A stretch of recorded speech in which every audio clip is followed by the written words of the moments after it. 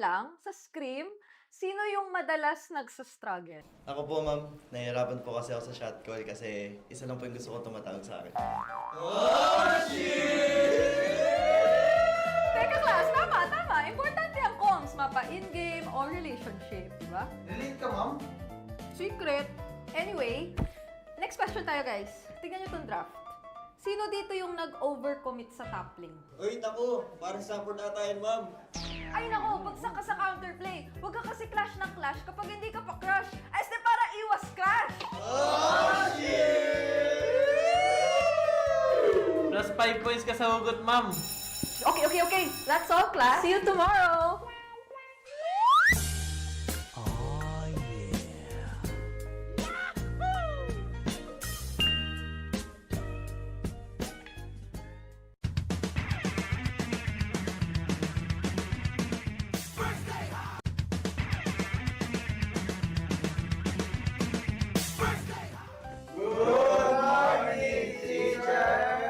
May bagong grading sa loob ng classroom. Sino kaya ang bagsak at sino ang may palag? Okay. May grado na ang lahat base sa inyong naging pinakamainit na katapat sa lane. Now, class, ano sa tingin nyo ang palag ni Demon Kite kay Carl T? Ako! Si Cartesi Goat! Si Demon Kite, celebrity! Okay. Makinig. So, pag-usapan naman na natin yung iba't ibang uri ng rivalry, class. So, unang rivalry, yung team na palaging next season na lang versus yung team na palaging nag-champion. Ma'am! Masakit naman yan! Ma'am, parang may pinapatamaan ah. Grade 91%. May angas, may storyline, pero minsan pag finals, bigla na lang nawawala. Parang signal sa probinsya. Ma'am, di naman na kami yan, no? Okay,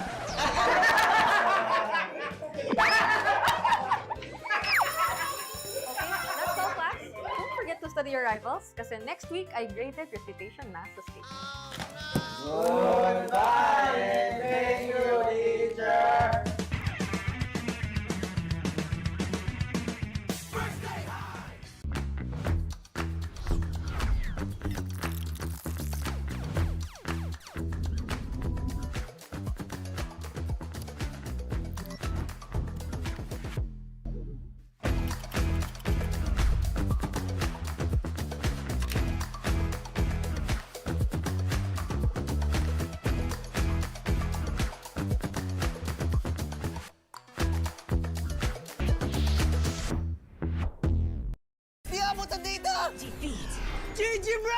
Don't worry! The Only with Smart Power All 99. Hindi bitin with 10 gig data to power your games plus only Facebook or only TikTok. Load now! Foul! You know your scalp can get up to 5 times more dandruff? Get triple anti-dandruff power. Supercharge with Clear.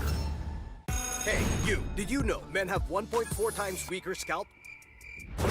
Get a shampoo that's 100% made for men. Supercharge with Clear. Enemy alert. Your scalp gets 1.5 times greasier, causing dandruff.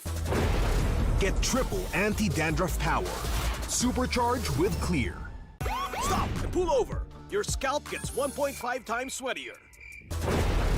For cooling power, supercharge with Clear. Different shades, different moods. But somehow, we just click. We all move through life differently. Chasing dreams, finding calm, and growing in our own ways. For some, their energy burns brightest when they play. For others, calm is where their focus finds its rhythm. And for a few, growth simply happens when the mind is at ease. But even in our differences, we're all connected by the things that hold us steady or have our backs. No matter the hue, there's a color that feels like you. So let me ask you this. What's your color?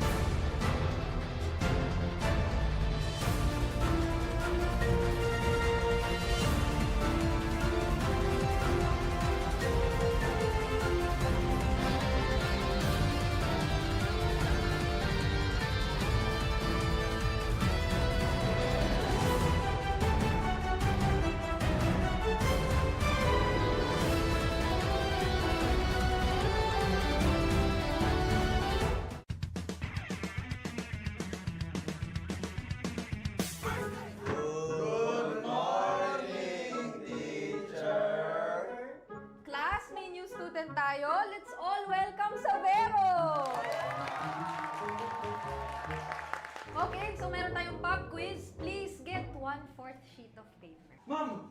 1/4! Hindi mo ako ba? Pero sige, Okay, unang tanong. Saan mas mahirap mag-adjust? Sa PH meta or sa PH trash talk? Parang both, ma'am. Paras namin yung pinagdaanan last season eh. Sabero racing is hell. Yes, meta, ma'am. Because we used to be best by Philippine. Perfect! +5 ka. Mukhang madali kang makakapag-adjust both. Last question, class. Sino ang mas pressured? Import or local king? Parang local king, ma'am. Baka sa mukha eh. Ma'am, I think import. Because this is the first time in MPL PH history. It's okay, Savero. Just always remember the magic word. Balak na to! Okay, that's all, class. Sino cleaners, ma'am?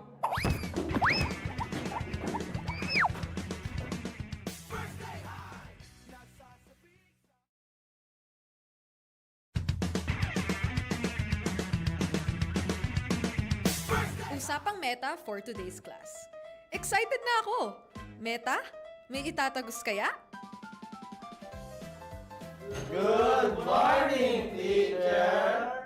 Hello, class. So, matanong ko lang, sa scrim, sino yung madalas nagsastruggle? Ako po, ma'am. Nahihirapan po kasi ako sa shot call kasi isa lang po yung gusto ko tumatawag sa akin. Teka, class. Tama. Importante ang comms. Mapa in-game o relationship, di ba? Relate ka, ma'am? Secret. Anyway, next question tayo, guys. Tingnan nyo itong draft. Sino dito yung nag-overcommit sa top lane? Uy, naku. Parang support ata yan, ma'am. Ay nako, bagsak ka sa counterplay. Huwag ka kasi clash ng clash kapag hindi ka pa crush. Ay, este para iwas crush! +5 points ka sa hugot, ma'am. Okay. That's all, class. See you tomorrow! Oh, yeah.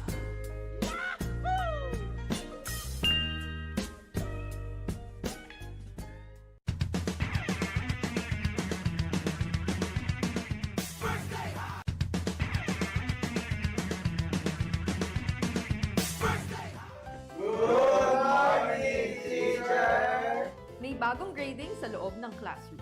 Sino kaya ang bagsak at sino ang may palag? Okay. May grado na ang lahat base sa inyong naging pinakamainit na katapat sa lane.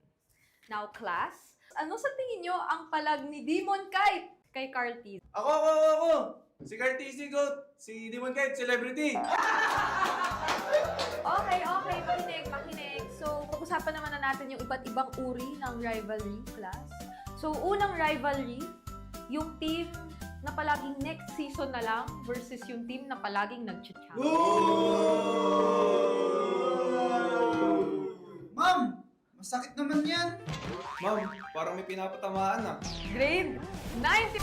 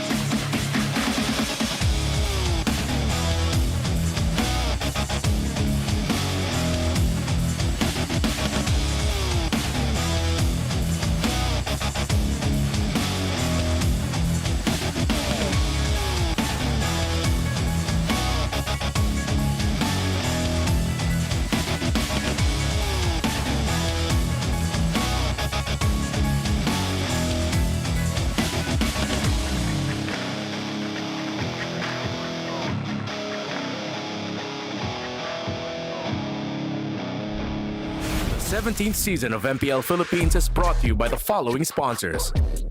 Infinix, the official gaming phone partner, the power behind every Madlang gamer. Smart, the simply reliable connectivity partner of the MPL. Our partner in esports, Clear Men. And our strategic partners, TT Racing, Ferry, and SIP. Don't miss any MPL action by following our official Facebook and subscribing to our YouTube channel. Follow MPL PH on TikTok for more content. Experience the lakas ng Pinas of MPL PH Season 17 live at Victoria Sports Tower. Grab your tickets now via the official MPL PH website. MPL Philippines is monitored and supervised by the Games and Amusement Board.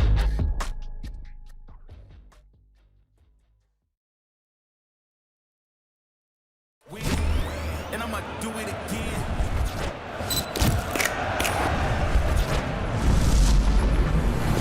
I can't take no loss. My team hold no L's, no. Aiming for the top, can't make it by myself. Hindi rin naman kayo papayag na kaputol yung streak pero di namin iniisip yung streak. Kahit sino kalaban, same lang yung preparation na ginagawa namin.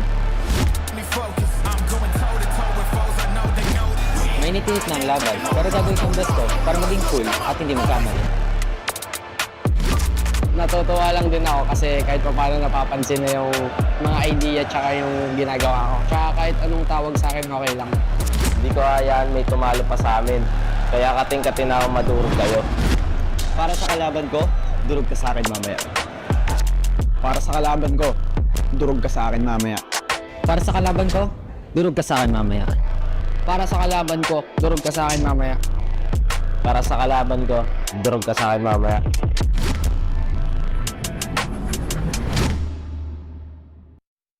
Teka. Star match na ba agad? Parang wala sa script to. Wait. Okay. First up, we have the men prepared to beat the summer heat. Starting with a man with a million moves and zero dandruff, James Pax!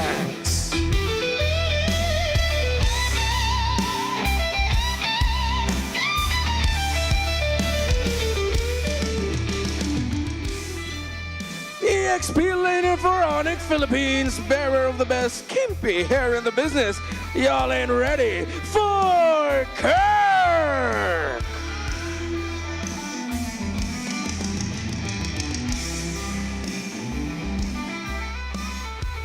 They call him the king. His crown, hair that's cool and clean.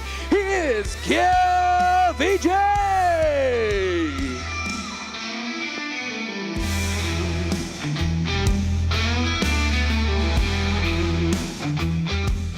The Sigma Jungler, a face card like no other. Damn, he's none other than King Kong.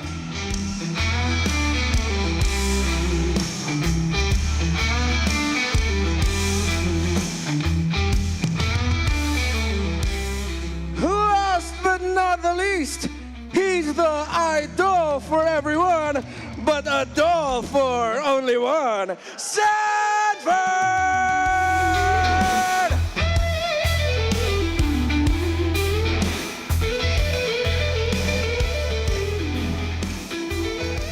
Teka, Ranmar, anong nangyayari dito? Bakit may pa-intro tayo agad? Oo nga, at kayong lima, sino ba yung sinasabi niyong dudurugin niyo dun sa video? Sino ba yung kalaban niyo? Sino nga ba? Malalaman natin. Relax. Hello. Relax lang. Hindi team ang tatalunin nila, kundi ang inat at dandruff. And dahil sa lineup na to, sigurado malupit at matatapos talaga ang dandruff sa ating mga lalaki. I am John Del Armado, the brand lead for Clear, and I'm proud to introduce to you the Clear Legends.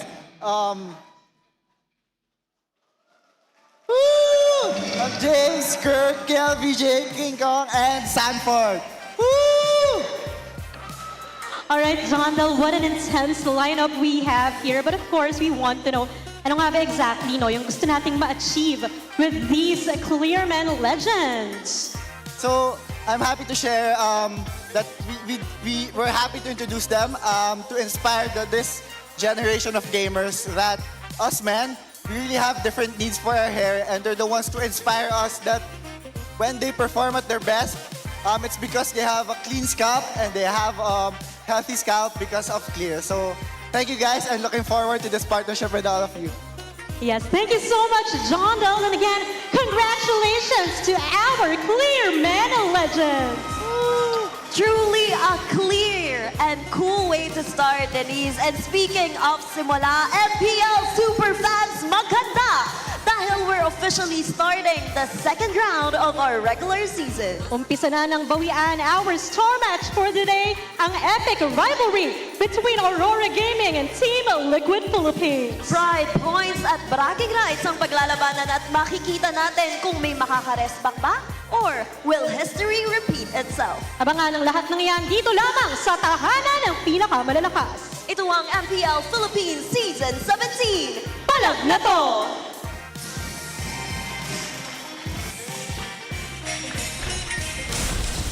Woo! What a way to open up our Friday para dito sa MPL Philippines Season 17. Kami pala makakasama niyo super fans on the Filipino desk. And my name is Athena. And together with me is Hans and Wolf. Right over onto the English desk, makakasama din natin. It's me, Nice2, Bring It Up, and Renmar. We'll be here with you guys later. Grabe na supervise talaga natin ng mga madudurog na mga dandruff on our Clear Men Legends na nakilala natin on our main stage. Meanwhile, this tournament is also monitored and supervised by the Games and Amusement Board. Nakita naman natin that this is already the second half of our regular season kung saan muli magtatagpo ang ilan sa mga rivalry, especially onto our Epic Rivalry. Yeah, I mean, we've already seen some teams go up against each other. Naging pamilyar na siguro sila. Hopefully, we get to see the adjustments kung ano yung mga pwede nilang gawin para makabawi or mas lalo pang mapaigting yung lamang nila. Nag-iinit at nag-aalab ang TLPH ngayon with 7-0 to start this regular season.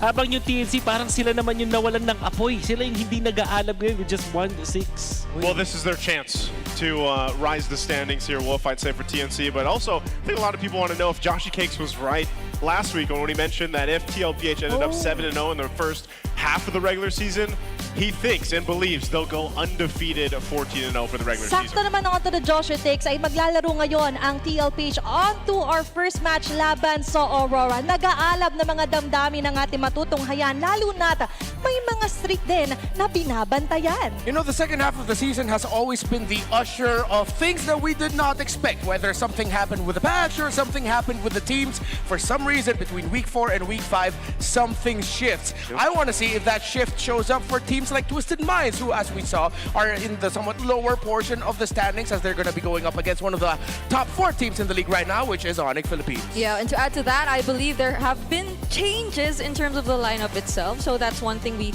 might want to see, whether or not it will actually be immediately shown to us. But this is a massive change if we're talking about change. And right on cue onto the change, no, para sa patch 2.1.67, i-walk through us with this for Wolf naman yung mga kaganapan. Yung sobrang interesting kasi yung pagkakabalik ng Olus. Although hindi pa natin makikita this week, but it's important for teams to check it out. Pero sa ngayon, hindi pa natin talaga alam kung saan siya papasok sa meta. We've tried this hero, hindi pa siya ganun kalakas. And baka hindi tayo din matuwa na makita siya dito sa MPL. Whereas when it comes to the buffs, grabe yung Harith ngayon. I think it's really the hero that you have to look at. Yeah, like, what was Harith not busted enough? What's up? And then they even adjusted Starlium Scythe where you get the passive effect much quicker. So it's definitely good for heroes who love casting skills and have strong basic attacks.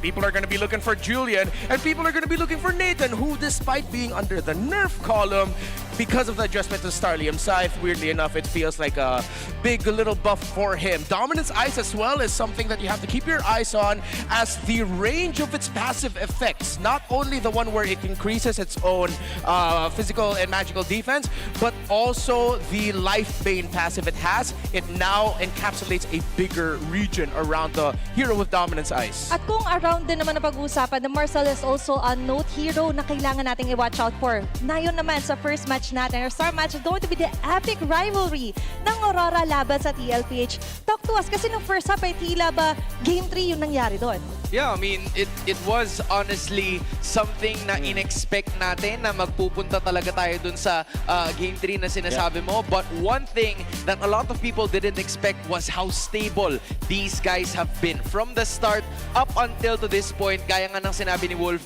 they're still undefeated. At masusukat sila ngayon kung ganun pa rin ba ang kanilang kahihinatnan pagkatapos ng second half. Mahabang discussion to. Pero natutuwa lang ako kasi ito yung niline up nating panel. Actually, Redmar was also part of the panel when we talked about the 4 horsemen and how impactful itong apat. Tignan nyo naman, 72.94% win rate. Masasabi natin, baka itong apat lang na to mismo, mas mataas pa dun sa win rate ng kadalasan sa mga naglalaro sa MLBB. And that's, I think also it goes back to, I think for season 12, 76% match win rate for the 4 horsemen. So that's just how strong they are and why they're such a force to be reckoned with right now currently in season 17. Yep.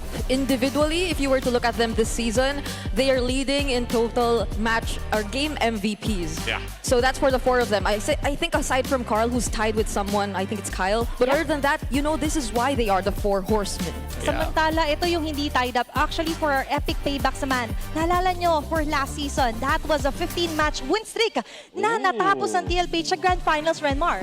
Oh yeah, I was trying to count. It's like 15. Wait, how is that possible? Oh yeah, that also includes the matches in the playoffs. So now, will Aurora flip the script, look at the win streak of Team Liquid Philippines this season and say, maybe it's our turn to snap some streaks? At ilan sa mga yan ay makakapag-snap back ba dito sila Edward and Demon Kite, and taking a closer look din.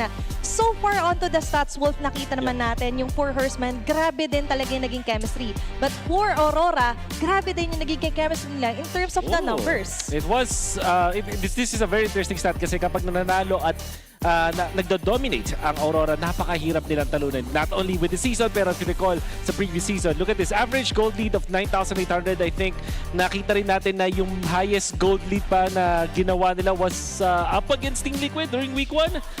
If you recall that game, napakaganda ng laban din. And you can see, it was against Omega. Pero meron din silang malaking win na 13K over TLPH before. So imagine how good the lead is. 16K, parang ano yan eh, ilang item yan? Parang 8 item. If you visualize it, 8 item kayo ahead. I mean, it's fair to look at Aurora, and when mainly talking about them this season, you talk about their struggles. I mean, everything that they do as the reigning world champions are under a magnifying glass. I suggested this stat line to our wonderful creative and production team behind the scenes because I wanted to see if they are winning, how dominant are they? And I didn't expect the numbers to actually skew that way, that if they are winning, they actually still can dominate. Sobrang dominating ng 16K gold lead Naisu, and that's against Omega. But sadly daw yung naging resulta, hindi pumabor talaga sa kanila. Diba? Yeah, I think so, and that's just how dominant they've been. I think we are actually going to go ahead and look at exactly what they've been able to do with this kind of lead. So, if you're going to look sa inyong mga screen, meron akong ipapakita mga clips sa inyo. At ito yung nangyari nung unang linggo natin nung nagkatapat ang Aurora at TLPH. Ito yung time na for the first time ay masasabi nating napahirapan ang The GOAT. One of the few moments, and probably in recent memory, ito yung pinaka nahirapan siya. 0-8, I think, or 7. Sobrang punish sila doon. And to be fair, para ma-breakdown natin at mahimay na mabuti, focus over here sa nangyari, Wolf. So nakita natin dito, eventually nabangga si Cartesi. But if we look back a little bit, mapapansin ninyo kung paano nila sinet up itong laban ito. And most importantly, dahil si Light, mukhang pupuntahan niya na yung kalid, but he actually went to the backlines kung saan nandun si Cartesi pagkakita niya. Ginamit niya yung flicker dun sa likuran. You would think na si JP yung bibigyan dito ng Aurora, pero eventually, ayun pala si Carl na 0-3. Ito yung third death niya. At a minute ago, nahuli din siya dito. And this is one of the best usage of the Grak walls as well, the Earthen Rampart. Tandaan, hindi lang kasi, hindi mo siya isipin na parang nandito lang yung range mo ng maharangan mo, itong part na to. Hindi eh. Kapag inangulo mo siya, may konting siwang dyan na akala mo makakalusot ka, pero parang na-extend mo ng mas malaki pa yung Earthen Rampart. If you think about it, parang naharangan niya yung buo.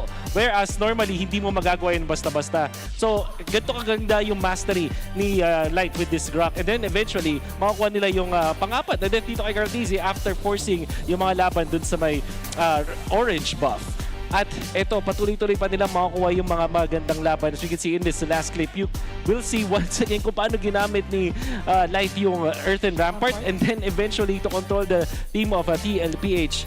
Halos lahat ng mga initiation dito ng tech charge ni Light in the early stages ay binigay niya kay Cartesi. That's why at this point, 1-8 at 16 minutes. Yeah, statistically, this was really enough coming from the team that's undefeated so far this season. They also got to experience the statistically toughest loss experienced by a jungler in Season 17. Because of the amount of deaths Cartesi suffered there, he wasn't able to get objectives, and also just the amount of gold that he fell behind compared to Demonkind. So as we now, I think we're heading on over to our little discussion about keys to victory. Those little clips we have to keep in mind.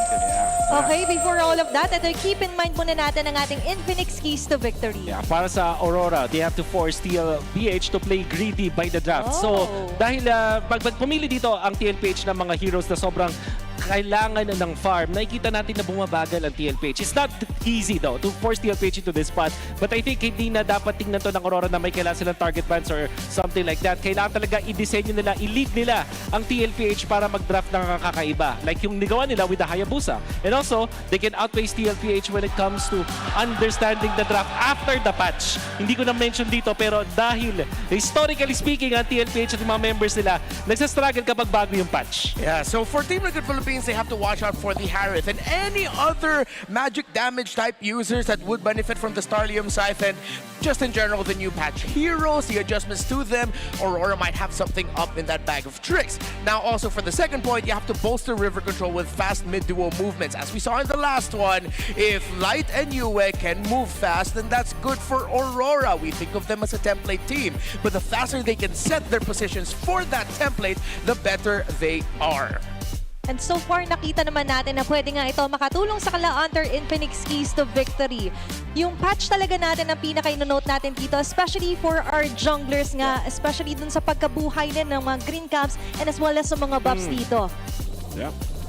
And for our members of Where, para sa mga super fans, kung ready na rin kayo i-level up yung game nyo at yung games nyo, the best students don't just study hard, they study smart. That is right. Meet the Infinix XPad 30E, the first true education tablet in the Philippines. It features an 11-inch FHD plus big screen, an AI tutor on tap, and over 120,000 free courses. It's time to make learning easier and a whole lot more fun. Yan yung ginamit ko rin sa pag-analyze kanina. So get your Infinix XPad 30E, your easy learning smart body. Sobrang gana talaga to, especially onto a very crucial matchup nga dito sa Epic Rivalry ng Aurora laban sa Team Liquid Philippines. Tingnan natin kung may maninibago ba pagdating sa mga patch natin as we throw it over and welcome our teams for Epic Rivalry sa unang laban ng second half. It's Aurora laban sa Team Liquid Philippines. Undefeated sa first leg ng regular season 17, Team Liquid Philippines. Liquid have wiped out the M7 World Champions. Sa tingin ko yung difference nung week 1, may mga mistakes kami na hindi na namin naulitin sa paparating na laban. Medyo surprising kasi galing silang champion and hindi ko na-expect na nasa baba sila ng standings. And for Aurora Gaming, ending this leg 1 of season 17 with a win. Napaka-importante nito para sa kanila. Nakapag-adjust kami ngayon and lalo na nakakuha kami ng momentum against AP brand. This is my time to break. This is my time to rise. Take a piece of that. Makasabay po ako sa kanya. Hindi naman po nakapag-pressure kasi easy is the pressure. Actually, si Carl mas lamang sa execution and yung confidence in game. Pero kaya-kaya namin sumunod. Tingin ko yung lamang ko lang kay Demonkind, yung experience ko tsaka yung shot calling siguro. Goat X Fish. Mapipressure lang ako, ba't ko kailangan patunayan yun? Yung lamang ko, slightly, match, ganyan. Hindi ko sinasabing lamang siya, lamang ako. Yung lamang niya, ayoko sabihin kasi baka i-maximize niya. Pinapanalo ko lang lahat ng kaya kong panalo.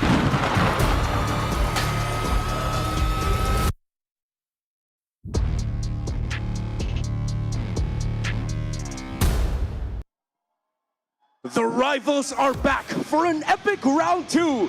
This is the star match of the day brought to you by Smart, starting with Aurora Gaming Philippines. The most decorated EXP laner in history, Mr. Consistent Edward!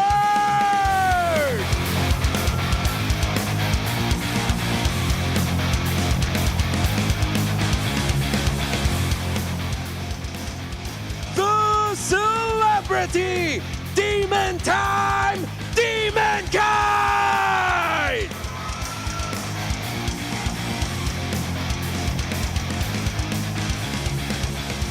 A player on a mission. He is a mid-lane magician. US!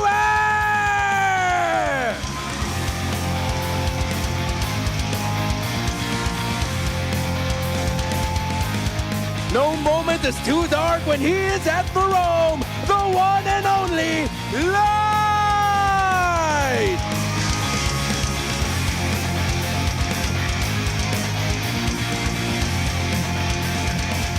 Turning up the heat in the gold lane, this is Domenkai!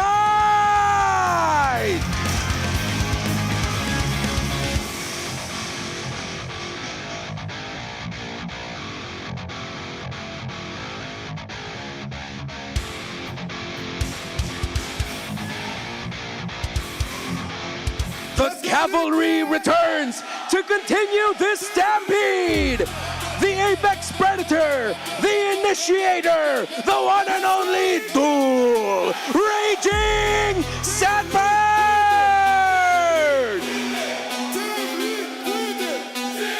First name greatest, last name ever, Carl Tize!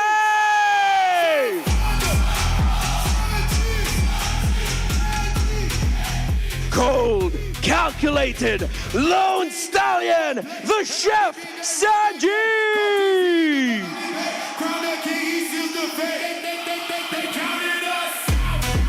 The maestro roamer, ever reliable, El Daddy, JP!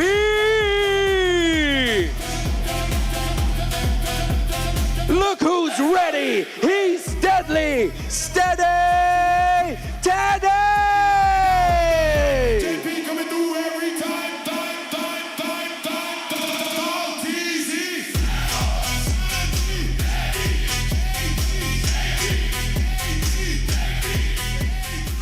To ensure the integrity of the game, please welcome our marshals to the stage. Miko, Chico, Dojin, and Joshua G. And our head referee is the Job Master, Sent. The head coaches are Coach Master of the Basics and Coach Aeon. MPL Super Fans, welcome to Week 5! Ito ang Epic Rivalry!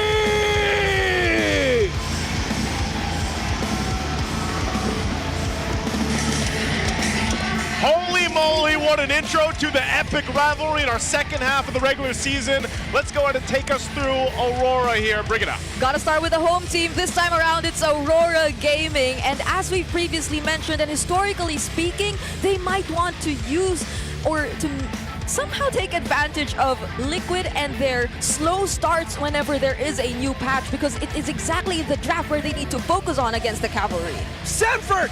I love your performance in the first half of the season, man. Everyone has been raging. He's raging. No matter who you put him on, this guy is showing up. And I like how him and Edward got a focus, because I think these two are actually going to be the determinant factor of whether or not specific sequence will be won by their team or not. They threw some words at each other, man, you know, in a respectable, professional way, definitely. But I will say this. You have to keep your eyes on the XP lane. Yeah, man, Sanford knows how to keep things professional for sure. He's gotta, because looking at the stats between both teams, this is what it's gonna come down to. If there's a chance, I should say, if there's a chance for that payback to break the streak that Team Liquid's been on, well, now it's a chance for Aurora. They came off of a win last week. Now they get to go ahead with momentum and be the one to match against that momentum from Team Liquid. But before that, let's throw it over to our Smart 5G ping test before the matchup. Gagawin ko lang best ko ngayon. Message ko kay Leti, good luck sa amin. And sana yan, makachamba kami sa inyo. Patry lang ng paputol lang ng stick. Gagayanin yung best namin. Mystic Slayer. Mas kaya ko na yun, no? Ng post ng TLPH tsaka ng ano sa kanila? Right until the lights fade. Yun sa atin. Movie for Ward. Dupet, Gagi. Sanford and Edward. Kung sakali bang mawala. Sulit talaga si Kuya. Woo! First time ulit namin first time makalaban si Doming, guys. Si Daiki kasi yung last time eh.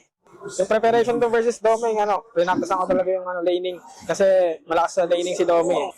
Masaya ulit, guys, kasi star match ulit. Kalaban na ulit namin Aurora. Parang pinukusan ko yung laning ko kasi malakas sa laning si Doming, Kate. Masabi ko, palag na. Palagan tayo, guys. Guys, preparation ko na. Pag 1v1 ako kay Sanford sa laning, guys. Aurora ang kalahok. First time ko sila makalaban. Aray ko! Warm up para kay Doming. Iko! Za! And there you go. There you have it. Another little look there at Teddy. He's really settling in, I feel like, on the lineup here for Team Liquid with the 4 horsemen. He is living up to the name of Teddy Keychain. He's just always smiling and so cute, but all right. By the way, this is not big shout-outs. This is still big ups. Big ups to the Cavalry who joined the watch party at Sweet Tea by the Coffee Camp in Antipolo and also continue to support TLPH as they take on Twisted Minds tomorrow. So please, everybody, join the watch parties if you can. It's great to have you guys there. And yeah, we'll see. We'll see exactly what ends up happening between this epic rivalry. It's probably, I don't know, I gotta say this is my favorite. I know we have plenty of rivalries. We got Epic Rivalry, Golden Rivalry. What's the other? Clash of Titans. You prefer Epic Rivalry over Clash of Titans? Right now, currently, for MPL Season 17, yes. Cap. There's no cap, brother. Okay, I believe you. I'd like to see the defending world champions like struggling, like story arc-wise. They're struggling. And then you got Team Liquid just doing what they've been doing. I mean, they're undefeated right now, and I think that's such a... It's my favorite matchup to watch. On top of the fact that he is a Raider, and a lot of his former favorites. Ain't no cap here. No cap. So, no cap, we are now heading into the draft for game number 1 with RORA picking Rivers as the first map of the game. Phobius, so interesting. Is this RORA signaling that they are more than willing to just first pick Harith right out of the bathtub. Right out of the gate. No, I agree. Right out of the bath. I have a feeling they might go that route because the buffs in the current patch, we previously discussed it as well, the Starlium Scythe, and even the focus on Harith just being a bit more flexible in terms of the roles as well, aside from... You think jungle? You think it's gonna go jungle? No, not that. I just think it's gonna be prioritized because Doming also in their previous matchup got a triple with the Harith that was not buffed yet. Yeah, not just even a triple, a Maniac. Oh yeah, that's true. It's a Maniac. And that's another piece of that puzzle and why they were able to do that and what we showed during the pre-match panel there was also just the effectiveness of having light on the Grok. So that might be something they're actually looking to build here. And you can see, that's why TLPH, they went with some of the bans that we're used to seeing against teams like RORA. They went and take out the Baksha. The Harley's not going to get picked up. So let's see if much has changed, at least priority-wise, for blue side over here. Although the Marcel kind of makes me wonder too, though. Because I know that Light's more suited for like the Grok type of roamers, but at the same time, if it's a Marcel up against a Harith, the shadows that they'll take it anyway. Yeah, TLPH showing that, okay, you got Aurora decided to ban Phobius blue side, and then now there's a trade. You are 100% gonna rush Harith, and you rush Shuyo as well. Without the Harley now taken away by TLPH earlier, does this mean Demon Kite and company are gonna be going into a lineup where it's centered around the tank fighter jungler? Are they still gonna settle on the Leomord, or is RORA cooking something different for the jungle pickup? Yeah, because we don't necessarily see what the gold lane pick is going to be just yet. The Claude got really... I'd say maybe not really, but it was nerfed to an extent. So they go switch things up and go for the Granger. Okay. Compared to the Leomord. so Ranger was in an interesting position last week. Yeah. And maybe even the week before, like week 3. He wasn't picked much, I think at that time, maybe 4 times. Didn't get that many wins, struggled a bit, but now he's starting to come back into these picks for the gold laners. Now I'm wondering if JP's gonna finally pick the Kalea. He's the only player, or only roamer this season who has yet to actually pick the Kalea. Surprising, I know. Usually it's banned out, but lately they've been leaning more towards the Gatot-Kachas, the Hyluses of the world, which is now a question. Will Aurora ban out those heroes? Because if not only Light can play the Grok, JP can play the Grok as well. And you might not want to pick it up against the Valentina either. Yeah. Because you'll give a tech charge to Team Liquid as well. So it's been a great sequence so far for Liquid, also prioritizing the Valentina. Now, I think it's the EXP laners that we might look at. We got the Arlo the Fove, Aurora respective the Uranus that Sanford showed up with, the Brave Smite Uranus. You still have the Alices and Clues of the world online. Lapu Lapu if they want to go for the damage of the set. Although he's somewhat fallen out of rotation a little bit, he's still definitely an option you can go for. I could recall Edward on the Lapu playing it a bit more slower compared to the kind of gameplay we're used to seeing from Mr. Consistent. And that's apart from the fact that Sanji too, once he gets a hold of the Bravest Fighter, is very aggressive in his use of that. Yeah. So they might be willing to let that go. Okay, well, let's see what they end up doing. We still got a couple bans to get through here. They're honing in on the XP lane, but there is going to be a Kalea ban. So the Kalea ban comes through. We aren't going to see that pop up. Now for this last choice of RORA, let's see what they end up targeting. They could go for probably go for a roam as well. Hey, what's that picture out there, by the way? That looks familiar. I've seen that before. That's effort, by the way. All right, with Kalea getting taken out, because there is a Suyo, I might be thinking Light would want to consider something like a Hilda, you know, those high invade types, difficult to catch. Yeah. Although lately Aurora's been very in love with the Khalid pick in the roam, so that might show up at one point. And with the Alice getting taken out, a lot of eyes on Sanford. It was actually Sanford's Alice that showed up in their first matchup earlier this season in the opening day of Season 17 that also delivered a lot of problems for Aurora. The Rizzler is back. The only biggest change about him is that Mana, his abilities don't cost any, but which is still at the end of the day, to me, my NPC EXP later. He's your NPC? He's just there. He's there. Not that he's bad, he's just there. So how big of an effect do you think that has? Like, that he doesn't need mana now? Well, like, does that make him more of an NPC? No, I guess there are less awkward moments wherein you kind of have to consider whether or not you're equipped to go in for a fight because of your mana. So you could just like stay a bit longer in the lane. Which, I just gotta say, was so weird in the first place. Like, why does he require mana? He's a blacksmith. He's a smith. Let him just swing his mace. Right. You know. All right. Last picks there. The Hylos, Lapu Lapu. That's kind of. This is kind of what we expected, I would say, more so for RORA than anything. Not sure if TLPH still has something up their sleeve. They still need a roam. What is JP going to play? I mean, he still has his typical Gatot-Kacha pickup. I don't know if they're going to be keen on picking something like the Hilda, so they're probably going to go for the fast rotations. Right, Marcel.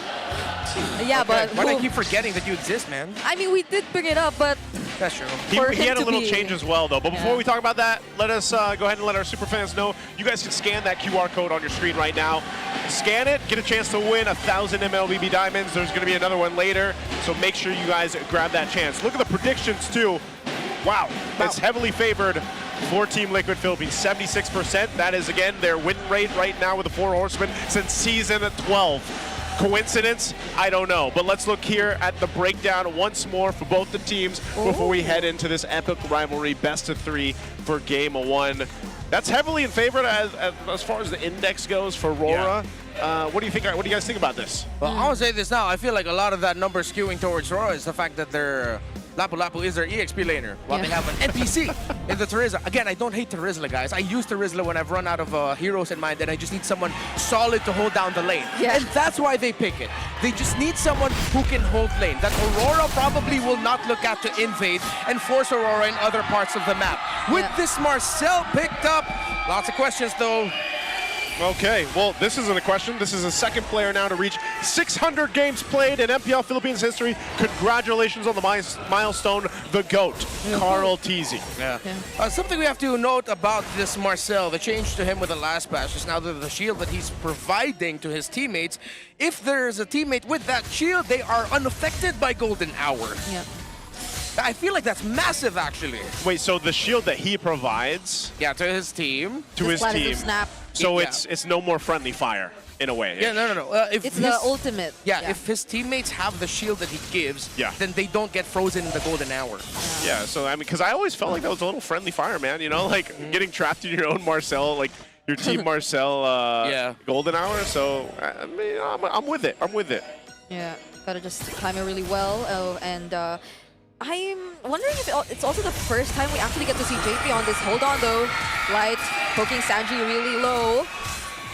There's the response from JP, however, and he gets stopped in his trap. Sanford too catching up. There's the knockup on Carl Teasy, but that's enough to get the job done. It's first blood for Liquid. Yeah, that was just straight up rotation red. Sanji was there. It's a Suyo. It was very quick to get there. That early death should not have happened. Yeah, very quick, and knowing that this is going to be a Suyo as well, you know that rotate's going to happen pretty quickly, so just kind of surprised there, but, you know, quick way to adjust from that. RORA just continues to put pressure in the mid and play into, most likely, this first turtle. Now that it's up, they have space control over that, so they should be able to secure this. Oh, a lot of action happening down bottom as well, but we gotta take a look at what's happening in the turtle. 1v1. But before anything else, Hedy, can he take out Domin? Forces out the flicker, but it's not enough to take him down. Demon Kite securing the turtle on the other hand. Light will beat the trade. That's the Phantom Steed stolen by Sanji, but it's a disengage. We put a lot of focus in the little fight. We didn't get to see how Carl Teasy was brought down really low. He does have 2 kills to start things off, but Demon Kite gets the first turtle, which equalizes a little bit of the early wins that Team Liquid PH got. Man, I really have to commend Teddy how he's taking this duel against... I cursed him! I cursed him! I'm sorry, Teddy! Remo! What do we say about the caster curse? It's just as you say it.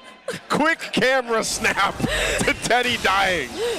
Let me test it out. I am not going to win the lottery. Okay, it really didn't happen. Okay, so that pickup, that kill, also going over to Domikite, obviously is going to help alleviate some of that lead that was already started up by TLPH. So ultimately, it's RORA in a comfortable position, at least, not slipping out of control right now for TLPH. Yeah. Heat check onto Teddy. Sit down, man. Chill out. That's true. He does acknowledge the fact that Doming, or he said in the ping test or mic check, that they really commend the Doming Kite's laning, and he got a taste of it. Yeah. I mean, Teddy, he's a little bit behind too. You can see he's like a level behind Domikite right now, so he's really going to want to be in control there. Oh, mid. Demon Kite, you see the Phantom Steed forcing out the fling from Sanji. Sanji stealing that same Phantom Steed as well just to get out. He wants a Ducati as well, man. Aurora. Despite the early death onto the Light, they recovered really quickly. They have good control around the center. It also seems like Carl Teasy, after the initial salvo, is not having a hard time actually finding something. He'll be able to help cut in the EXP lane, get some experience just a little bit there, helping out Sanford.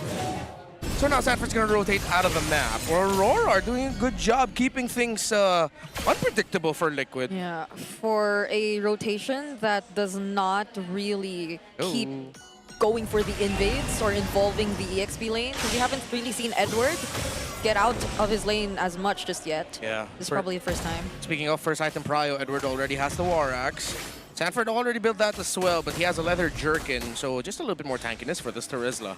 Yeah, not to mention his passive as well will help him, so that's something they want to go ahead and keep note of. Turtle's still being fought for around the space while Carl gets his purple, but they're going to be forcing a fight anyway. Yeah, Edward's looking for Carl, but he's getting bursted down. That's Teddy also joining in the fight, still alive though. That's going to be the last hit. Sanford takes the final blow, jumps in as well as Carl Teasy secures the turtle. Crimson Beacon out for Yue, but Team Liquid, they want to chase, but RORA are playing it safe. Yeah, straight up pressure win, but JP now continues to add the pressure onto the orange side as Carl Teasy is also here. Both junglers use Retribution though, so they're just doing this for the delay as Liquid will be able to shatter the tower in mid. Big win for the Cavalry.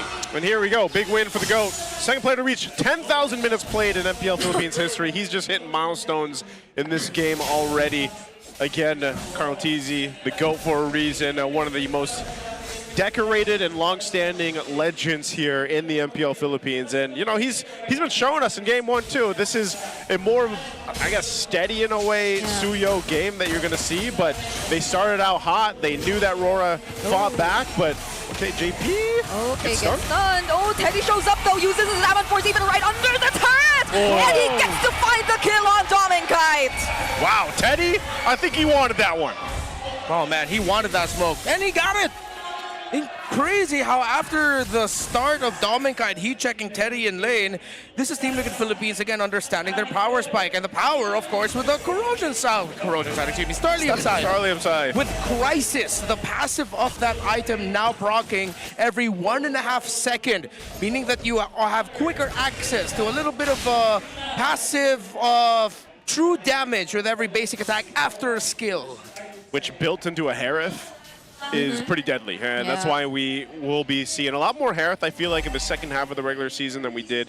You know, it did pop up in the first half, but maybe more so now. Mid lane, getting some focus here. They'll go ahead and check things out, but this Turtle's going to be up last one of the game here shortly.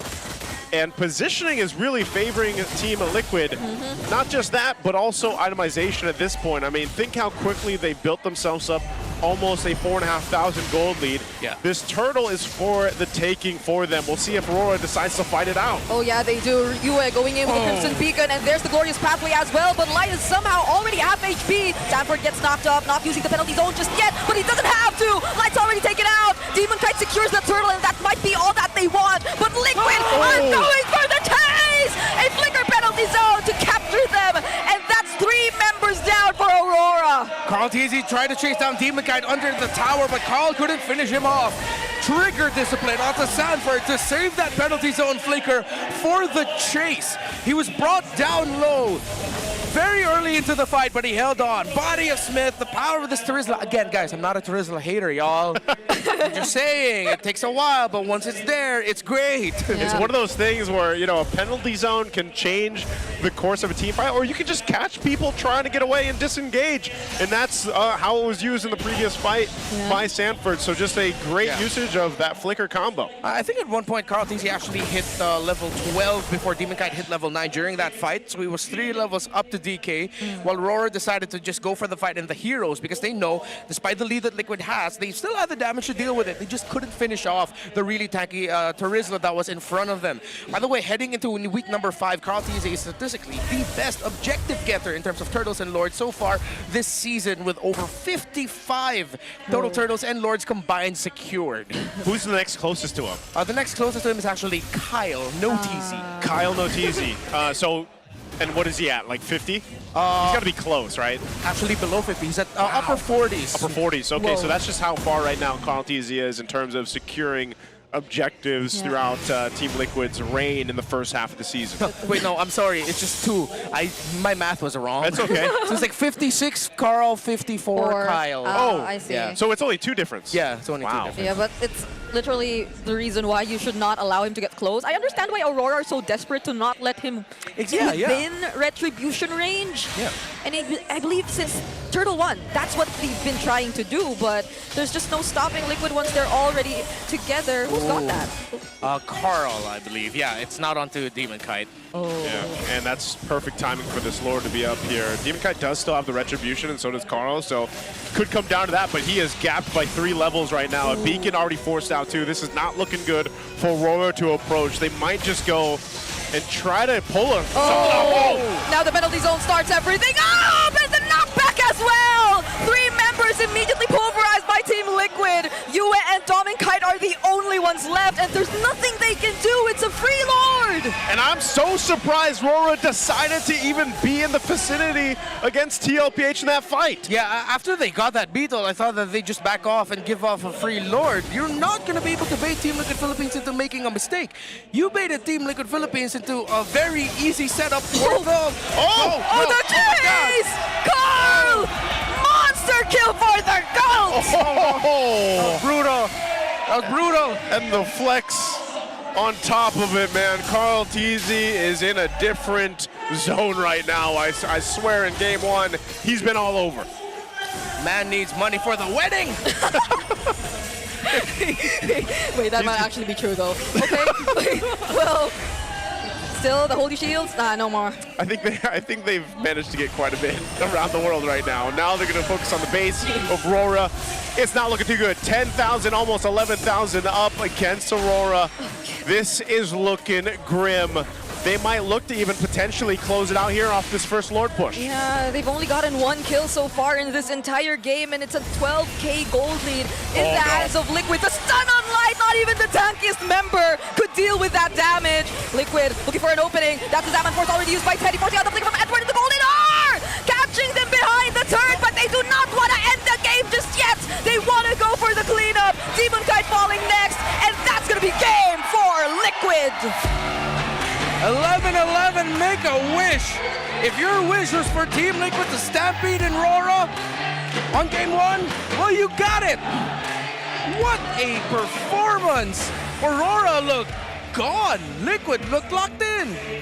I don't know, there's something different in the air here. I don't know if it's for the XP laner of Team Liquid or just what's going on. The whole team just seems different. I mean, the EXP laner of Liquid. Say his names, Naisu. Which names? All of them. Apex Predator, Sanford. How about CC Immune, Raging names. Sanford. What else is there? King Bob, Venuya, Doll. King Bob. Man, we're gonna have to give him some more names, I think, at this point. Does he The still NPC. need more? Wait, that wasn't very NPC of him though. Exactly, that's the point. The Rizzler. The Rizzler. The Rizzler. Because, you know what? This is just... There isn't much to break down here aside from the fact that RORA got stomped in game 1. You know, I hate to say it, but they did crawl back from a pretty rough start. Yeah. And then it was just one team fight that changed it all and swung everything back in favor, and Team Liquid went off with their Liquid Stampede we're used to seeing. Wait. So, yeah, all team fights were won by Liquid. The only kill was a solo kill. Yeah, which... In the lane. In the lane, that was it. That's why I'm saying it's hard to break that down other than that, yeah, RORA got demolished. Yeah. Clearly, we're watching a team that really just understands their rivals right now. Okay, now he's leading in game MVPs. Yeah, Carl Tease was everywhere in this game. Of course, he started it off getting that double, or was that a triple? That was a double, right? That was a double. Yeah, double. Started off with a double kill, continued that. He survived that dive from Edward in Turtle number 2. Yep. And since he survived it, he was able to dash back in, win the Retribution battle. He didn't even have a clear advantage. He just went in, Retri, thank you Demon Kite, went out, and then Liquid would be able to win it there. Then after that, they continued their sequence of being able to just go into the bottom lane after that, I believe. Yeah. Which is a 2v2 under the tower to take down Demon Kite, and the rest is history. Liquid just went on the stomp. Oh, it was this one, exactly this one. Yeah. And it was just, I don't know, it was one of those things where I feel like even Teddy wasn't steady in this game, guys. Like, I feel like this was just Teddy. There's no steady Teddy here. Look at him. Like, he knew. This is why I'm saying he's really settled into this lineup, the 4 horsemen, like we talked about coming into this game. He's making decisions his own in the lane, and then later on, helping with the rotation from TLPH. So it's great to see that development. That was a great penalty zone from Sanford, plus all his names. And, you know, it just worked out great for the team composition they brought to this. There's another one. Really good slow motion, by the way. Great job, production. Yeah, it was a moment we thought Aurora would no longer decide to fight. Yep. But for some reason, they still do. It kind of makes me wonder, like, what could have been the idea behind it? It was already approaching a double-digit gold lead. Yeah. In the hands of Liquid, and even at this moment, you just knew it was something you could barely recover from. Yeah, this was Liquid's payback, man. Of course, we For pointed the out. 0-8. Yeah, for the 0-8 performance that they delivered on the Carl Tizzi's Hayabusa in game number 2 from the first round of their matchup earlier this season during day number 1. This was nasty. Wow. That's the analysis. Back to you. Yeah, back to you. If you missed the game, this is what you can see from it. There's 11-10, almost an 11-11, as mentioned. And I don't know, maybe it was one of those things where RORA was also just like, yeah, let's go next. Like, this is, like, it got to a point where they also just realized, like, this is so difficult, we might as well just see if we can pull something off, and they just couldn't, because You're not going to be able to do that against a team like Team Liquid. It's so sad to see that 0-6 stat line for Light. I think that first blood really meant a lot for Aurora, because we kept discussing how their wins are usually wins where they're just up ahead by so much, where they just get the early control, which I think they really tried to do. But I think that's where the first surprise really came in. There was a much faster response and rotation coming out from the Terizla rather than the Lapu-Lapu in that first sequence, which also kind of helped them a bit in terms of getting that first blood. Also, RORA, it's a Suyo. Well, did you guys not expect that the Suyo would just show up out of nowhere? I know RORA has her set like a rotations ideas in the early game, and that has delivered results in the past. Again, it delivered a world championship, sure, but I'm not the biggest fan of how they started off this one. And then I think like we said, Turtle 2, and then the rotations after that. If RORA are taken out of that comfort zone, it's hard for them to find a way to get back. That's why I think they have to adapt. But you guys can also adapt with us. You can level up in gaming and in life. The Infinix Note 60 Pro is here. It's a Snapdragon-powered beast with a flagship feel that's shattering every benchmark in its priced segment. And it's more than just its specs. This is the ultimate outdoor cinema device with a 6.78-inch 144Hz AMOLED display. Plus, you get to have fun with the Active Matrix display. How's that for a mobile device? Stronger performance, more premium feel, and more fun, like Naisu. This is the Note 60 Pro. You do note. Wait, what? You do note. You do note. You do note. That's a play on you do note. Oh, okay. Right? Big ups. Yeah, big ups. And to dominate the land of Dawn, you need a connection that never lets you guys down. From scouting rotations to tracking the pros, stay online and in that zone. Power up with Smart Power All 99. Get 10 gigabytes of data for MLBB and your favorite apps, plus unlimited FB, calls, and texts. Share every GG moment with Smart, the simply reliable partner of the MPL. There you go. This is, by the way, very nice. That's it. This is very nice. I got to check this out, and I got to check that Smart Power All 99 out, because imagine you put those two together. Oh. Boom. You're dominating. You're dominating. You're never going to lose. You're always just going to win. You're going to win all the time. That's what I like to see, because also our audience is packed here like every single day, as you guys can see on the cameras out there. What better Smart Power pose to do than the GOAT right here? Point at the camera. Point at the camera. Point at the camera. Just, lock it in. Give a chance to go ahead and win. There's plenty of people out there. Damn. This is Wait, I did not hear anything, okay? You did not hear anything, okay? Yeah, that's not the right pose. Okay. There, that's close. Okay, that's close, that's close. That's close right there. Are you the winner? All right, who else we got? They even got the jacket. Shout out to Shy. Shout out to Shy. She's here again. She's here again, huh? Oh, it's a face-off. Oh, it's a face-off. Oh, congratulations. You won already. You're good. Oh, she's still posing. Yeah. She still got it. Okay, also, you saw it in the opening scene, guys. We've got a whole bunch of clear men legends, but super fans that men are 5 times more prone to dandruff. Don't let flakes ruin that focus. Whoa. Well, look at the clear man is right now. Yeah. Man's got a solid head of hair.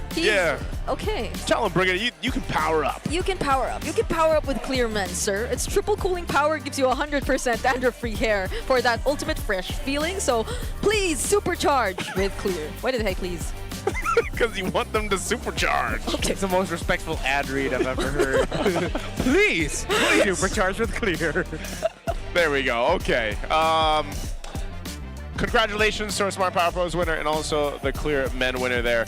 Yeah, it's so interesting now. We got, was it 5? It was 5 guys, the legends. The Clear Legends. Yeah. Clear head, no. Clear just Clear men. Legend. Yeah, just Clear I Legends. hosted the press con earlier. So Oh, you did? Yeah, dude, they got like customized Clear MPL jackets. Oh, yeah. A whole duffel bag of stuff I did not see, but it looked heavy.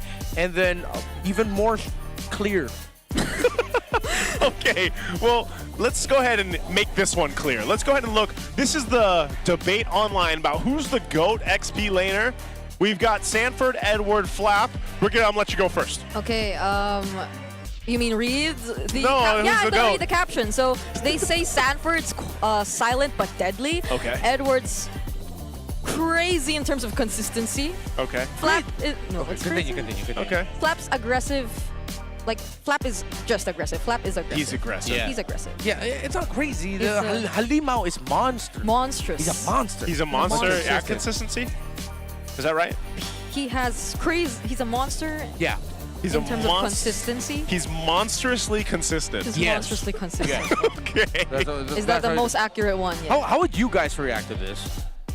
Oh man, I think I'd definitely have to go with. I'd go with Sanford. I'd go with the Heart. Okay, so the Heart react. Yeah. Okay. How about you, Renmar? Because of lately performances and results, I might have to go for Sanford. I'm also gonna Heart that. All right, bring it up. How about you? Yeah, we might have to be on the same page for this one. Unanimous? Unanimous. So you would Heart it as I well? would also have to heart based on what we are seeing, especially in Season 17. Yeah. So, That's really what we're focused on. hello? Season 17, the GOAT of the XP lane. Yeah, you guys can also comment down your own votes for this one. It's a long-running conversation. Do we have a GOAT discussion now for every role, or is it no? Like, I know at one It's point there was... different for the gold. Yeah. I feel like that pops up almost every season, no? All right, well, we're going to Flying Clouds, by the way, for map 2. Which makes me a little worried for Aurora if they end up getting down as fast as they did, but we'll see. Flying Clouds does kind of help defensively to keep himself in the game. Was it last season where Aurora and Flying Clouds did not have a good relationship with each other? There was a couple teams actually Yeah. that didn't have a good relationship with Flying Clouds. But it's Yeah. Liquid's choice for this time. Yeah. So they want this. Okay. I'm trying to look for we have very specific numbers about like win rates and draft rates in specific maps. For Flying Clouds? Yeah. Yeah. I'm just looking for them right now. Sorry, it's taking a while. Yeah, there's definitely certain teams that like to go with, certain heroes on the Flying Clouds map, but what we typically really see with most of them is the strategy behind it is like, you can always like if you die, it's not as detrimental just because of the way the Flying Clouds work. Like you can get back to the action, especially when we focus around the objectives. Yeah. And that could help Rory get to a game 3. So 2 heroes that let's name 4 heroes. 4 heroes that get banned frequently during Flying Clouds are Baksha, Freya, and based on the numbers, it looks like Fanny and Suyo and Fanny. So maybe we can watch out for those in terms of the heroes that are going to get banned out in the specific map. While the most picked, interestingly enough, are actually Claude, Eve, and Harley. Which makes sense for Claude and Harley with how fast that they can move around the map. Add Flying Clouds to that, they put a lot of pressure in the map. Yeah, and Aurora actually has a very low win rate when it comes to Flying Clouds because they're 1, 2, 3, 4, right? And they're like at 25%. Oh, but yeah, 4 matches. That's 1 in 4. That's only 4 matches. Not that bad. Interesting. Okay. It's been perfect for Liquid though. They're 7-0.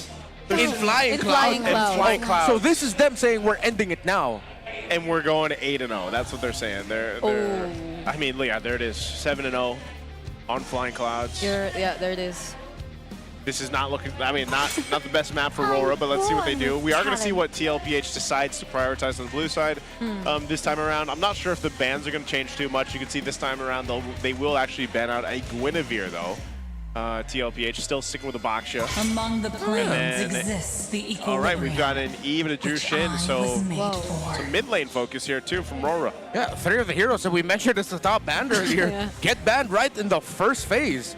Which, okay, with Team Liquid Philippines taking out 2 heroes with strong dive or really don't care about any formation, it would make sense if Liquid, if it was open, they would rush to pick the Eve, maybe even over a Juicin. Yep. So RORA decides to ban it here. Oh wait, no, Juicin was banned out. So the Eve would have been a really great first pick here for Team Liquid.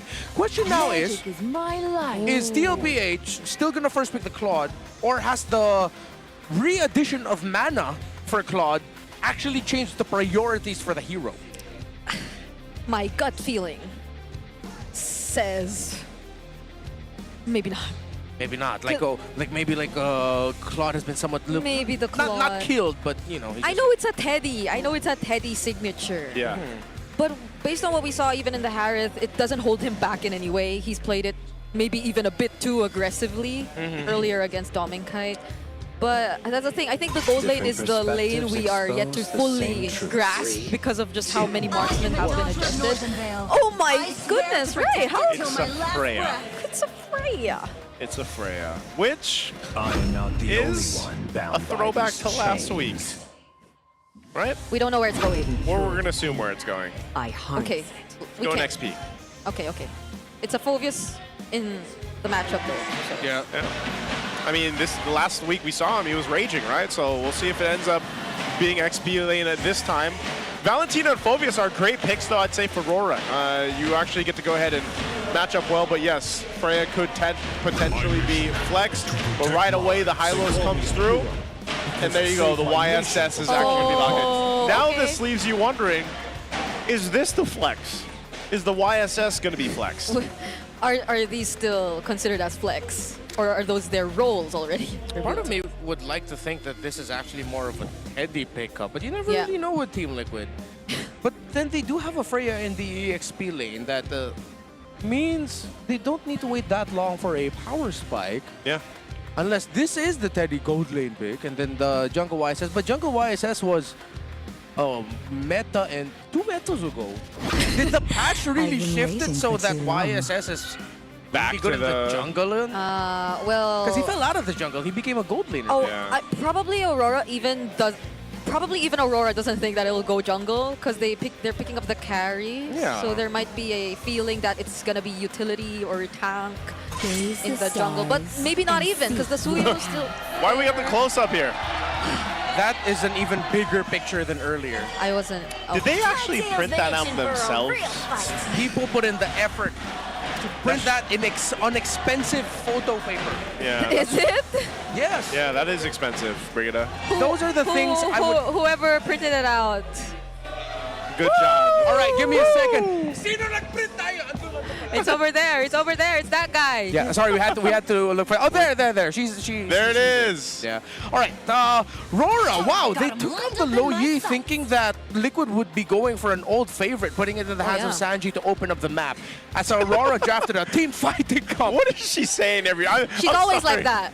We don't ask why. That's Shira, right? That's Shira. Yeah. You gotta watch her live stream so you get to understand. Yeah. All right. Last ban here for TL. We've got, I guess one of the biggest questions is what's Sanji gonna play too? Yeah. There's a whole lot of mid lane bans here. Yeah, but I mean, Farsa's still there, honestly. Yeah. Yeah, it could just be a Farsa. Oh, they even took out the Harith. Yeah. Oh, no, excuse me, the Kalea. The Kalea, sorry. They don't like it. Yeah. No good. Rock's still open, though. Even Baksha. Okay, I actually like this Kaja ban, as we've seen. I think it was... why? Even Falcons against RORA, they decided to bring out the Kaja to counter the entry of the Freya. And I think this is already them signaling that this most likely will be going to the EXP lane. Yep. Because that means that they're putting a big importance onto their Freya being comfortable. Yeah. Big ups. Big ups. Big ups. I guess that's what you say for comfort, huh? Yeah, are they going to try to grok it again or just go Gatot so that you have the longer taunt? What did he say about Grok last time again? Rock with Grok. Yeah, that was the three of us. You gotta rock with Grok. Yeah, rock with Grok, or what's the other option? They're not gonna rock with Grok. They're rocking with Cho. Yeah, he's gonna show his Cho.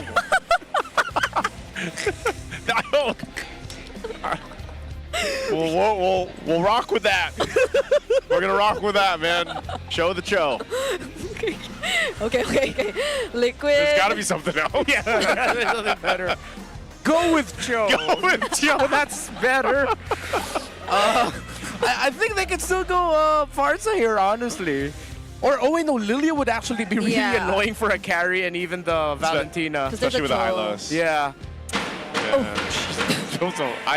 Same. I don't know if you guys can actually hear the drums right next to us, but every single time it jump scares the desk here. Okay. Last picks that we expect for the Farsa. Last pick for this is going to be the Uranus. It's not. So is this Uranus jungle or is this YSS jungle? Or is it? Nah. Well, let's see. Okay, Sanford, it might be actually be going to Uranus XP. The Harley still comes in for Demon Kite. Where's the shift gonna be? It is gonna be Carl. Yeah. What? Carl YSS against the Harley. They knew the Harley was open, and then they gold laned the Freya.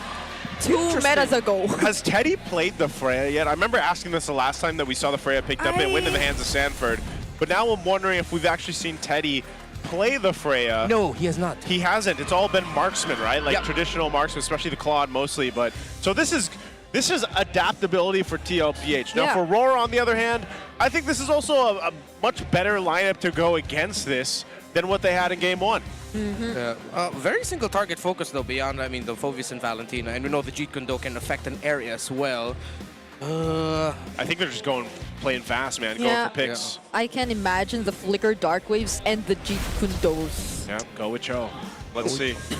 Let's see. You guys let us know in the chat below if this is going to be a sweep for TLPH and they go 8-0, or are we going to see a game 3 upon us to open up week 5 here? Let's jump into the land of Dawn. It's game 2 between Team Liquid of Philippines and Aurora Gaming here, our epic rivalry. Okay, so one thing I'm going to be looking at is if harkening back to their matchup against ONIC Philippines last week, will it get to the point where somewhere in the mid-game, Rora's lineup will just have a difficulty taking down the Uranus. Now, there is a Harley for the side of Aurora, so that might be the thing. Carl TZ now packing the Marksman emblem talent.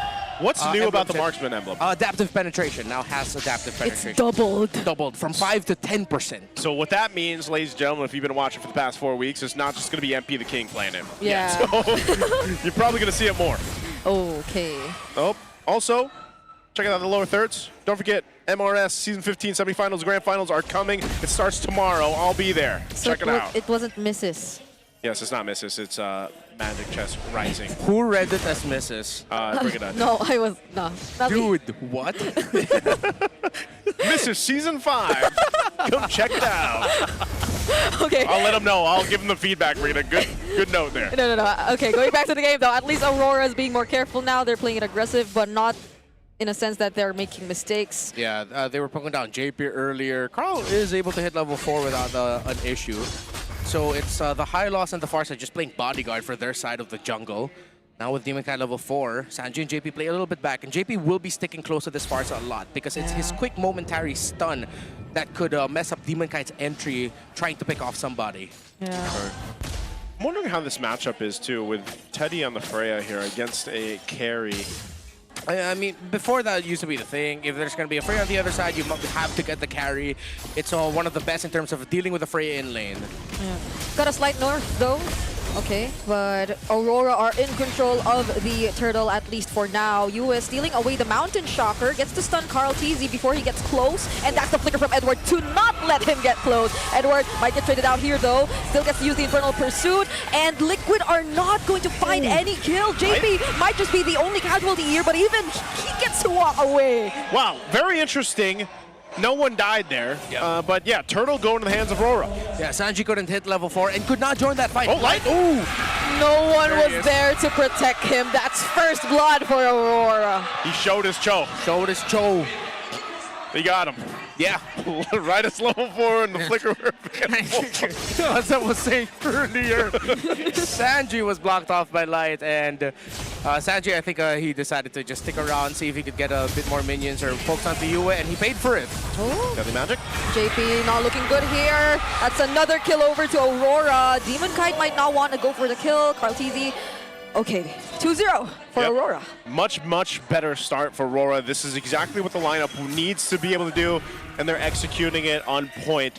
Even so, like you just saw, utilizing the light here to go ahead and stop people from getting away once the Deadly Magic used to allow yourself to get some more damage off on those targets with Deadly Magic actually works really great for pick-off potential. So we'll have to keep an eye on Light to see where he goes, and this is much different of a game for him himself than the 0-6 we saw in game 1 for him in with the Hylos. Yeah, now the problem for Liquid is with how well Light and Yue are controlling JP and Sanji's rotations, Teddy is not getting enough help, and he is clearly struggling up against Dominkite's carry. Yeah. And because of frequently JP and Sanji not being able to see Light or Yue, they're playing a lot of, spending a lot of time in the bushes, then Teddy has to play back, meaning that there's a chance that he gets frozen out by Dominkite in terms of the gold cards. Yeah, because I think Light has more room to just leave Yue in mid rather than JP can leave Sanji in mid, because the one time he did, it was a kill. It was a pick-off by Aurora, and that was right after the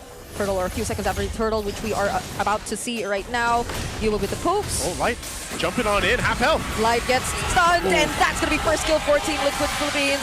Teddy Valkyrie Descent, joining in as well, together with the Feather Airstrike, zoning out Demon Kite, but who gets the turtle? It's going to be Sanford, and another kill over to Liquid. It's Edward, and a flicker again, forcing out that flicker from UA as well. Sanford miraculously getting that last hit on the turtle. If I was RORA, I would be so annoyed. Yeah. Carl DZ, Demon Kite, both of their red trees too early, and it was the Ionic Edge. What the heck? But before that, let's put a little bit of focus on the Carl TZ here. He was able to traceless out.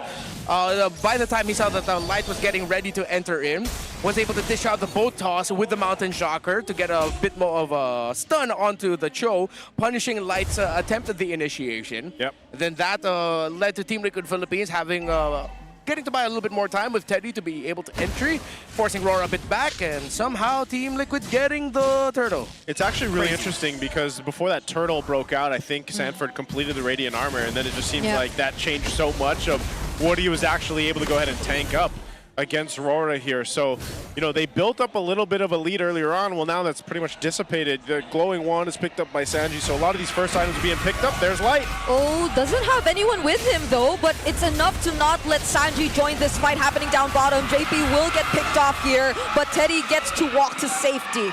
Yeah, it's a zone out. Sanji couldn't join and help in the bottom lane, and JP pays for it. Teddy loses his tower and is forced to go back, while Carl TZ will single-handedly push the one up top. No kick for Light, as he did use it onto Sanjay, so Sanford knows it. Yep, okay, so they're trading across the map. They won't let that go, but that was a great zoning by Light. Now, leading into this, look how much gold the Domenkite has farmed up, and this is what Renmar was mentioning in the lane against Teddy's Freya. Domenkite pretty much had free reign. He's now pretty much online, I would say, nearly to the second item. And then he's going to start to be a threat. Yes, he still needs that Trinity usually for the carries, but this is where we start to see the carry come into play. This is why they're all on this top side towards this turtle. Last one of the game. Fighting for space here. Let's see what ultimate UA is able to get, but Light's going to hunt down Sanji. Oh. Half health on the turtle. Not using the Purify just yet though, but Edward already going in with the Inferno pursues. Retribution won by Carl TZ, but Sanji gets picked off. Light too tanky, but he's finally taken down. Edward too, the only man left on the other side of the map as JP and Sanford go in for the zone. Sanford tanking in so much damage, but that's going to be 1 for 2.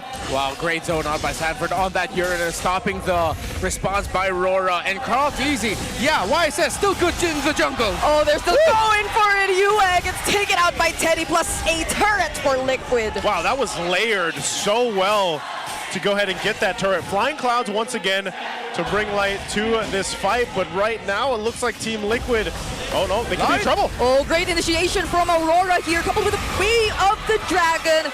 Sanford gets taken down, and that's a disengage. Oh my goodness, Demon Kite finds Sanji too! Okay, just as Team Liquid Philippines get big wins, it's Aurora clapping back. Liquid overstaying. Well, Sanji didn't overstay, he just got caught out there by Demon Kite. But Sanford and Teddy, what were you guys doing in the mid? Yeah, Why was that happening? That's why I was really interested after that tier 1 turret, why they decided to go ahead and stay there. So Sanji is just having a really difficult time on the Farsa. But again, remember, a lot of the bans were towards Sanji to be able to pick up. This Farsa is still one of his better options to go ahead and take. Purify will be back up here shortly. Carl TZ. Okay, there was Sanford on the other side. Okay, the flicker for Demon Kite cannot escape this. You can't escape Sanford. They might have to re-engage here. Whoa. That's an L-shaped glorious pathway, both from Aurora and Team Liquid, but they're going for the chase. Aurora do not want to fight though. That was just great teamwork by Sanford and Carl. Good read. And then they now continue with the orange buff. Gets last hit by Carl. Whoa.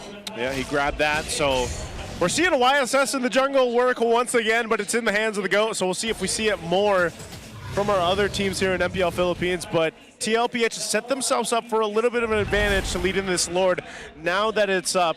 But let's look at RORA, what they're potentially able to do here. There is good damage coming through from Domenkite and UA, especially, again, whatever UA decides to take for an ultimate. Most of the time it's been the Feathered Airstrike. It pairs really well with the game plan here from RORA. So TL still has to really respect what RORA can throw at them. They are going to go ahead and start this Lord up. Well, RORA gets in position. We got to keep an eye on Demon Kite as well. But Light has been the guy forcing himself to have this start happen here. So half health now, Lord being held by Sanford. We'll see if RORA just goes for a pick. They could potentially just go for a numbers advantage. Mountain Shocker already used alongside the Glorious Pathway. US still not finding an ultimate to steal, but Teddy finds the last hit on the objective. Sanford once again with the zoning, and Edward trying to do the same, but this time Edward, he cannot handle the damage coming in from Liquid. I'm trying to wait and see the retributions. Demon Kite used his, so I know the core items have been achieved. But okay, let's just assume Carl got, okay, he did get to use his retri. They're both at the same time. It just happened again. Ooh. That somehow it was the non-junglers that got the last hit onto the major objectives. And it hurts even more now for RORA because that was the Lord and they lost bodies. This is going to be a lot of map coverage for Liquid. So they make a call to force Light and Dominic to hold onto that tower as much as possible. Oh, they're actually going to go ahead and take quite a bit down here of real estate on RORA's side of the map. Tier 2 turret up top falls. The Lord is making its way. Tier 2 in the mid is going to be the next to fall down as they lost the bottom as well. So they hold on to the base turrets. They're just going for the shields. That might be all TL gets unless they start something else. But it looks like it's going to be cleared out.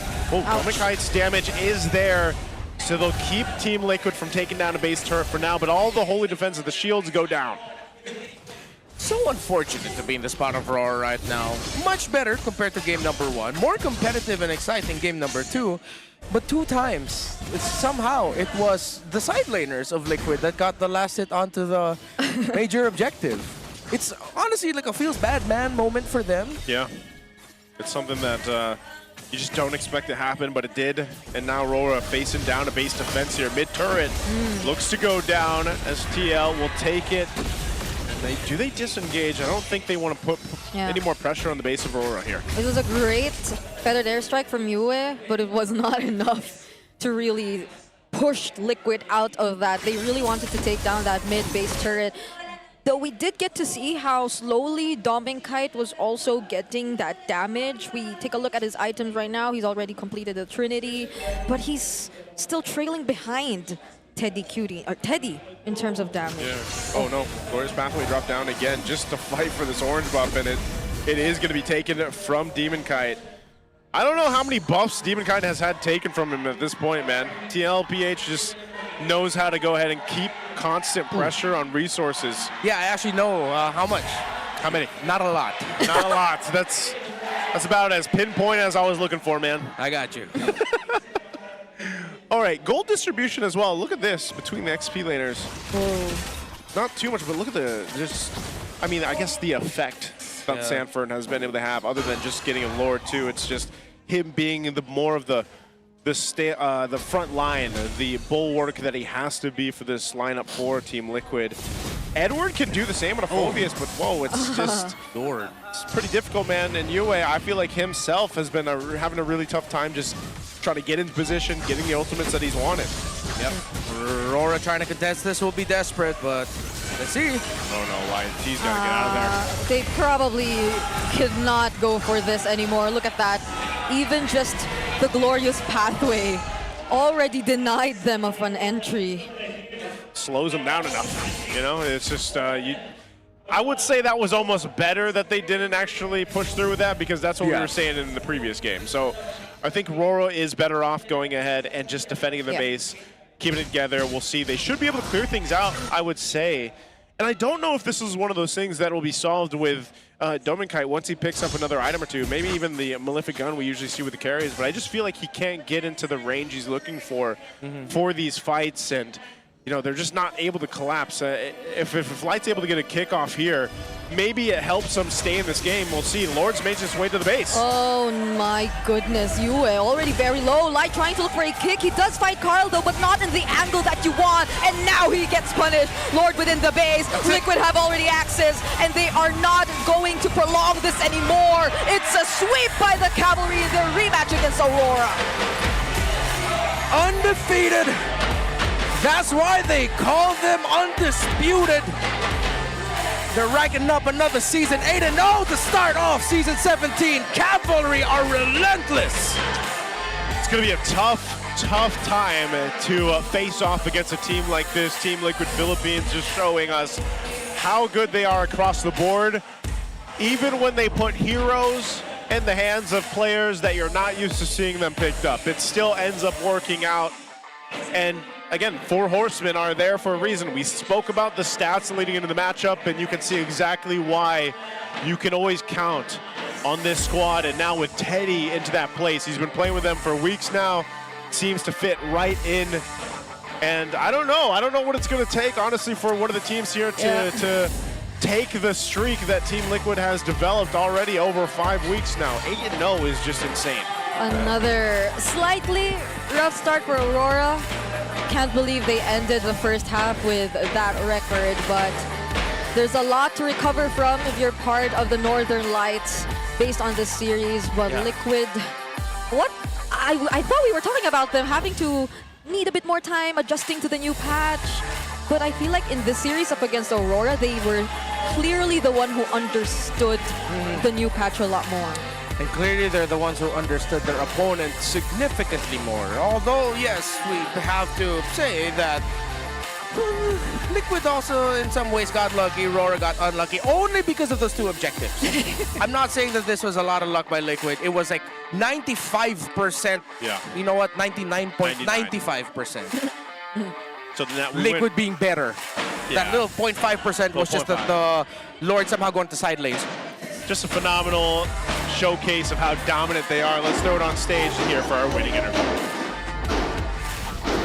Ladies and gentlemen, Team Cavalry remains unbeaten! Grabe yun, Thea. 8 wins in a row.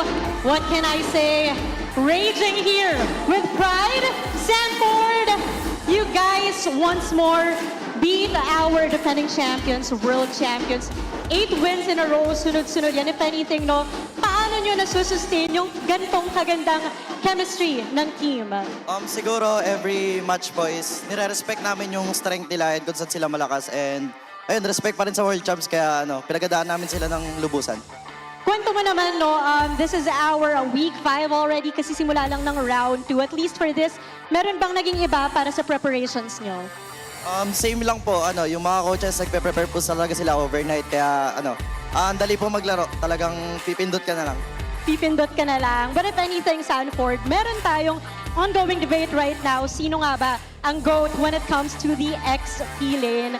And you are in XP lane, one of the best, if anything. At least with this win na pinakita nyo, what does this say about you? Feel ko itong win ko, di pa siya counted. And feel ko deserve din naman Edward na matawag na GOAT XP. So kung pwede kami dalawa, bakit hindi? Yes, Thea. Look at them, diba? Lahat dito. Anything, no, they're all the GOATs here. And Denise, each lane, meron tayong debate kung sino ba yung GOAT. Andito naman ako kay Steady Teddy. Before this match, si Doming kahit na lang yung gold laner na hindi mo natatalo. But then, after this, you can say na you beat all the gold laners in MLBB Philippines. May pressure ba na kaharap kanina? Or confident ba na lalabanan yung Rora? Hindi po ako confident po ako kalabanan yung Aurora kasi solid din po yung preparation namin bago yung laban namin ngayon. Kaya confident po kami. And also, speaking of confidence, alam mo kung sino hindi nawawalan yan, Carl TZ. Yes. And we went back to your stats kanina. Carl, do you know na ito na yung 600 game mo sa ML? Palakpakan naman natin si Carl. Grabe, 600 games, guys. Let's give a round of applause for Carl TZ. Ngayon, we wanna know kung makakausap mo yung self mo during the first game, ano yung sasabihin mo sa kanya? Hindi ko alam eh. Hindi ko talaga alam. Grabing journey. But Denise, before we go to anything else, alamin na natin, sino nga ba ang ating match MVP? Our match MVP is Carl TZ! Carl, baka naman meron ka nang masabi at least to your fans who have been supporting you continuously. Mayan, gaya ng palagi kong sinasabi, sobrang thank you sa support and mas gagaling pa namin sa mga next na matches. Gagalingan pa nila. And that's a promise. Ladies and gentlemen, let's give it up for Team Liquid Philippines! You may now take your walk of victory. Adding another win to their standing, TLPH got their 8th win for this season, and we'll find out how that happened as we throw this back to our panel. Thank you so much, Denise, Thea, and congratulations to Team Liquid Philippines. Another win under the books here, and Carl Teasy as well for the MVP. Really showcasing now, hey, YSS can also work in the jungle. I think the last time we saw that, it did not really work in the way we expected it to, but aside from being match MVP, he also has to be that game MVP. Yeah, 8s across the board. 4 kills, 4 assists. That's a KDA of 8. He has an 888 GPM, 100% kill participation. Dude was everywhere. And Liquid knew it. That's why I think they decided to sacrifice Teddy a little bit. Where it's like, bro, we're really sorry. Yeah. But just get your items there. You're a Freya anyway, because we're gonna need to have, we're gonna need to play through Carl and play for the Season Shin. So you see Sanji and JP holding the center of the map so that Carl Teasy wouldn't be bothered, and he went deathless in this game. So the sacrifice of Team Liquid Philippines, sacrificing their Freya just a little bit so that Carl is comfortable. Add to that Sanford being active around the map with how well he was managing Edward and Lane, as expect that in a Phoveus versus Uranus matchup. Sometimes you really can't do much as a Phoveus. You jump on the Uranus, you just watch him pop his ultimate, heal through everything. You've wasted some jumps. You've wasted some focus into the laning phase. Yeah, and even looking at this, I just feel like it was like a switch again, and it was some of the objective fights that we saw, as we're seeing here, but there was a switch where it just completely went in favor of Team Liquid throughout the game. It was RORA playing with that pickoff-centric lineup that they brought to game 2, and it seemed to work in some cases, but then it seemed like the adjustment that Team Liquid did, especially in terms of itemization, once they got tanky enough and they didn't have to worry too much, it was play around the team, play around the objective, protect Carl Teasy, and let him be able to move around the map. I mean, think how many times Sanji had to be the one to get focused down. He was either zoned out by light or picked off, and still he was able to provide a ton of cover fire or damage even still on the far side. Yeah, going back to the marksman emblem of the use and shit, I feel like maybe that's why it felt like his damage was online so much quicker. Yeah. That extra 10% adaptive penetration you got is, it really hurts. Was it 10? Yeah. Is it 10%? Yeah. Yeah, especially like considering how limited the gold was actually for Aurora and the people who had to tank the damage or stand in front. Yeah. I think that's also what made the difference for Liquid here, because even though Sanji struggled so much in terms of positioning, as long as Sanford and JP find the heroes that they want, or are capable of doing the zoning that's required of them, he could just shoot that feathered airstrike from afar, and that's all they need to do, because it literally has to be paired up with those skills, so you could really push Aurora out of whichever boss they're trying to put up. And Aurora, for one, we did not see them really establish whatever they wanted to do. We did not see them pull off the sequence that they wanted to do with this very, I think you also pointed it out heading into the draft or after the draft, single target kind of lineup. Yeah, it's singular laser focus. You see their strength, while Liquid just had much more love to share. Yeah, it was all around, basically, is the way they played it. But they also just did a really good job at protecting Carl Teasy on the YSS. So it now makes me think if we'll see more Isun Shins in the jungle, and that will be a flex play in the draft. But let's go ahead and listen in on the Infinix mic check with TL. Laban pre. Pabis. Hiro lang. Magunti na kari, laban pre, laban. Diyan ready. Nasa ko Kyle Pet. Kuha ko. Nice, hiro. Pabis, wala pa akong loaming ha. Okay. Nice. Tumakas na Ju. Harley ako pre. Wala nang brand na lang. Wala na yung Ju. Yeah, Harley pre. Blinkin. Kaya TikTok. Kunti na kari, kaya ko. Boyo, laban. Yeah, sa lukutan. Yeah, boyo ko. Sa kanya pre. Yeah. Gusto. Pag nag-ulti sa mid, sides tayo Ayun, tara. Mid. Basag mid. Hoy, multi na sa akin. Press tayo, pre. Press tayo. Wait, top. Hunger Games na. Ito, Chu. Ay, manghihiro to, pre. Hero. Manghihiro sila. Pwede natin run dito. Magsama na Demon Kite. Magsama na Demon Kite. Pok lang ha, pok lang. Out. Kung kaya di mo na mag-clear, maghanap ka na lang ng kalaban. Huwag kayo magpa-spell guys, please. Okay. Ted G para sa IG. Ted, nature na kaya. May winter ako. Huwag nyo na pasinin yung Ba't ka Ted? Ba't tara pasarap nga. Ay, kumasa ko isa. Stop to. Okay. Ang layo. Okay. Wala. Ulti na Harley, pre. Kita kita live. Tara nga. Wala na, tower.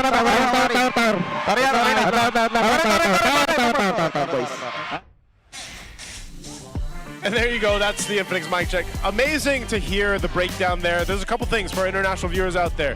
Yeah, Sanford was, he's saying, Light, you see me, but also Hunger Games. We talked about this, was it last week? Yeah. What does that mean? Hunger Games is the shot call of clear the opponent's side of the jungle. It's full clear. You get all the camps, you get all the buffs if there's anything. It's you stopping them from getting any resources through the jungle. That's what the Hunger Games shot call is. It's nice to see because, again, that's just very clean communication between TL. Now, also, the wait is over. We mentioned this earlier on. MCGG Rising Stars Season 5, not Mrs. S5, is officially back.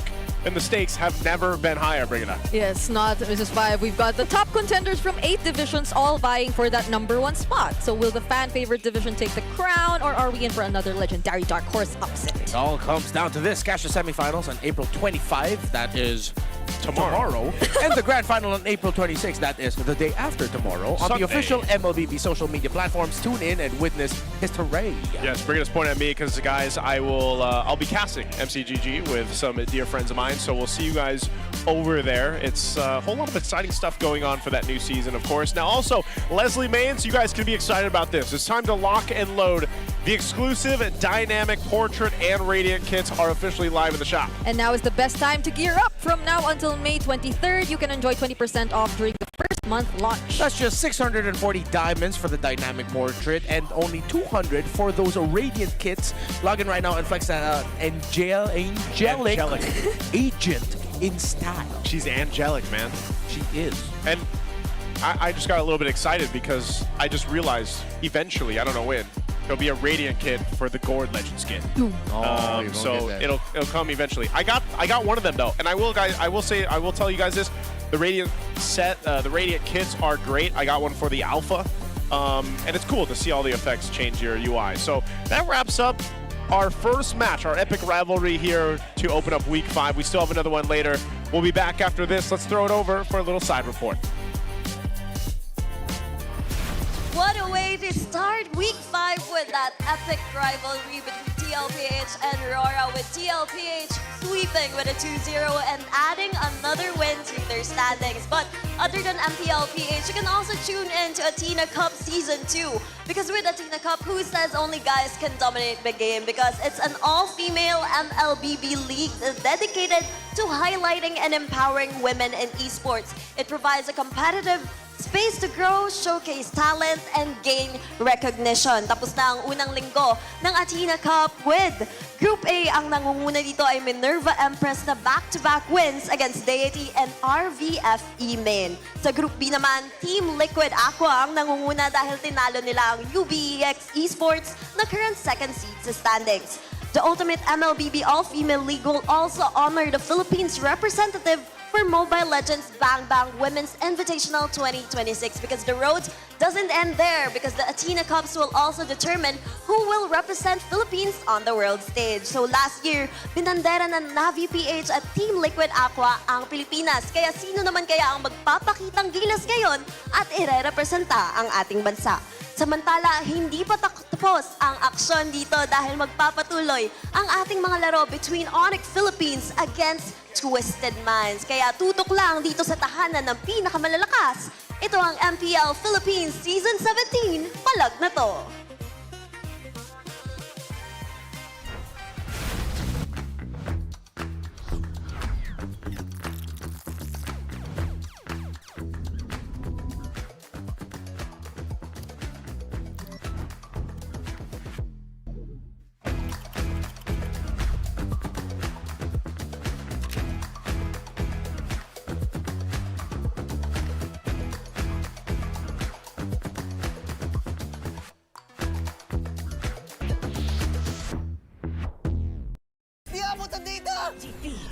Game-changing round! Don't worry! The Only with Smart Power All 99. Hindi bitin with 10 gig data to power your games plus only Facebook or only TikTok. Load now! Foul! You know your scalp can get up to 5 times more dandruff?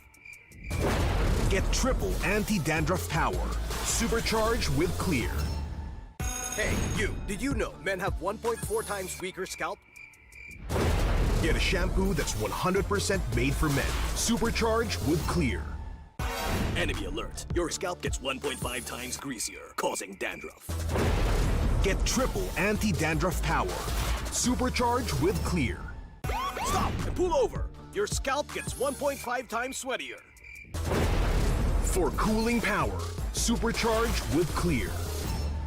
Different shades, different moods, but somehow we just click. We all move through life differently, chasing dreams, finding calm, and growing in our own ways.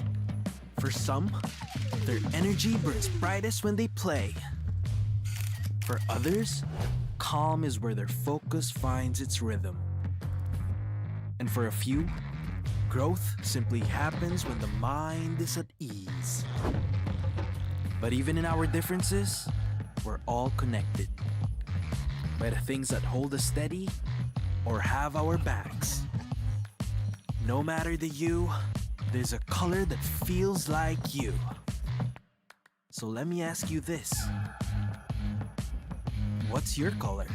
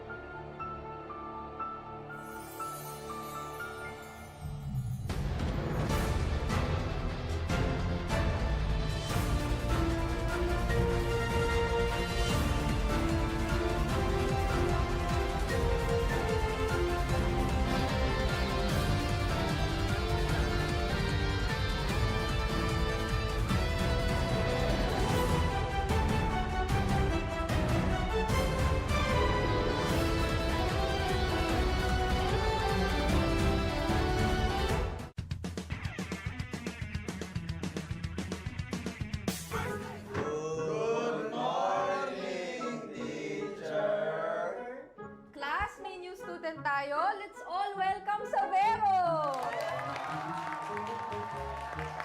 Okay, so meron tayong pop quiz. Please get 1/4 sheet of paper. Ma'am! 1/4! Hindi ko ba? Pero sige, Okay, unang tanong. Saan mas mahirap mag-adjust? Sa PH meta or sa PH trash talk? Parang both, mama. Paras namin yung pinagdaanan last season eh. Sabero raising his hands. Yes, meta, ma'am. Wow! Because we used to be best by Philippine. Perfect! +5 ka. Mukhang madali kang makakapag-adjust both. Last question, class. Sino ang mas pressured? Import or local king? Parang local king, ma'am. Baka sa mukha eh. Ma'am, I think import. Because this is the first time in MPL PH history. It's okay, Savero. Just always remember the magic word. Balak na to! Okay, that's all, class. Sino winners, ma'am?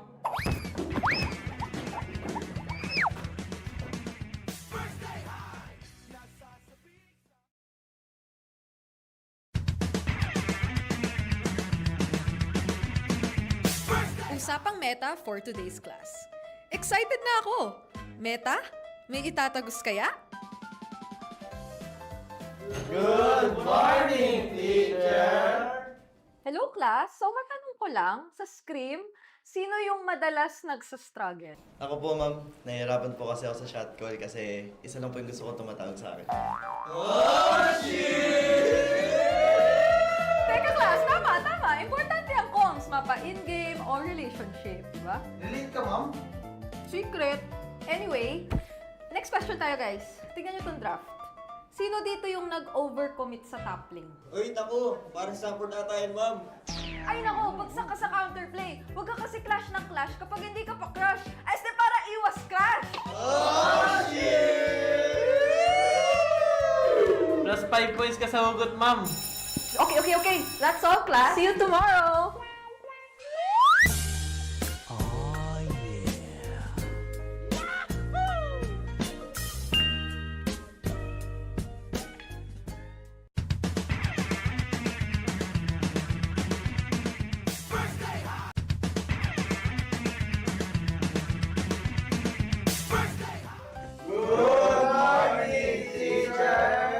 May bagong grading sa loob ng classroom. Sino kaya ang bagsak at sino ang may palag? Okay. May grado na ang lahat base sa inyong naging pinakamainit na katapat sa lane. Now, class, ano sa tingin nyo ang palag ni Demon Kite kay Carl T? Ako! Si Cartesi Goat! Si Demon Kite, celebrity! Okay, makinig. So, pag-usapan naman na natin yung iba't ibang uri ng rivalry, class. So, unang rivalry, yung team na palaging next season na lang versus yung team na palaging nag-champion. Ma'am! Masakit naman yan! Ma'am, parang may pinapatamaan ah. Grade 91%. May angas, may storyline, pero minsan pag finals, bigla na lang nawawala. Parang signal sa probinsya. Ma'am, di naman na kami yan, no? Okay,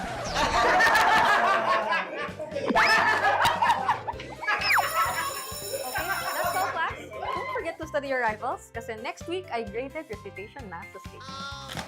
Goodbye and thank you, teacher!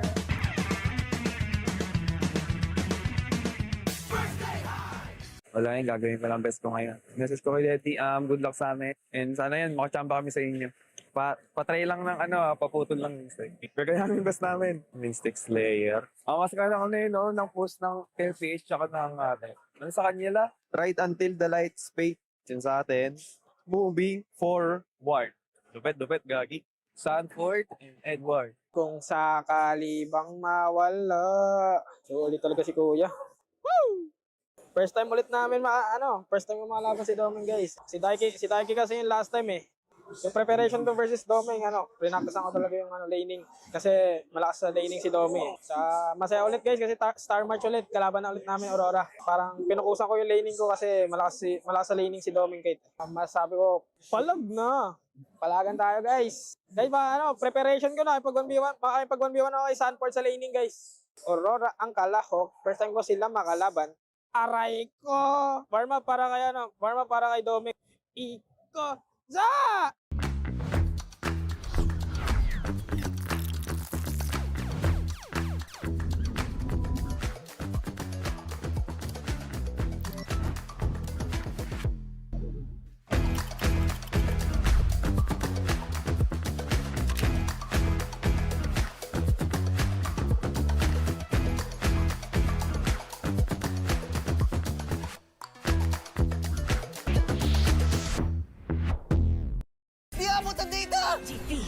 GG, bro!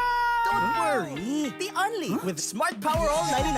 Hindi bitin with 10 gig data to power your games plus only Facebook or only TikTok. Load now. Foul! You know your scalp can get up to 5 times more dandruff? Get triple anti-dandruff power. Supercharged with Clear. Hey, you. Did you know men have 1.4 times weaker scalp? Get a shampoo that's 100% made for men. Supercharged with Clear. Enemy alert. Your scalp gets 1.5 times greasier, causing dandruff. Get triple anti-dandruff power. Supercharged with Clear. Stop and pull over. Your scalp gets 1.5 times sweatier. For cooling power. Supercharged with Clear. Different shades, different moods. But somehow, we just click. We all move through life differently. Chasing dreams, finding calm, and growing in our own ways. For some, their energy burns brightest when they play. For others, calm is where their focus finds its rhythm. And for a few, growth simply happens when the mind is at ease. But even in our differences, we're all connected by the things that hold us steady or have our backs. No matter the you, there's a color that feels like you. So let me ask you this. What's your color?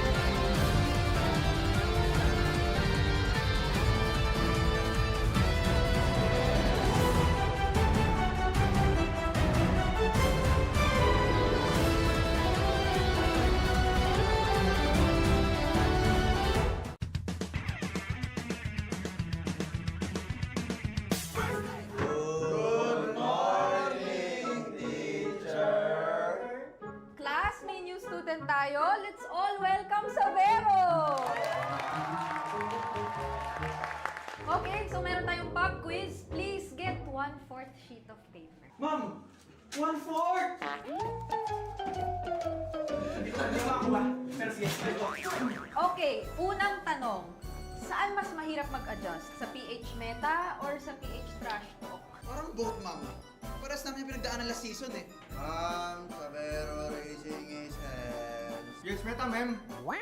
Because we used to be best by Philippine. Perfect! +5 ka. Mukhang madali kang makakapag-adjust both. Last question, class. Sino ang mas pressured? Import or local king? Parang local king, ma'am. Baka sa mukha eh. Ma'am, I think import.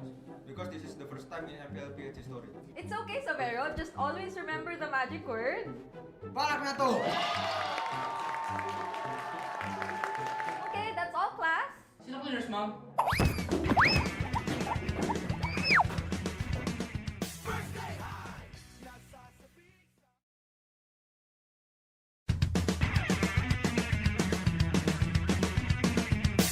Usapang meta for today's class.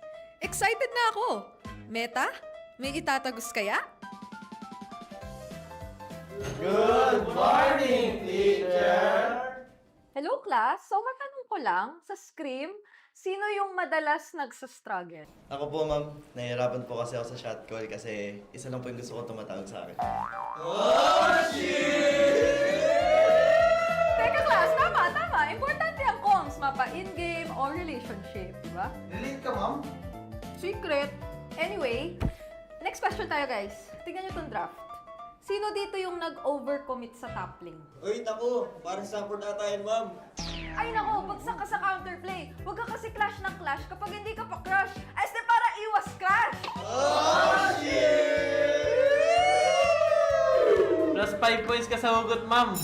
Okay. That's all, class. See you tomorrow! Oh yeah.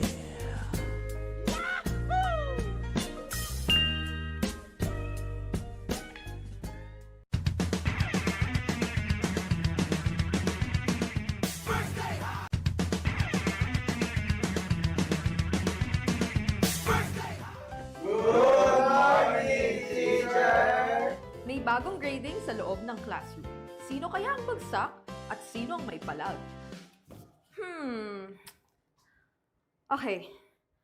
May grado na ang lahat base sa inyong naging pinakamainit na katapat sa lane. Now, class, ano sa tingin nyo ang palag ni Demon Kite kay Carl T? Ako! Si Carl TC Goat! Si Demon Kite, celebrity! Okay, makinig. So, pag-usapan naman na natin yung iba't ibang uri ng rivalry, class. So, unang rivalry, yung team na palaging next season na lang versus yung team na palaging nag-champion. Ma'am! Masakit naman yan! Ma'am, parang may pinapatamaan ah. Grade 91%. May angas, may storyline, pero minsan pag finals, bigla na lang nawawala. Parang signal sa probinsya. Ma'am, di naman na kami yan, no?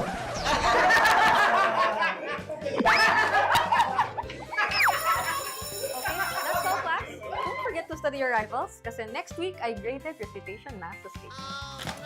Goodbye! Thank you, teacher! Wala yun, gagawin ko lang best ko ngayon. Message ko kay Letty, good luck sa amin. And sana yan, makachamba kami sa inyo. Patry lang ng paputol lang yung mistake. Pero kaya yung best namin. Mystic Slayer. Mas kaya ako na yun, ng post ng TLPH tsaka ng ano sa kanila? Right until the lights fade. Yun sa atin. Moving forward. Dupet, gagi. Sanford and Edward. Kung sakali bang mawala. Ulit talaga si Kuya. Woo!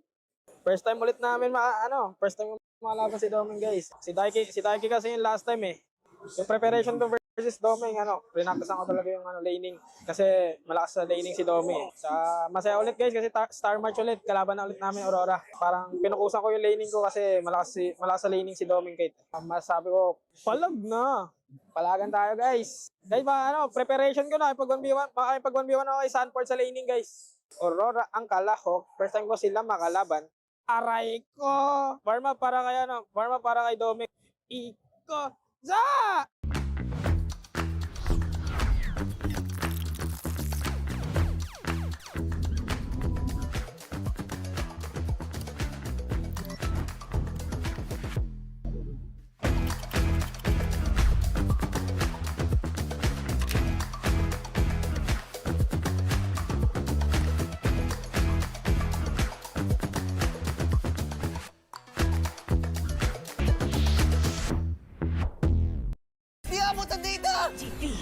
GG, bro! Don't worry! The Only with Smart Power All 99. Hindi bitin with 10 gig data to power your games plus only Facebook or only TikTok. Load now! Foul! You know your scalp can get up to 5 times more dandruff? Get triple anti-dandruff power. Supercharged with Clear. Hey, you! Did you know men have 1.4 times weaker scalp? Get a shampoo that's 100% made for men. Supercharged with Clear. Enemy alert. Your scalp gets 1.5 times greasier, causing dandruff. Get triple anti-dandruff power. Supercharged with Clear. Stop and pull over. Your scalp gets 1.5 times sweatier. For cooling power. Supercharged with Clear. Different shades, different moods. But somehow, we just click. We all move through life differently. Chasing dreams, finding calm, and growing in our own ways. For some, their energy burns brightest when they play. For others, calm is where their focus finds its rhythm. And for a few, growth simply happens when the mind is at ease. But even in our differences, we're all connected by the things that hold us steady or have our backs. No matter the hue, there's a color that feels like you. So let me ask you this. What's your color?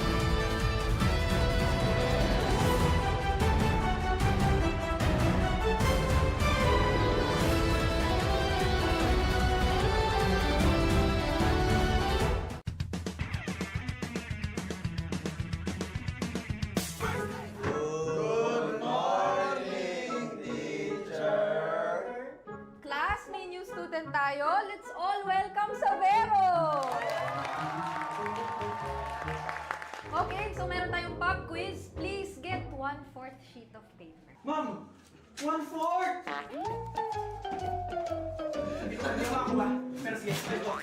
Okay, unang tanong. Saan mas mahirap mag-adjust? Sa PH meta or sa PH trash talk? Parang both, ma'am.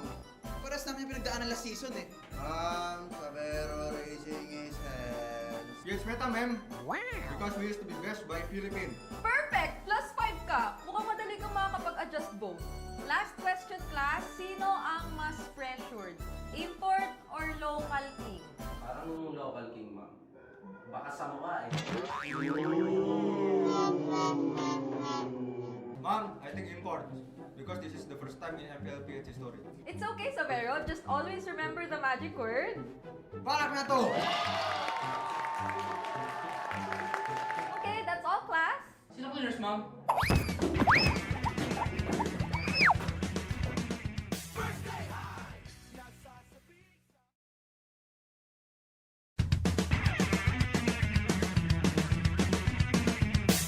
Usapang meta for today's class. Excited na ako! Meta? May itatagos kaya? Good morning, teacher! Hello, class. So, matanong ko lang, sa scrim, sino yung madalas nagsastruggle? Ako po, ma'am. Nahihirapan po kasi ako sa shot call kasi isa lang po yung gusto ko tumatawag sa akin. Teka, class. Tama. Importante ang comms. Mapa in-game or relationship, di ba? Relate ka, ma'am? Secret. Anyway, next question tayo, guys. Tingnan nyo tong draft. Sino dito yung nag-overcommit sa top lane? Uy, naku! Parang support ata yan, ma'am. Ay nako, bagsak ka sa counterplay. Huwag ka kasi clash ng clash kapag hindi ka pa crush. Este para iwas crash!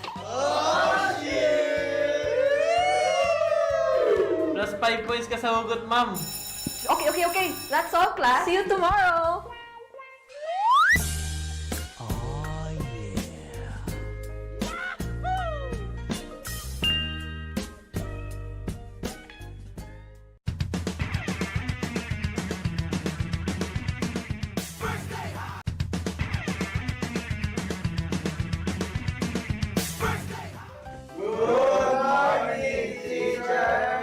May bagong grading sa loob ng classroom. Sino kaya ang bagsak at sino ang may palag? Okay. May grado na ang lahat base sa inyong naging pinakamainit na katapat sa lane. Now, class, ano sa tingin nyo ang palag ni Demon Kite kay Carl T? Ako! Si Carl TC Goat! Si Demon Kite, celebrity! Okay. Makinig. So, pag-usapan naman na natin yung iba't ibang uri ng rivalry, class. So, unang rivalry, yung team na palaging next season na lang versus yung team na palaging nag-champion. Ma'am! Masakit naman yan! Ma'am, parang may pinapatamaan ah. Grade 91%. May angas, may storyline, pero minsan pag finals, bigla na lang nawawala. Parang signal sa probinsya. Ma'am, di naman na kami yan, no? Okay,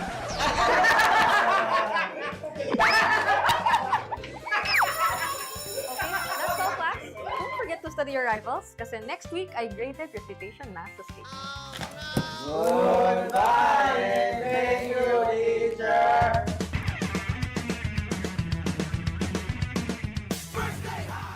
Wala yun, gagawin ko lang best ko ngayon. Message ko kay Letty, good luck sa amin. And sana yan, makachamba kami sa inyo. Patry lang ng paputol lang yung stick. Pero kaya yung best namin. Mystic Slayer. Mas kaya ako na yun, ng post ng TLPH tsaka ng ano sa kanila? Right until the lights fade. Yun sa atin. Moving forward. Dupet, gagi. Sanford and Edward. Kung sakali bang mawala. So, ulit talaga si Kuya. Woo! First time ulit namin first time makalaban si Doming, guys. Si Daiki kasi yung last time eh. Yung preparation to versus Doming, prinaktasan ko talaga yung laning. Kasi malakas sa laning si Doming eh. Masaya ulit, guys, kasi star match ulit. Kalaban na ulit namin Aurora. Parang pinukusan ko yung laning ko kasi malakas sa laning si Doming, Kate. Masabi ko, palag na. Palagan tayo, guys. Guys, preparation ko na. Pag 1v1 ako kay Sanford sa laning, guys. Aurora ang kalahok. First time ko sila makalaban. Aray ko! Warm up para kay Doming. Iko! Za!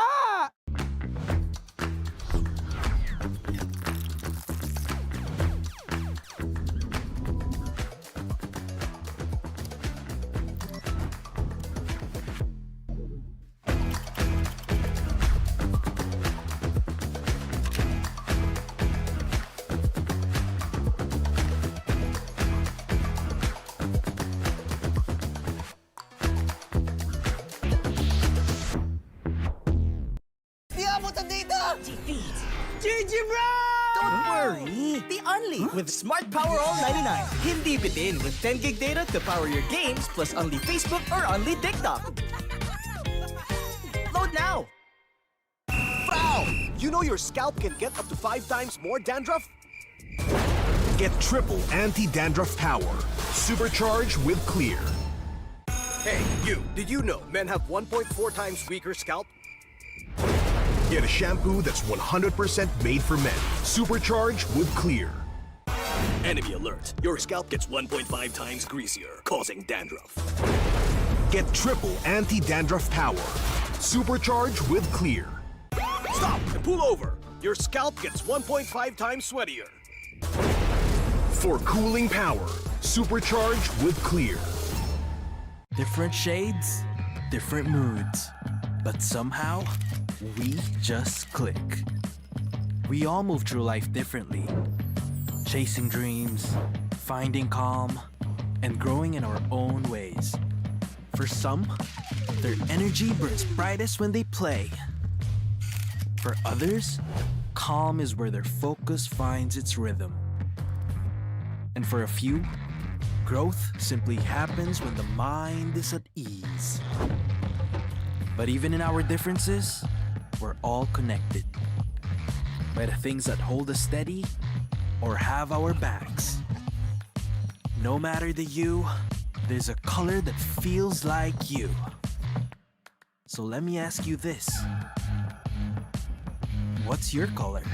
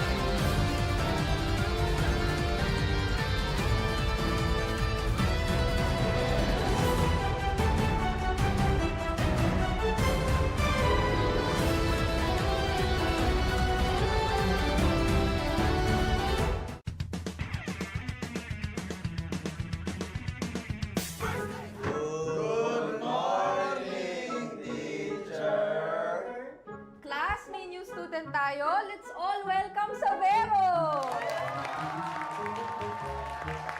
Okay, so meron tayong pop quiz. Please get 1/4 sheet of paper. Ma'am! 1/4!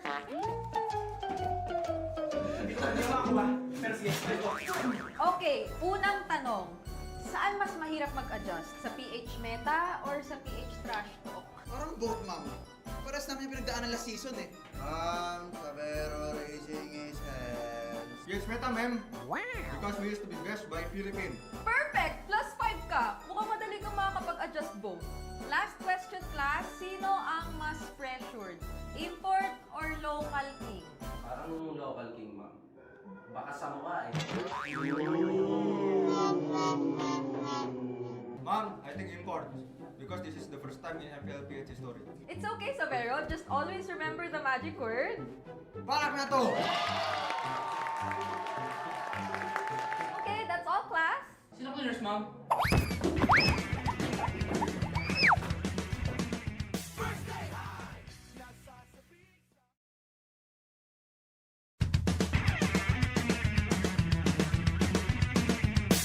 Usapang meta for today's class. Excited na ako! Meta? May itatagos kaya? Good morning, teacher!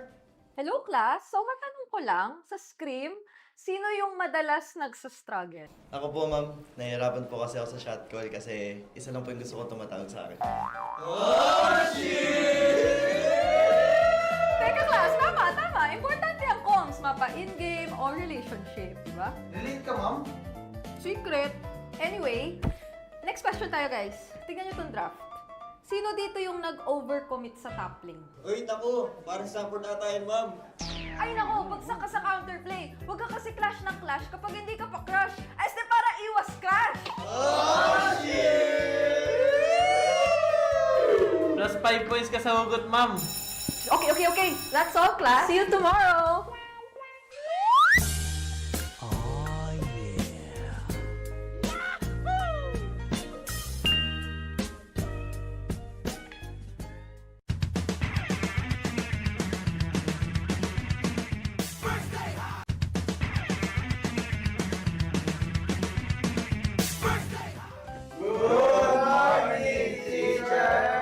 May bagong grading sa loob ng classroom. Sino kaya ang bagsak at sino ang may palag? Okay. May grado na ang lahat base sa inyong naging pinakamainit na katapat sa lane. Now, class, ano sa tingin nyo ang palag ni Demon Kite kay Carl T? Ako! Si Cartesi Goat! Si Demon Kite, celebrity! Okay. Makinig. So, pag-usapan naman na natin yung iba't ibang uri ng rivalry, class. So, unang rivalry, yung team na palaging next season na lang versus yung team na palaging nag-champion. Ma'am! Masakit naman yan! Ma'am, parang may pinapatamaan ah. Grade 91%. May angas, may storyline, pero minsan pag finals, bigla na lang nawawala. Parang signal sa probinsya. Ma'am, di naman na kami yan, no?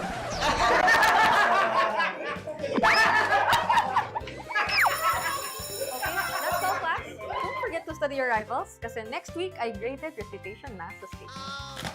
Goodbye and thank you, teacher!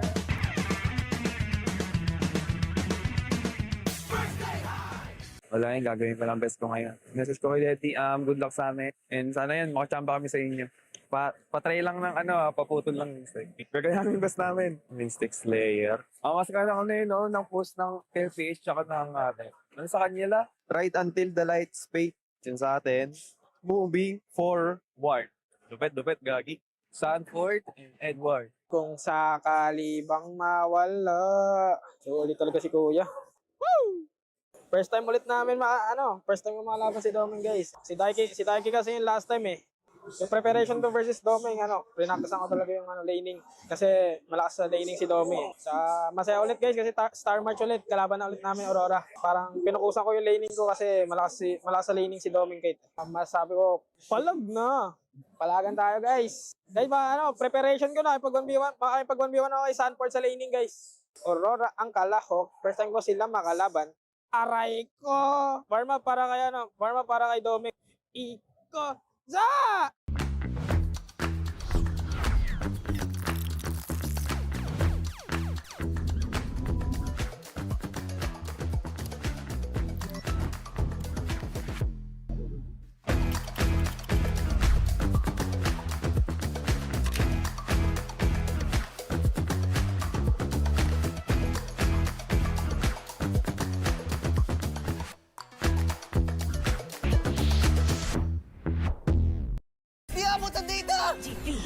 GG, bro! Don't worry! The Only with Smart Power All 99. Hindi bitin with 10 gig data to power your games plus only Facebook or only TikTok. Load now! Foul! You know your scalp can get up to 5 times more dandruff? Get triple anti-dandruff power. Supercharged with Clear. Hey, you! Did you know men have 1.4 times weaker scalp? Get a shampoo that's 100% made for men. Supercharged with Clear.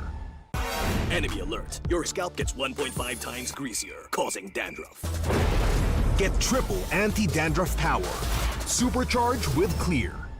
Stop and pull over. Your scalp gets 1.5 times sweatier. For cooling power, supercharged with Clear. Different shades, different moods.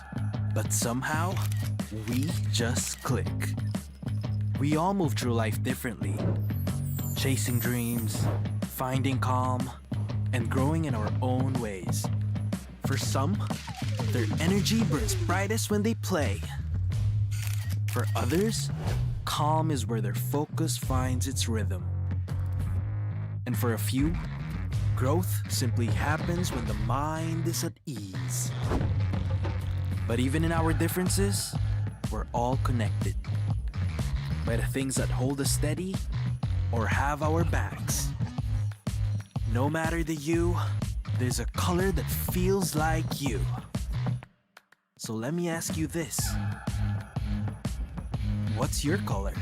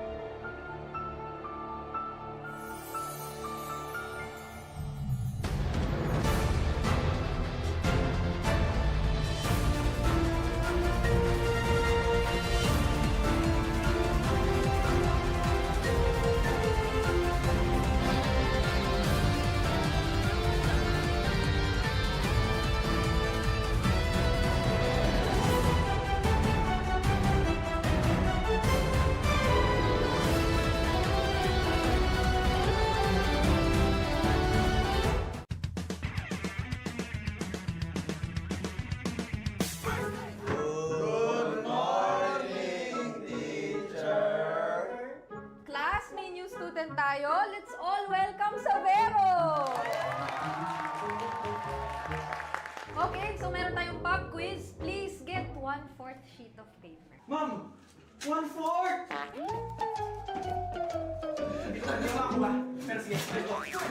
Okay, unang tanong. Saan mas mahirap mag-adjust? Sa PH meta or sa PH trash talk? Parang both, ma'am. Paras namin yung pinagdaanan last season eh. Savero raising his hands. Yes, meta, ma'am. Wow! Because we used to be best by Philippine. Perfect! +5 ka. Mukhang madali kang makakapag-adjust both. Last question, class. Sino ang mas pressured? Import or local king? Parang local king, ma'am. Baka sa mukha eh. Ma'am, I think import. Because this is the first time in MPL PH history. It's okay, Savero. Just always remember the magic word. Balak na to! Okay, that's all, class. Sino cleaners, ma'am?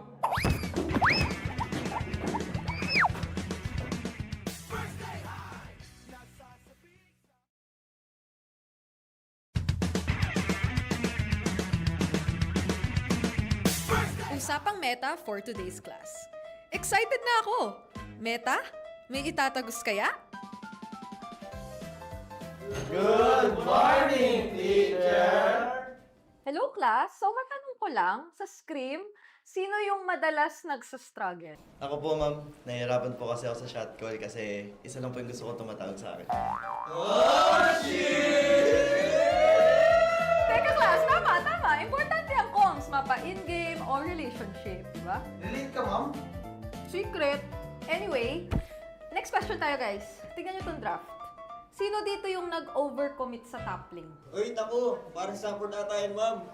Ay nako, bagsak ka sa counterplay. Huwag ka kasi clash ng clash kapag hindi ka pa crush. Ay, para iwas crash! Oh, shit! +5 points ka sa hugot, ma'am. Okay. That's all, class. See you tomorrow! Oh, yeah.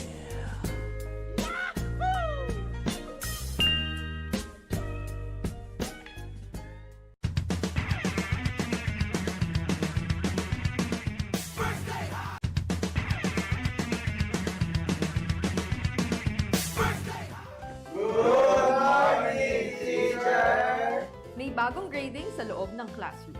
Sino kaya ang bagsak at sino ang may palag? Okay. May grado na ang lahat base sa inyong naging pinakamainit na katapat sa lane. Now, class, ano sa tingin nyo ang palag ni Demon Kite kay Carl T? Ako! Si Cartesi ko, si Demon Kite, celebrity! Okay, makinig. So, pag-usapan naman na natin yung iba't ibang uri ng rivalry, class. So, unang rivalry, yung team na palaging next season na lang versus yung team na palaging nag-champion. Ma'am! Masakit naman yan! Ma'am, parang may pinapatamaan ah. Grade 91%. May angas, may storyline, pero minsan pag finals, bigla na lang nawawala. Parang signal sa probinsya. Ma'am, di naman na kami yan, no?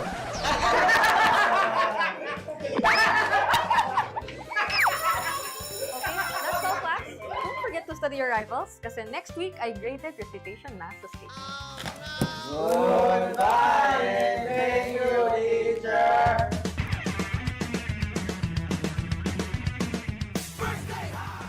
Wala yun, gagawin ko lang best ko ngayon. Message ko kay Letty, good luck sa amin. And sana yan, makachamba kami sa inyo.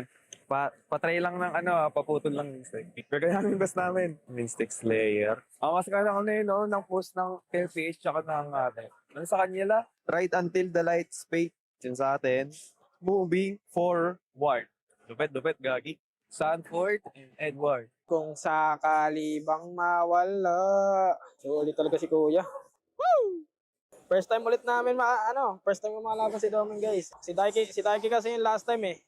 Yung preparation ko versus Doming, prinacticean ko talaga yung laning. Kasi malakas sa laning si Doming. Masaya ulit, guys, kasi star match ulit. Kalaban na ulit namin Aurora. Parang pinukusan ko yung laning ko kasi malakas sa laning si Doming, Kate. Masabi ko, palag na. Palagan tayo, guys. Guys, preparation ko na. Pag 1v1 ako kay Sanford sa laning, guys. Aurora ang kalahok. First time ko sila makalaban. Aray ko! Warm up para kay Doming. Iko! Za!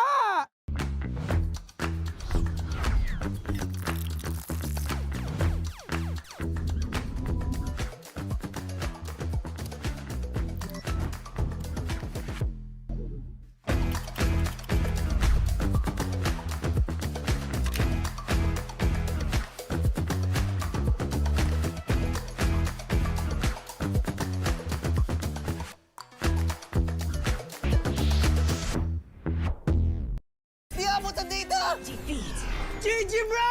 Don't worry! The Only with Smart Power All 99. Hindi bitin with 10 gig data to power your games plus only Facebook or only TikTok.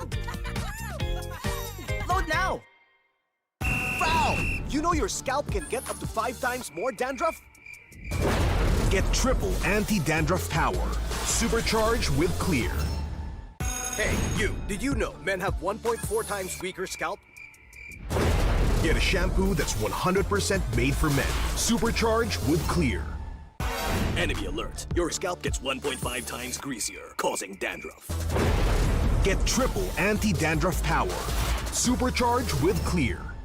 Stop and pull over. Your scalp gets 1.5 times sweatier. For cooling power. Supercharged with Clear. Different shades, different moods. But somehow, we just click. We all move through life differently. Chasing dreams, finding calm, and growing in our own ways. For some, their energy burns brightest when they play. For others, calm is where their focus finds its rhythm. And for a few, growth simply happens when the mind is at ease. But even in our differences, we're all connected by the things that hold us steady or have our backs. No matter the hue, there's a color that feels like you. So let me ask you this. What's your color?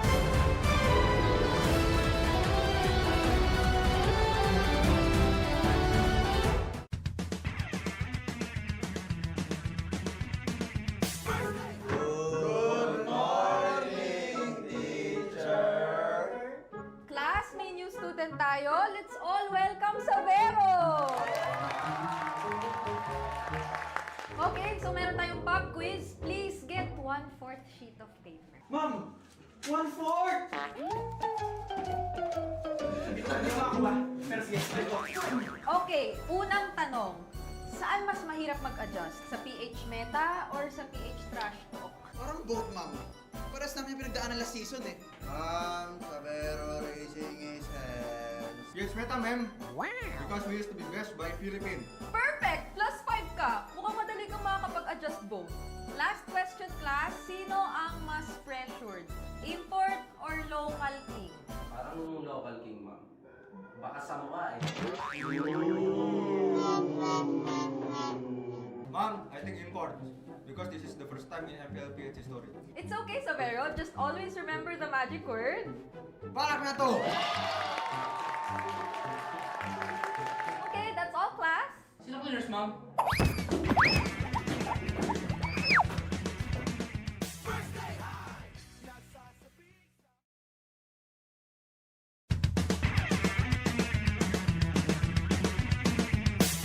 Starts. We're here with some ML super fans to join us in a quick game, and it's a very hard game. It Something is. like hep hep hooray, right, Denise? Napakahirap. Are you guys ready? Pero syempre, this is with a twist, no? Dahil nasa MPL tayo, simple lang yan. Lakas. Lakas ng Pinas. Lakas ng Pinas. Palag na to. Okay? So when we say Isa. lakas ng Pinas, pakita nyo yung arms, tapos palag na to, Darna. Taas. Yan. So, Sample. sample muna tayo, Denise. Alright.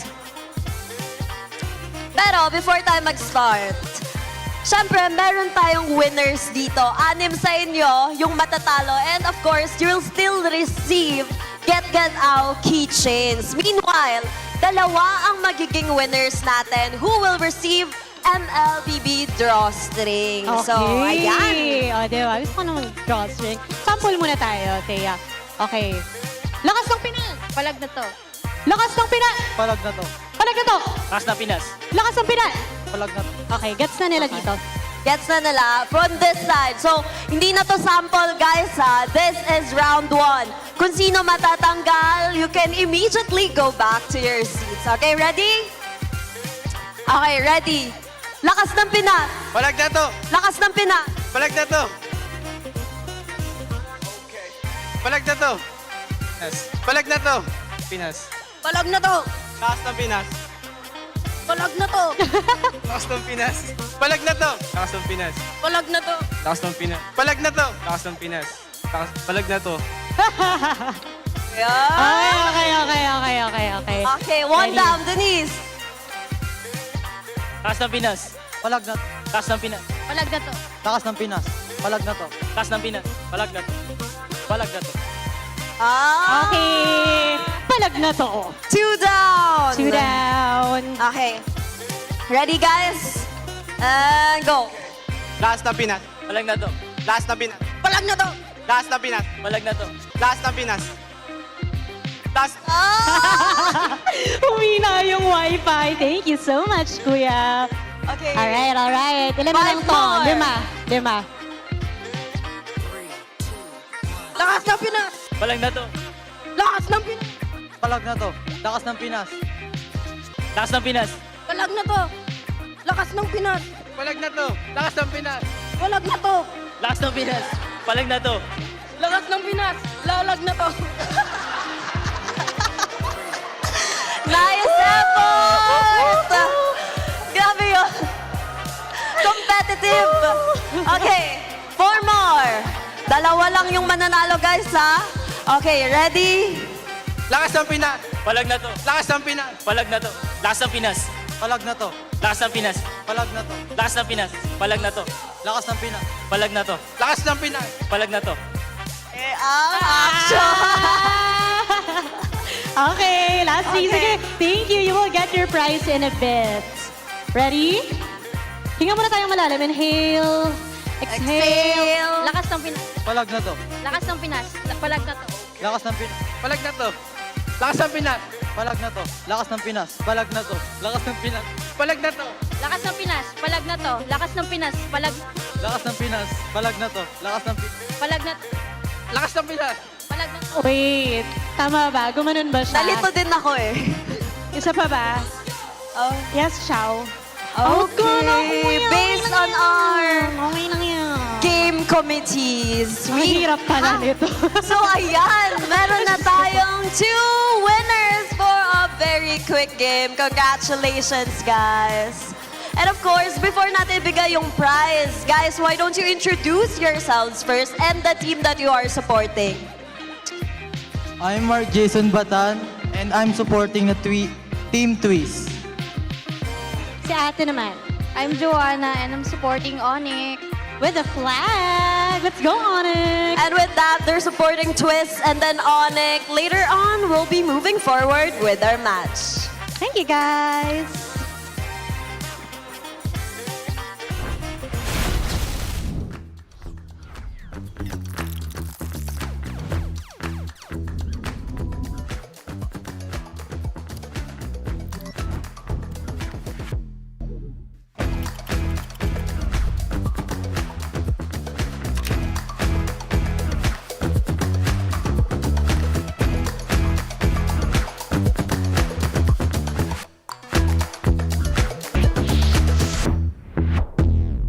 Di abutan dito! Defeat! GG bro! Don't worry! The Only with Smart Power All 99. Hindi bitin with 10 gig data to power your games plus only Facebook or only TikTok. Load now! Foul! You know your scalp can get up to 5 times more dandruff? Get triple anti-dandruff power. Supercharged with Clear. Hey, you! Did you know men have 1.4 times weaker scalp? Get a shampoo that's 100% made for men. Supercharged with Clear. Enemy alert. Your scalp gets 1.5 times greasier, causing dandruff. Get triple anti-dandruff power. Supercharged with Clear. Stop and pull over. Your scalp gets 1.5 times sweatier. For cooling power. Supercharged with Clear. Different shades, different moods. But somehow, we just click. We all move through life differently. Chasing dreams, finding calm, and growing in our own ways. For some, their energy burns brightest when they play. For others, calm is where their focus finds its rhythm. And for a few, growth simply happens when the mind is at ease. But even in our differences, we're all connected by the things that hold us steady or have our backs. No matter the hue, there's a color that feels like you.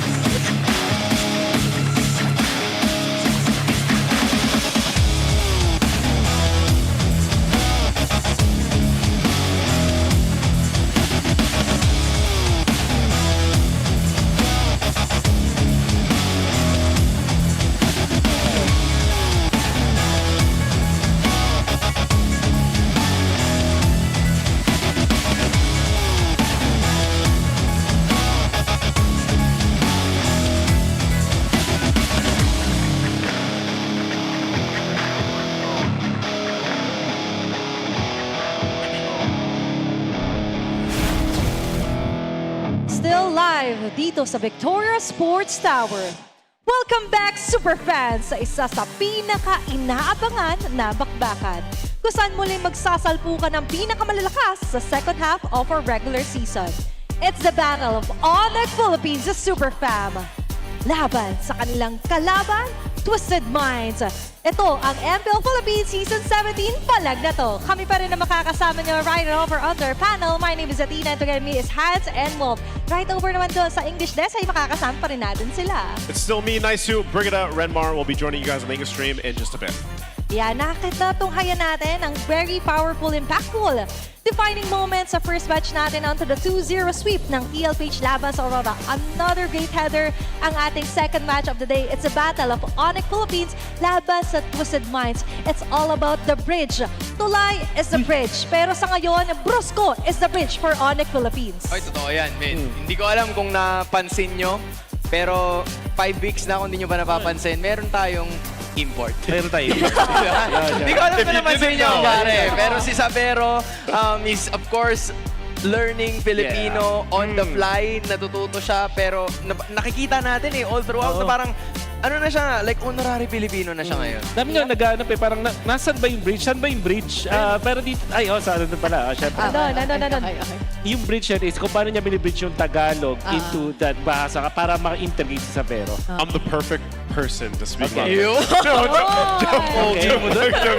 But yes, Brusco has been the bridge to allow that communication to happen. I feel like for, of course, Severo, although we're not seeing him just yet. But I think one thing is, took note of what we did on the English stream last week especially was the comms. When we got to hear the communication between ONIC Philippines and even just how much more, I feel like, relaxed Severo seems to be. And I'm sure it's a huge advantage to have someone like Brusco there to help him. Yeah, it was the very specific moment that during a specific shot call, I think it was King Kong asking Brusco, hey, does he know, referring to a play? And Brusco replied in Filipino, yeah, I told him in Bahasa, because they were asking if Severo knew what was gonna happen next, and he said, yeah, I already told him in Bahasa. Yeah, and it's a great adjustment for ONIC because we've somehow recognized the kind of playstyle that they really bring into this season.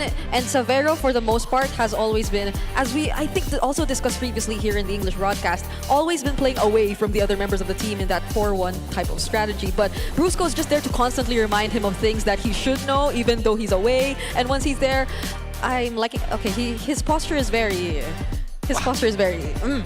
Anyway, mentioning Brusco, he mentioned on an 8G podcast and a perfect person to quote din yung sinabi niya doon, Wolf, take over. Yeah, yun nga. Parang nabigay sa kanya, naata sa kanya yung ganong klaseng responsibility. And of course, it was very challenging at first. Pero eventually, nahanapan nila ng way. At kine-credit din nila si Severo kasi Severo din daw parang ma-open din. And then of course yung mga ibang teammates parang nagkadamayan sila na parang uy, pare-pares tayong Ayan na. Super family na talaga. Dumadami sila, men. Legit na yung usual na nagiging pag-uusap natin outside the broadcast kung saan nagko-comment ang bawat isa na. Kompleto na. Sir, kompleto na sila. Nawala si Joms, naging 5 na sila. Super fam. Sir, wala po bang Tagalog? Yun ang laging tanong.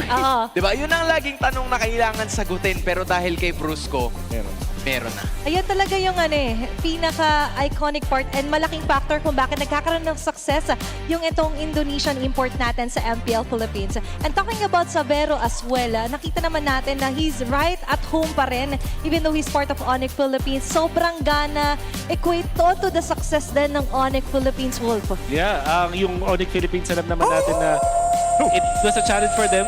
At ito na, narinig na natin. That is the signal para sa ating keys to victory. Simulan natin with ONIC Philippines. And actually, simple lang yung gusto ko point out dito. You have to watch out for yung late game plans ng Twisted Minds. Napansin ko na parang itong Twisted Minds, meron sila laging plano na execution na kakaiba na hindi mo may expect. They have their own ways to make their own plays. So, kailangan i-watch out yan ng ONIC kasi yung ONIC parang medyo reactive sila. So, alam nila yung kailangan gawin dito sa Twisted Minds. And eto, kailangan talaga nilang i-minimize yung mga extra movements nila. Specifically. Specifically. TPs. I mean, he's already right there. Might as well just go ahead and commit to the bit. Now, of course, for Twisted Minds, the EXP lane is key to this matchup. So we saw how impactful Lanzu was in the last series played by Twisted Minds last week. If we can get the same version of that Lanzu in the draft and in the gameplay, go for it. And at the same time, try to match what Kirk is trying to do. If he's trying to be a little bit more lane manager, do that. If he's trying to be more setup, do the same for Lanzu. You're gonna have to make sure that both EXP laners good to go. And then also for Twisted Minds, take it to the late game against ONIC. ONIC are great with the early to mid, but as the game goes on and they get tested, their patience gets tested as well. We saw that especially in game number 1 against Team Liquid Philippines last week and multiple times throughout this season. So the longer you can stretch this out, the more Twisted Minds can play their Twisted Mind gameplay, and ONIC gets a little bit more uncomfortable. And so far, Twisted Minds is kinda nasa gitna. Nasa middle siya ng standings natin.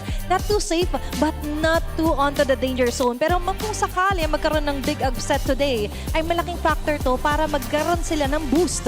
Yeah. Well, I can say, nandito naman din tayo sa kalagitnaan ng season, right? Anything can still happen. It's a new patch, it's a new day, and they're feeling good, probably. They should be, because there's, I mean, if anything, the first match with our Epic Rivalry goes and shows us that, you know, things can change just in with a patch. And then, of course, we had questions over here on exactly what would the priority be. But I think Team Liquid still showed us that a team can still be very dominant playing the game that they've showed us for the past 4 weeks. At baka dito natin makita yung sa Twisted Minds, knowing that this is the kind of team na mahilig mag-sorpresa, maglabas sa mga twists in terms of the patch. But let's see, dahil maya-maya lamang ay malalaman natin yan in a bit. But to ensure na mag-ready na yung ating mga teams, punta muna tayo sa ating mga main arena. To ensure the integrity of the game, please welcome our marshals, Luis, Chico, JD, and Joshua G.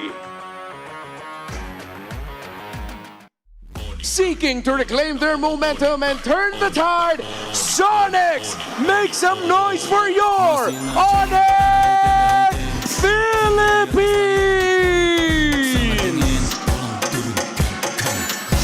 Tiap era kita kasih keras, biar aja yang bawa kelas. Bila ONIC pegang kendali, jangan semua harap dapat kas. An invigorated squad looking to turn the season on its head.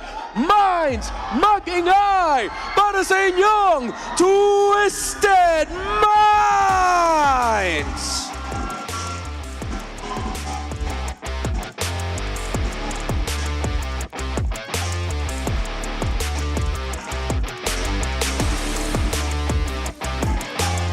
Our head referee, as always, is the Job Master, Sent. The head coaches are Coach Bluffsy and Coach Bonchan. A bridge has been built, but only one can reach the other side. MPL Super fans, ito ang ONIC Philippines versus Twisted Minds! Alrighty, here we go. Let's go ahead and introduce that super fam one more time. Bring it out. All right, ONIC Philippines. Again, we've mentioned time and time again, they've been relatively comfortable, and we could see it reflect in the way that they've actually established their run for the first half of the season. But I can't help but really focus on that second point, which is to reduce those extra movements, to limit those TPs that we see from them, because there are just moments wherein you really feel like they have the game, but they suddenly lose grasp of it because of that. Yeah, here for Twisted Minds, I hope we can see a version of MP the King that's MP the carry. That guy that has the high KDA, that is so crafty with being able to secure the objectives. There's a reason why he is the #1 most played Harley in Season 17. Twisted Minds has taken this pick and turned it into theirs. But are there any other picks potentially in the meta that could show up, or maybe that we could revisit, that is just that, so Twisted Minds aren't so overly dependent on the Harley? I hope so, because this is something we expect to be a bit more of the MP the King meta, because there's a buff with the Marksman emblem, who he's been constantly spamming regardless of heroes or whenever he gets his hands on those other kinds of heroes apart from the Harley. So I believe there's a much deeper hero pool to expect from this guy. Not only that, but I think just something that a lot of people have at least witnessed from Twisted Minds is their ability to be flexible when they need to, especially in the draft. And sometimes that goes, you know, it goes against them. Sometimes it works for them. But I think now is when you really want to hone in on what your game plan is going to be, because now you've got 4 weeks to go ahead and lock in the spot going into the playoffs, and you can already see that there's teams that have figured that out, right, and have really solidified themselves in the standings. We'll see if they can do that here, but first we got to throw it over to our Smart 5G ping test to see how our players prepare for the matchup. Mic check, mic check, mic check. Habang buhay ako. Owl versus Sabero. Spicy. Solo kill. Kung hindi ka ML player, ano ka ngayon? Nasa ano lang po ako sa bahay. Nakahiga. Tapos kanina, di ba, isa ka dun sa mga clear men. Wow. Opo, Pakita oo. daw nung boss, pakita nung boss. So, ngayon, ano yung mga pinaghandaan nyo for Twisted Minds? Paano kayo nag-prepare? Ako ginamit ko yung clear na shampoo. Totoo yun, totoo. Totoo yun. So, nag-shampoo ka lang, di ka nagsabon? Hindi, nagsabon po ako. Kompleto naman. Tapos kumain ka, tapos nagpunta ka dito. Tapos ayun po, biglang napasay na po ako sa clear. Sabihin natin si Lot-Lot, nanggigigil na naman. Nice one, nice team. Ipaglaban mo yung sarili mo, anong katotohanan dito na hindi ka raw mahiyain. Sorry, Sabero. Wait lang, bakit ka nagsasorry kay Sabero? Huwag mo akong bugbugin, na. Pero syempre, naniniwala ako hindi ka magpapabugbog. Tignan natin. Tingnan natin. Guys, okay na ba yung sagot na yon? Tingnan natin. Oo, digan, bububugan natin. Wait lang! Hindi, syempre, di tayo papatalo sa ano. Gagawin ko best ko. Kung may buff, kung maraming buff ang ONIC, ikaw, sinong buff? Si Lot-Lot, si Kaloy. Si ginagawa kong inspiration yun si Kaloy kasi lahat ng kalaban namin nagigigil yan eh. And there we go. That's our Smart 5G ping test. We got both players, both sides, ready to go head-to-head against this one. Yeah, on one side you had Thea going through the entire list of Kirk's pre-Victoria Sports Tower routine, from shower to breakfast. Yeah. It's good to know that Kirk didn't miss out on the soap. Well, for Owl, on the other hand, he said that his buff is actually Kaloy. Yeah, and he also said he will, or I don't know if he was forced to say, that he will beat up in lane Savero or his matchup. I think people want to beat the pressure, man. Yeah.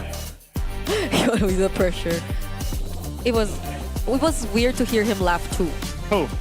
Owl. Owl? Like, I didn't expect him to have that kind of. Oh, so you're saying his laugh is weird and funky? No!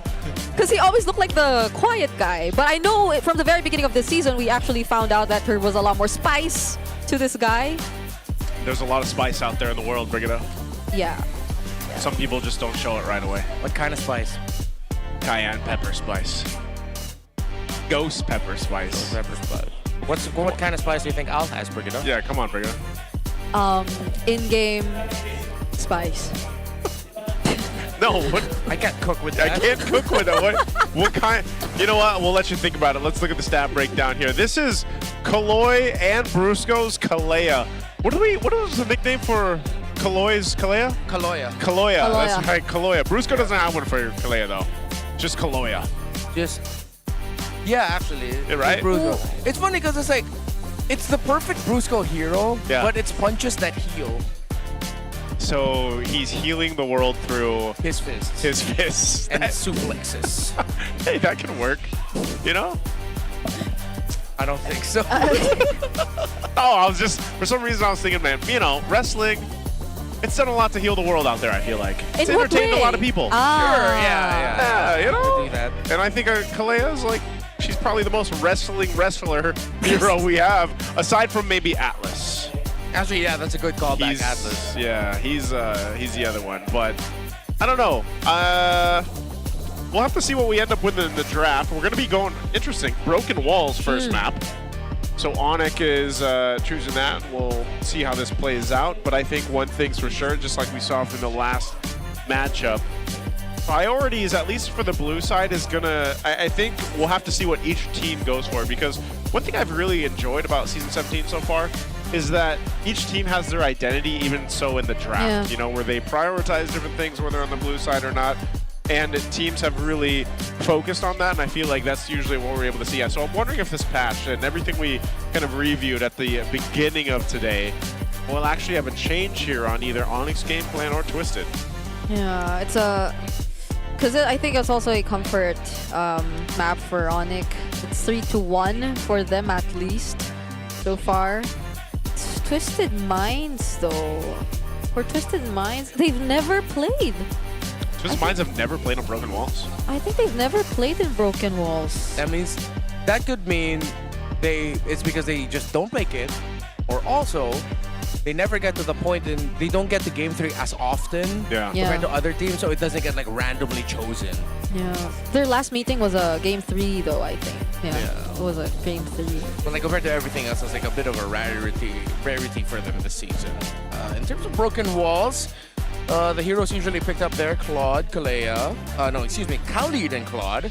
They got Eve, Harley as well, so maybe ONIC are gonna have to put some marks onto the Harley of MP the King. Freya also has a lot of bans though, alongside Baksha, Juicin, and Phobius, which all honestly make complete sense in the idea of Broken Walls. I gotta take it back. They actually had 2 games already, but So it's just you- a 50. So you lied to. I looked To at bridge. the wrong column. Oh no, it's okay. That happens to me a lot. It's fine. Yeah. That's why I don't even look at stats. What do you look at? I look at you guys to give me the stats. That's actually my pad's not Fair loading. play. That's fair his. play. That's his job. Very fair play, sir. Anyway. All right, let's go ahead and jump into the draft here. We'll see exactly what ends up happening.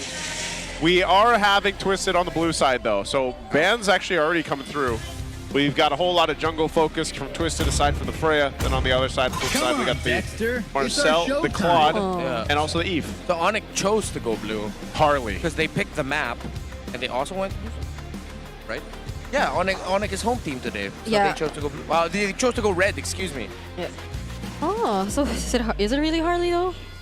I'm just assuming it might be. I mean, it's their pick. Yeah, it's their pick. And they've done it a couple of times also to just rush the Harley out of nowhere. Yeah, there it is. That's what I'm talking about, identity. And Broken Walls too, so... Okay. That's... That's going to be the Jushin for Prince. Okay. Brusco gets his Kalea. Have you come up with a spice yet, Brigida? No, because I don't really cook. Okay. That's why I couldn't think of any. Can cinnamon be counted as spice? Yes, it is. Yes. That is a spice. It is? Okay. Yeah, so there's cinnamon. Okay, let's just assume he's cinnamon because he looks quiet and... But...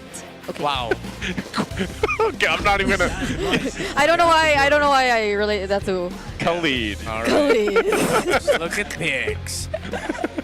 Oh, there were 2 roamers in mind I had. It was either going to be the Khalid or the Gatat Kacha for Twisted.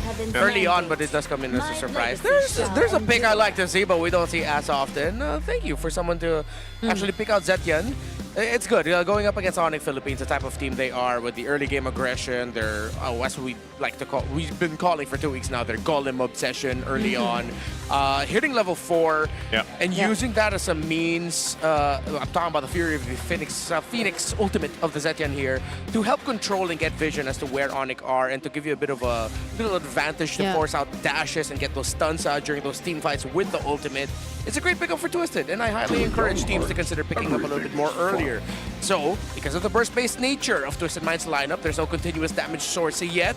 They go ahead and pick up the Uranus, which means Twisted will have to pick an EXP laner that isn't off of the ban board, because I know ONIC are probably going to be eyeing out taking out EXP laners now. Yeah, honestly, the likes of the Phobius are also still out there.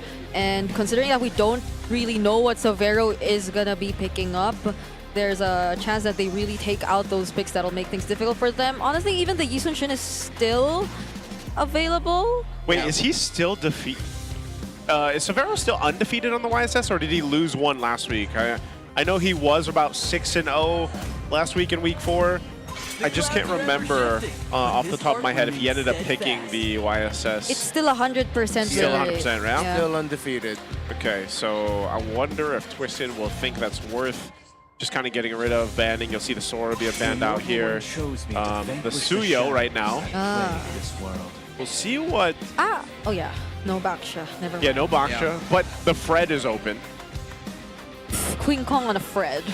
I mean, utility is just... Yeah. He could go for... The man-made Baksha work. But then again, it isn't as fast in rotating and clearing.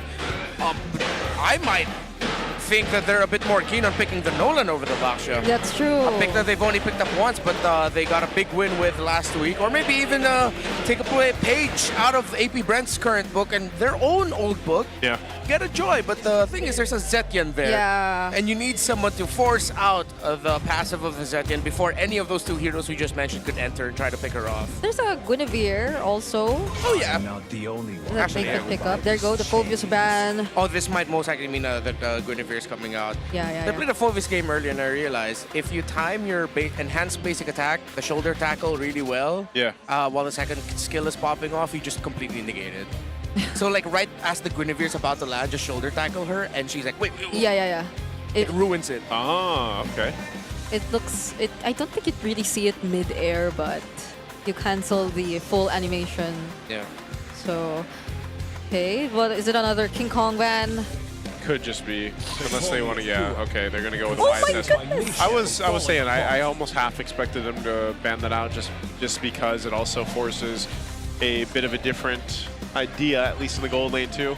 We'll see, because also you gotta remember King Kong could have played that as well in the jungle after seeing Carl Tizzy play it. Yeah. Now last match. Oh yeah, you're right. You know, YSS back in the jungle in a way with this current patch. So we'll see what ONIC decides to do if they do pick up King Kong's pick now or wait and sit on it and just go for Severo's option here. Because the Harris still there. We've like, although I think I'm okay with them considering a Moskov. Yeah. For Severo. Because the magic damage too is gonna be. Speaking of magic, they went for actual magic instead. Okay. So they get the Harith. Well, let's see. What if ONIC are gonna try to put this in the jungle? They see the Harith, still made them go Alice. So Alice Uranus, I think, is now gonna be our modern day Esmeralda Uranus. They're both the same hero, except Alice is just hotter. And with the has a stun. That's true. That's true. For those who think Uranus is hotter, it's fine. Yeah, if you're into that. I don't yuck yums. Yes, sir. Oh, and they took the Moskov. Yeah. Honestly, I was thinking like either one of them would consider picking up the Moskov already.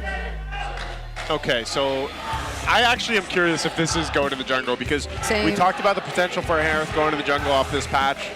Could happen here, but let's just say it most likely goes in the hands of Severo. What is the jungle option going against a Harley? A Nolan? I know we threw that out there. The Nolan, Guinevere. Little Fred.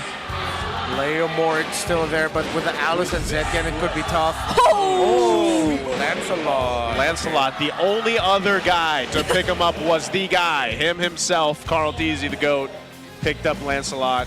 Super fans, you see the draft, you can let us know. Scan that QR code right there to get a chance to win 1,000 MLBB Diamonds. Hopefully you predict correctly, and hopefully you guys win some diamonds. We're rooting for you. Now you can let us in the chat now too. Who you think's gonna win in game one? Because looking at the super fans prediction, it is heavily in favor of ONIC Philippines right now. I mean, understandable. ONIC has had a better first half of the season. Twisted Minds has only so far showed off great potential. The last time we actually saw the Lancelot was also against the same jungler hero. It was the Harley. And I think it was also against Twisted Minds, if I'm not mistaken. But it went much better for the Lancelot. As long as King Kong has help forcing back MP the King, they can use the Phantom Execution to actually force the Harley back, space escape out, and then suddenly you have priority in the turtle. You use your Thorn Throws, then use it on the major objective, and then Harley is now thinking twice about coming back, because if he does come back, he might just get crowd control and bursted. Yeah, and I believe these are the exact same circumstances. Even in terms of the draft, it was a last pick Lancelot, so they probably really... They really considered whether or not it would be a great pickup against Twisted Minds here. I hope we get to see potentially this weekend the Harith in the jungle, though. I'm really curious to see if that'll end up working for one of the teams here. And you can see already a lot of pressure and focus on this side, especially utilizing Brusco on the Kalea, having that ability to go ahead and heal back up, keep that sustainability going, and they're going to go for just this side of the jungle, taking what they can. Oh, that's a lot of stolen jungle creeps by King Kong. And it's not like MP the King could do the same and simply cross over to Onyx side. Yeah, and so Twisted Mind's understanding of that Onyx tendency is instead of actually going down to the orange buff, MP the King decided to start purple and just clear that entire side. He even got the golem on the Onyx side as well, and then he decided to go down. So even though Onyx were able to get a good amount of EXP, a good amount of farm, MP the King got his own fair share as well without getting delayed. Yeah, so he's going to go ahead and grab his orange and then rotate most likely to that turtle once it's available too. So, and both the way the lineups work is they really need these level 4s. So you're not going to see too much action early on while both teams get prepared to hit that level 4 ability to go ahead and set things up, whether that's Kalea utilizing that Tsunami Slam or even vice versa, Raging Sandstorm. Pair it up with a Deadly Magic. We've seen it before where sometimes they just go for a kill and get the numbers advantage before the objective. So it's going to spawn. Brusco not level 4 yet, neither is Kaloi. So they're just going to have to battle it out for this one. Turtle half health. Yeah, Kaloi trying to poke down King Kong. Fury of the Phoenix already committed. MP the King actually secures that. And Lanzu picks up first blood. It's going to be King Kong taken down. Flicker from Kaloi already committed. Lanzu could be the trade here, but that's a tanky Alice. Yeah, exactly what I said. MP the carry, get him on someone mobile, crafty. Can be a huge threat, whether it's because of just how mobile it is or because of the raw damage. And just a great retribution, honestly, and well played by Twisted Minds. Great usage of the Fury of the Phoenix. You mentioned this in the draft too. You know, it's you don't see too many players pick up the Zetian. I think Sean has to be one of the players that picks it up the most. Yeah. We've definitely seen him play it a couple times, and usually the timing with the Fury of Phoenix works really well for Twisted's game plan here. So great usage there, set things up, but once we get to the next turtle, that's where, again, those ultimates come into play, especially on both sides with the roams that they have. Yeah, and honestly, the way that Onyx been rotating is always like the trio mid together or being clumped up, and I feel like it was something that Twisted took advantage of, specifically in that turtle fight. Yeah, they know they need to play tight formations, especially with this lineup. We don't even have the Harith yet, and they already decided to play close. Oh, and the Harith right now is choosing to fight. It's Owl who might just get taken out here. Still survives, though. That was clutch. Yep, that was threading the needle. You know, he's barely surviving, but he does.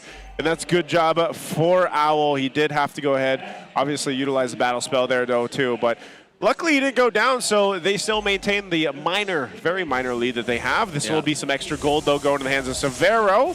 Little SOD to bring Owl back quickly, and he'll push Severo back. So we're back to it. So I like how Kaloi is going into the gold lane as much as he can. I mean, there are also benefits considering the turtle does spawn there, but that just adds an extra body to help protect the Owl, and you really need to invest in Owl this time around. I think Twisted Minds actually has been spending a lot of time not minding Owl, but if you can help him out, that's better for you. Yeah, Turtle's up, second one of the game. Again, they're going to pull it towards the backside since we aren't broken walls, but goes for a bit of a reset for now while Kirk gets a position. Ooh, the setup from Kaloi, forcing out the Crimson Beacon from Super Prince and Brusco too, having to reposition away. Kaloi might get punished here though because Severo decides to join the fight, and now they knock up that Uranus of Kirk, but he's still going for that chase, and I think that's going to be okay for Onyx. I don't know if it's just me, but that felt a little early to go for the Raging Sandstorm. Yeah, if he was just going to go for the Raging Sandstorm and no one was close by, Sean did not have to use the Fury of the Phoenix. They could have saved that big second ultimate for later on, but I think they got trigger happy with it. Owl tried to get the turtle buff. Good attempt, but was not able to. Yep, so not the fight that I expected Twisted to go for, but maybe, you know, just a bit of a disconnect. Now the focus here could be in trouble. Yeah, this is a four-man rotation you're seeing right now. That's the Raging Sandstorm used again, and Brusco, he gets cancelled out! The Tsunami Slam doesn't really bring anyone close, and Lanzu with the counter set two, somehow helping Twisted Minds. They do find Brusco, and ONIC are not able to find anyone aside from Owl. Oh, is it just me, or I feel like Owl should have just gone for the full out. Maybe they locked in too hard on Brusco going down, but at that point, if you're the gold laner, you want to save your own life. You ended up giving a kill to Super Friends, which closes the gap a little bit, or maybe even extends it further. There it is. close to 200, 300 gold lead in terms of the mid laners. Yeah. Al should have just backed out. I feel like he's just so desperate to catch up because he knows he's falling Severo's been doing such a great job in the laning. 700, crazy job by Yeah. Severo as the Harith. It's you know, I think even when we talked about the Harith in the previous matchup, like the Starlium Scythe, that extra bit of damage now too makes it that much harder to battle it out with Severo. So Owl, just like you mentioned, Renmar, he needs some help. He needs some help to be able to get online on this Moskov. He's actually just got to go ahead and forfeit over this tier 1 turret and wait, because throws out the SOD, try to clears out what he can, but that's going to be a turret down now for ONIC Philippines as they take tier 1. Yeah, so you saw Severo delay the clear of the tower just a little bit.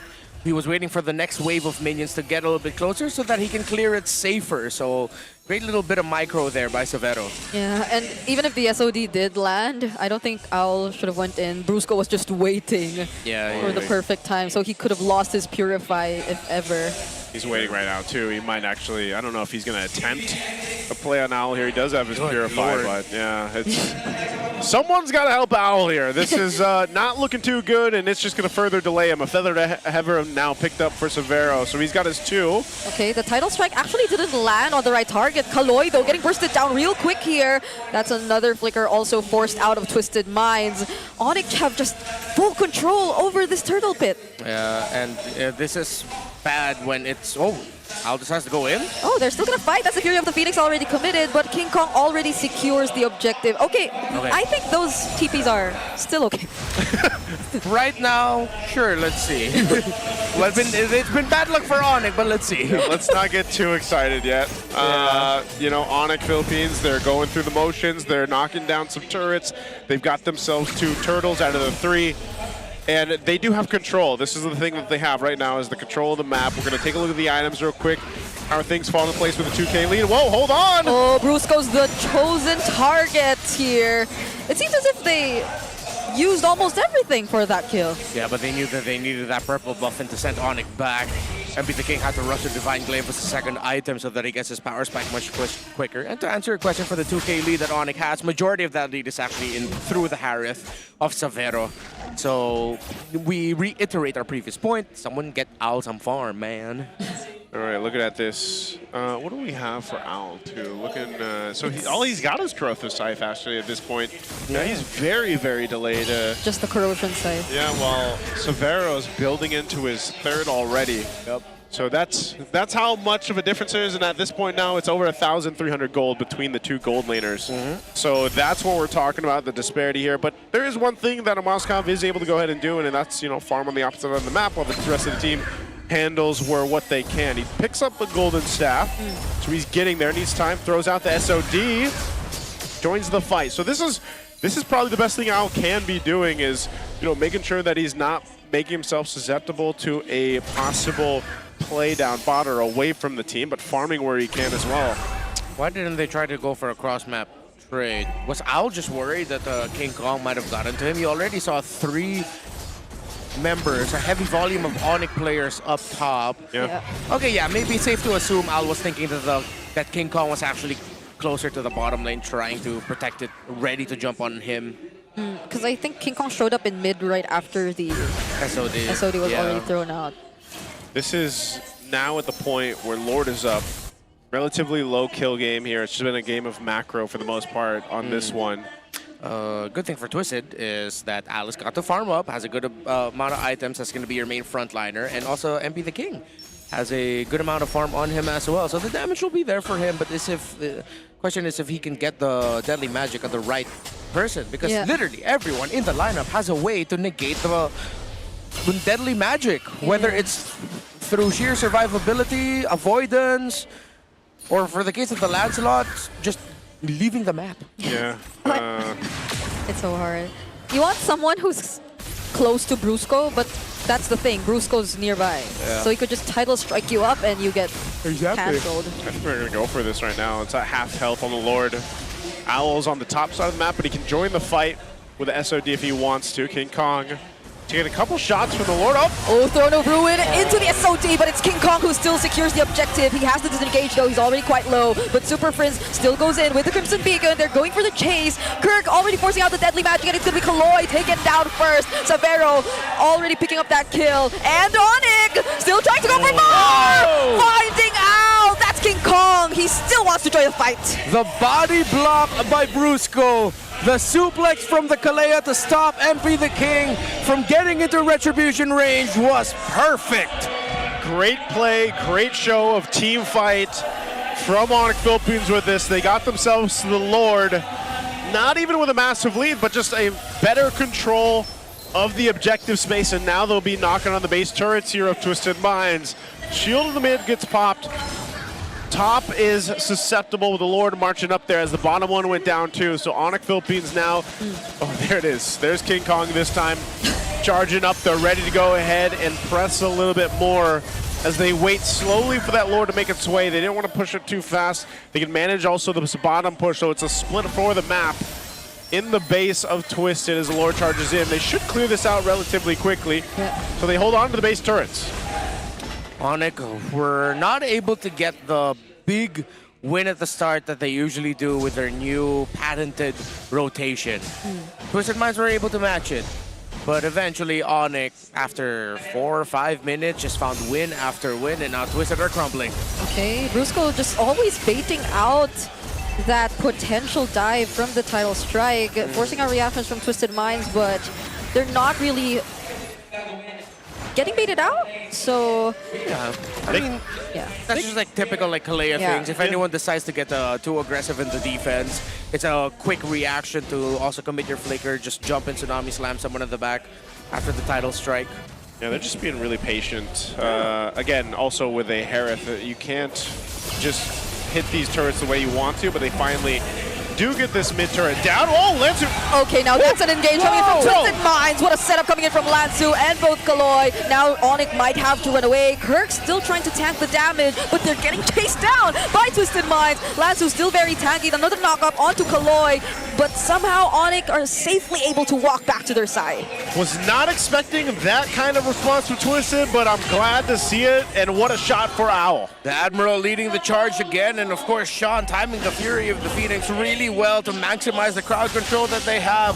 Al goes in, Kaloy goes in. That was just a great initiation and surprise team fight started by Twisted Minds, sending ONIC back. Now, Twisted has to work through the map and still has a deficit to work through. The good news is Al already has the Trinity. The bad news is there's already a Divine Clave on the Harith. One full item away from complete lock. Oh my, that was just a single third rose and Al's already very low! And the Sky Piercer from Super Prince gets the job done. Another knock-up once again. Tanky heroes here getting targeted down by ONIC, but it's gonna be okay. They have the damage to deal with every single one of them, and King Kong! He was more, but MP the King still survives. Can they possibly end it here, or they're gonna focus down? They are gonna focus down. That's the base already within reach. They have to wait for their waves, and the Zaman Force already committed too. But it's just Lansu, MP the King, and Sean trying to go for the defense. Fortunately, have the wave clear that's necessary, but Lansu gets taken down. And another stack going over to Super Prince. They're going to take this top turret. That's one looking at what they clear out. But still, they're back. They're still in defense here. So Twisted's still in the game. But man, ONIC Philippines, now they've got the clear way to take the Lord here. Not sure if Twisted's actually going to try to get in position to do anything about this. They might be a little bit too late as the Lord is just being blitzed down and Kirk is giving that information, doing what Kirk does best. Yeah. I like how ONIC doubled down on the confidence of Kirk. Instead of killing it, they told Kirk, dude, just keep doing what you're doing, man. Yeah, go for it. Why not? Last base turret going down here. This could be the end for game one for Twisted unless somehow, some way, they can get that setup we saw a glimpse of earlier, utilizing Lansu and Kaloy. Lord approaching the base. They're going to clear out this mid. They're going to deal with the Lord. ONIC trying to go for it. Oh, the Tsunami Slam was used onto Kaloy, but there's the Throne of Ruin counter set coming in from Twisted Minds. Do they have enough damage to get to 5 kills, though? Brusco's actually the first one taken out, but look at Savero finding the right targets. Owl very low, but Twisted Minds, they're holding on. They actually still get to defend, but he gets blasted right there. MP the King following next, but Sean, it's Sean and Kaloy up against Oh, Kirk, does he want to go ahead and just buy more time? But Twisted was able to go ahead and defend. A good attempt from ONIC, but hey, Twisted does it. They couldn't go for the complete base lock. It was also risky for Severo to start dashing in. He was biding his time. Twisted just handled that really well. A bit of a miracle, but leave it up also to just a great amount of skill. Let's head back to the instant replay. The Lord was there. They got minions. Severo decided to lock onto Al. Al got to dash away. Severo was forced to get out of range because it was starting to look quite hairy. That was just them holding on through sheer will. Yeah. Maybe we can nitpick. Targeting could have been a bit better for ONIC, or maybe Severo actually should have tried just base locking. Just base locking, maybe. But nonetheless, great defense from Twisted to be able to go ahead and pull that off. And good usage of the Winter Crown earlier on from Severo to at least capitalize the kill on Owl, because if they didn't get rid of Owl, that could have potentially been a full swing around for Twisted. So what this has done is allowed Twisted to catch up on some of the itemization they needed, but they're still at the whims of ONIC Philippines, at least for now. I do expect them that we might actually see them try to get in position for that Lord. I'm just thinking that because their base turrets are all down, it's a little dicey if they decide to do that, but I'm wondering if, because this is going to be an evolved Lord, like can they defend again with this lineup to be able to go ahead and do that if they give up the Lord over to ONIC? Yeah. I think they're just going to try through MP the King and maybe +1, MP the King Kaloy, but then even if you lose Kaloy, you lose a strong frontliner. Maybe they'll send Lansu with MP the King instead, because at least you got the Gleam to get out, but it's so rough. ONIC are handling the minion waves so well. There's a constant stream marching in. The far lane opposite the Lord constantly has a big chunk of waves that Twisted Mind needs to work with. They do have the Moskov. Do you believe in miracles? I do, but let's see. Well, Kaloy's giving me the information. It's going to be at half health, but it will be evolving soon, so ONIC will pull off for now. Yeah. This gives the opportunity, though, for Twist to actually be on this side of the map. Oh, Lansu! Okay, Lansu once again setting the charge. Super Prince is going to be the first kill in this clash. I don't know if ONIC still actually want to go for this. King Kong though finds MP the King! And he does finally secure the kill. Busco 2 still surviving, using that flicker to get away. Oh my goodness, Lansu buying so much time and zoning out who he needed to, but it's unfortunate for Twisted as MP the King went down. King Kong. That was the pick to find. And ONIC will be able to get this Lord unless Twisted Minds force themselves to fully react. And this is why ONIC are waiting, because they know that there are minion waves that Twisted Minds needs to deal with. Yep, they got to handle that bottom of wave, so they're going to have to send someone there to deal with half health, less than half health on the Lord. What can Twisted do? Oh, the throne. Oh my goodness! The Thorn Rose was forced out early, and now King Kong wasn't able to secure it. Does ONIC get to find the kills though? Kaloy, Immortality popped already. Tsunami Slam already committed as well onto Lansu, and these two frontliners of Twisted Minds might just get taken down here by ONIC. Still gets to try and escape. Super Frizz though gets the job done. Do you believe in miracles?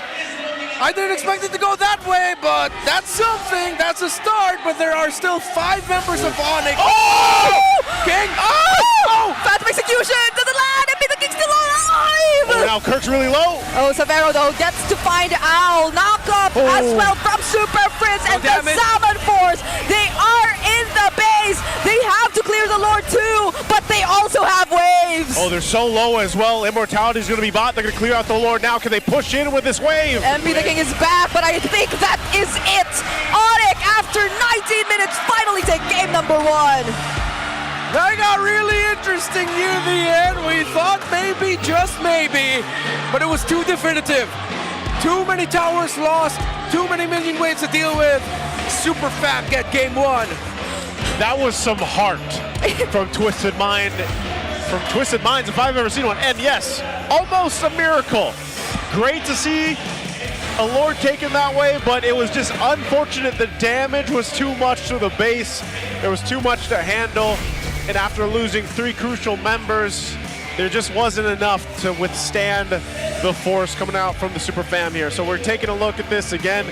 It was a bit of a slow start. Mind you, at one point in the game, I think mid-game, we only had maybe 3-4 kills total. And then that last I don't know, 8 minutes or so was just back and forth, back and forth. This is what solidified ONIC a mid-game lead. The fact that Al decided to come back into the sequence here to try to finish off the kill there onto Brusco, when it was his survival that Kaloy was just trying to play for.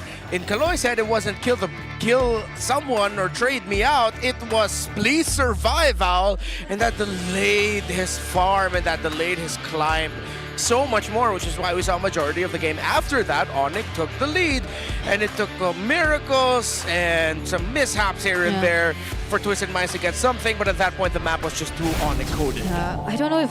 Okay, but before we talk about anything, Super Prince gotta be the MVP there. Those Sky Piercer stats also always coming in clutch. But yeah, I think this is also one of the reasons why things were so difficult, especially for Owl. I don't know if Please Survive Owl was just really the kind of approach you want up against ONIC, because it felt as if Owl barely got to play in that game. Yeah, they honed in on him, and I think ONIC Philippines knew that they had to. They really had to put the pressure on Owl. But even before all that happened, like Severo really did well in that lane, the lane matchup against Owl. So that was, you know, the start of it all, and then they just continued to put pressure on him. And so it took a while for Owl to catch up, but eventually he did. And it was just unfortunate that it was a little bit too late in the game. Yeah, and you know, ONIC Philippines, they didn't let up. Especially mid to late game, they just continued to put the pressure where they found it earlier on. And then I do want to commend Lansu, though. I feel like Lansu was really, really locked in on this Alice. He actually had a lot of great setups and Throne of Ruins. It's just, that's one of the downsides of being, you know, delayed in terms of your power spikes with this kind of composition. They weren't able to fully utilize those setups that Lansu and even Kaloy were trying to do. And even Fury of the Phoenix, man, actually played a lot of the role here in keeping Twisted into this game as long as it did. But yeah, ONIC Philippines just coming out stronger in this game one. Well played here by ONIC. I like that Super Friends even built the Clock of Destiny, knowing that it was his head that Twisted Minds were hunting for, because without the juice in, it really so much more increases the chances that Twisted Minds might be able to get a win. This was a moment where Super Friends was after Super Friends got picked. King Kong saved that play for ONIC by being able to find MP the King. Of course, Lansu just tried to buy time. Twisted Minds got extended just a little bit more, but at that point it was, again, too ONIC coded in the map. And fight as they try, there was just too much to deal with, and they did not have enough damage. Yeah, so cool. That moment where King Kong found MP, he literally used the Thorned Rose backwards. I think he kind of expected MP to just return to the hat. So those small decisions meant so much to ONIC here. It's as if Twisted really didn't get a hold of that Lord, even though it was just right there and spawned immediately after that clash happened, which I guess could have helped them a bit more. So despite it reaching almost the 20-minute mark, it feels as if it's always been ONIC's game. Yeah, there was a whole lot of that ONIC was doing right, and Twisted, I feel like even with his composition, this game could have definitely been theirs. There was a point in time where it could have gone in their favor, but I think just too much pressure on the gold lane and not being able to help Owl in time was probably the biggest fallback to game one. And then you're just constantly trying to catch up to that end, so you really weren't able to go ahead and utilize fully the lineup. But ONIC Philippines has done this before. I mean, this lineup that we see them bring to the table, aside from the Lancelot, which now has only been picked twice and has won twice, you know, this is very ONIC coded, basically, the way that they drafted this, the way they made it work. And even in a sense for Severo, like, you got to see how much burst potential and damage is now packed into the Harith even more so, which is a little scary, because I'm still hoping on my wish list that we get to see it in the jungle some way, somehow. If not, I think teams might really want to consider either grabbing the Harith or I don't know, prioritizing it. I don't know if we're back in that meta when it was always the Harith priority. Who knows? But right now, I definitely need a sip, because sip purified water is filtered through volcanic rocks for a crisp, clean taste that quenches like no other. Quench that thirst. Take that sip. Okay. Brigida, you got the... Yeah. I gotta take a sip. You can. Gotta be hydrated. Go to take your sip, because I will be showing them the Max 5D on stage. And if you guys are seeing it, that's clever engineering, keeping these teams locked in. No distractions, just pure performance. Brought to you by TT Racing Philippines. We have your back. I got nothing to read. Just pass me a sip, please. I'm actually thirsty. Are you thirsty? Yes, I am. Here you go. Here you go. Thank you. You know why you don't have anything to say? Because you said everything earlier today. That's why. Yep. You had the press con, man. You were all right. And then you're the VO. You do For the voice. all the team entrances. entrants. That's true. Yeah. You got Renmar, by the way, has the best voice for the intros. Absolutely love them. So make sure you guys catch those. But catch this right now. We got a little interview going on. I love you. Maraming salamat, casters. Napaka-iinit ng ating mga balita ngayong araw sa sobrang daming nangyayari. Simulan na natin, nagkaroon ng press conference kanina kung saan in-announce na ang ilang detalye tungkol sa MPL Philippines Season 17 playoffs. In attendance bilang guest sa ating press con sila Philippine Esports BD and Partnerships Manager ng Moonton Games na si Lee Veloria at Phil Oil AVP Supply Sales and Terminaling Services Mandy Ochoa. At in-announce na kanina, nagugulong ang MPL Philippines Season 17 playoffs sa San Juan Arena sa San Juan City. Matatandaan na sa venue din ginanap ang 30th SEA Games Esports events sa 2019. At bukod dito rin ginanap ang iba pang malalaking liga tulad na lamang ng NCAA at UAAP. In-announce din ang ticketing details kaya abangan na ang ticketing drop sa darating na May 4. Samantala, officially welcome na bilang Clearman legends sina Sanford, James Banks, King Kong, Kiel VJ at Kirk. Ayon sa Unilever Clear brand leader na si John Del Armada, layunin ng Clearman na paigtingin ang partnership kasama ang MPL PH. With Clear Legends Man, Clearman is moving beyond traditional sponsorship to own a meaningful role in gaming culture and performance.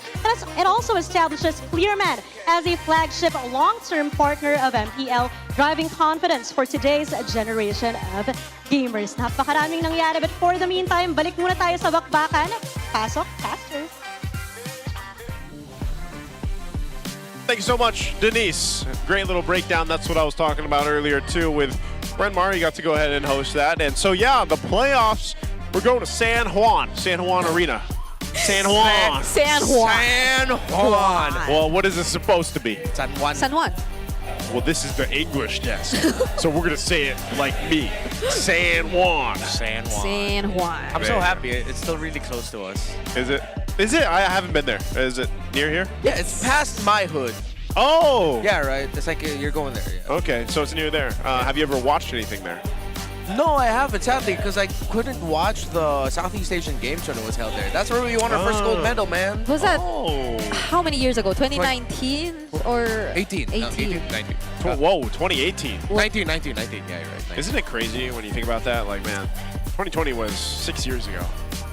Gosh, 2018, that'd be 7, that'd be 8 years ago. Quick math. Don't give me an existential crisis on broadcast. That's what I'm saying. 6 plus 8, 6 plus 2, that's 8. All right, let's go ahead and, by the way, we're excited. I hope some of you guys watching internationally can come join us for the MPL Philippines playoffs, because it's always an electric experience. And I know people do fly out, they book flights, they get tickets. Yeah. You have to make sure, by the way, that when they, I don't know if they've done it yet, revealed playoff tickets. I'm not sure when that's coming. Make sure you guys grab them while you can, because it's probably going to fill up very quickly. Now, going back to the matchup here, we're going to be jumping into the draft in about a minute or so. Twisted Minds. We'll find out what map they're going to be going for. It should be Twisted's pick, because the last one, Broken Walls, was picked by ONIC. It looks like we... Okay, here we go. Yeah, Twisted, red side, they're going Flying Clouds. So we're actually going Flying Clouds for map 2 here. Yeah, and both of these teams want red side. Yeah. Because even ONIC went for red side earlier. Okay, Flying Cloud. I think Twisted Minds might be eyeing out if they are going to be first pick. Freya first pick, probably, if it's going to be available for them. Which means they're probably going to take out a Baksha. If they are blue side. Hypothetical blue side bans for Twisted Minds are Baksha, Juicin, maybe Harley. Yep. And then, or Suyo, one of those two. Then they'll get the Freya. Oh, wait, no. They can open both Harley and Suyo if none of them are banned by ONIC. So that's the trade they go for. So they can get Freya and then either the Harley or Suyo, whatever what is left for them. Yeah, but then Sabero gets another Harith game. They're willing to Yeah. try it out this time. Still, they have to ban out I think, the Kalea. So if we're gonna pick bans, Boxer, Juice, and Kalea maybe, or is that too roam mid trio focus? It could work. I mean, that could work. The Jushin, I think, definitely has to be something to consider. Because I think it's mostly on the Juicin now. Yeah. The Valentina suddenly dipped because of maybe the Sora getting nerfed. So in terms of priority. Yeah. Right now, we're just putting focus onto Lansu and Kirk on your screens, the two EXP laners. Yeah, despite the loss, Lansu was very impactful in the last one. Yep. Well, Kirk, I'm pretty sure deep down, his shot call to the rest of the team, although he didn't verbalize it, was please win this. Because I have been TPing all game, and if we lose this, it looks hella bad. I cannot withstand the comments anymore. No, I'm joking. I'm sure Kirk is fine, but yeah, it's, you know, we just like to go ahead and play on the fact that Kirk likes to TP, but I think Kirk has really shown us and everybody that's been watching ONIC Philippines that, yeah, he's one of those guys in the XP lane that really is dynamic. I feel like he's very dynamic when it comes to the XP lane heroes that he picks, the compositions that are built around that. Because right now, I know we asked this question in the previous matchup, but you know, the debate, the GOAT of the XP lane. We have so many good XP laners, and XP lane right now fits so well in the meta. I mean, it has been very valuable for seasons now, but I feel like even more so now. You see how much use I don't want to say aggressive XP laners are, but how dynamic XP laners are. Dynamic and a bit more explosive, I guess, because they're sticking with Kirk. Spicy. Cinnamon. Twisted is red side. Yeah. Wait. Blue. Okay. So they chose it. Our team's picking more red now? Yeah. Interesting. At least for this series, because I think in the previous series, they both went blue. Yeah.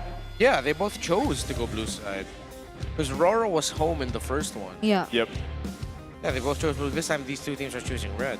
I am not the only All one right. bound by these chains. Wow, this is interesting. Philippines is actually going for Lansu's picks. Yeah. That's hella respect, man. Yeah. Great call there of the Boxer ban, but they have to choose. They'll probably leave Harley or Suyo open. If ONIC bans out one of those heroes and they're forced to ban that out. And then on the swing back, they get a lot. Oh, which makes a lot of sense. So if it's gonna be very similar to what happened in the previous draft, the Juicin also is gonna be open for first. Wait, they're not going for Juicin. So it could be could they be the ones trying to go for Freya? Okay, not even the Freya's gonna be open. Yeah, they got the Freya. Are they just going? Are they trading for the Harley? Like, are they just trying to get the Harley here? Harley Suyo trade, but they don't need to pick up the Harley now. They still have. Is anyone willing to first pick up Marcel here? Or not? Because the only Marcel game we had today was a last pick Marcel. Yeah. Magic to dream of one Oh yeah, they go with the Harley. They're playing for the Harley Suyo trade. Don't need to pick up the Suyo now unless you're just gonna pick up a random one just to see what the ONIC will go for. Yeah. So Twisted Mind still has a lot of choices later to go for red 3 and red 4. So they can go for the jungle rush or not, and then at the same time pick up. Oh, the Juicing gone. Kalea. Oh, actually, yeah. Pick up the Kalea for Kaloy would be really good. Yeah. Take it away from the hands of Brusco. Because they got denied of that earlier too. Valid Kalea? Or no? Suyo Kalea. Oh, yeah. So, yeah. So they still go for the jungle pickup here because, yeah, I almost said yun nga. So, because they now will have a lot of options for red 3 and red 4 available for them. Yeah. It's all right. We got a bridge here to translate if needed. Yeah. You know? Am I the bridge? Or... Yes! Yes! Oh. Yes! Oh my. Yes! So I'm the Brusco of the English desk or something. Well, actually, it's me. Same truth. All right, there's the Marcel. We questioned if it'd be picked up. Well, there it is on the blue side, and there's Valentina. I almost thought the Valentina would be picked up by Twisted in that first phase, but so it goes. It's our show. Oh. So yeah, then the Twisted will go ahead and grab the Claude. I was thinking this might be better for Owl anyway. Yeah. After what we saw, because at least with the Claude, and this being the hero, I feel like for Owl, it also just allows him that if he is focused in, at least it's a little bit better for him to manage himself, like on the Claude. You know, he can kind of escape with the BMI. He's able to go ahead and clear or double lane if he needs to, and so that's one thing that he can rely on. Although it did get slightly nerfed, so the mana costs are a bit more troublesome. I don't know if there will be changes in terms of the kind of emblem you want for the Claude to compensate for that, but it's probably gonna still be fighter. At least take out what will make the laning a bit more difficult though. I don't know if they want to ban out the Harith though, because that's like a Harley and a Harith already, so they might be considering that ONIC doesn't want a full magic lineup. Honestly, unless they can. I mean, there's a very specific strat going around in the Philippines in RG where it's very magic heavy, which so far all the cast, every time we do the 5-man on Wolf stream or the nights where everyone's like streaming, we always lose to. I don't want to say it's because we suck, but it just really hurts. It's Radiant armor, they don't care. Athena shield, don't give a damn. It just always smacks. So what if ONIC are planning to do that? Yeah, it's just like, all right, Harith Harley, sure, why the hell not? Ooh, yeah, because they didn't ban out the Harith. Taking out the Yuzhong though, I guess they just want less problems for Claude in a different way. Yeah, but there will still be a lot of problems for the Claude, no matter what. There's an overload of choices here for Zavero. The YSS is still open unless... No, even Twisted Minds don't have room for a YSS. Oh, right. So they're not... Okay, Sean, Ben... Yeah, what does Sean play here? Sean... They're running out of...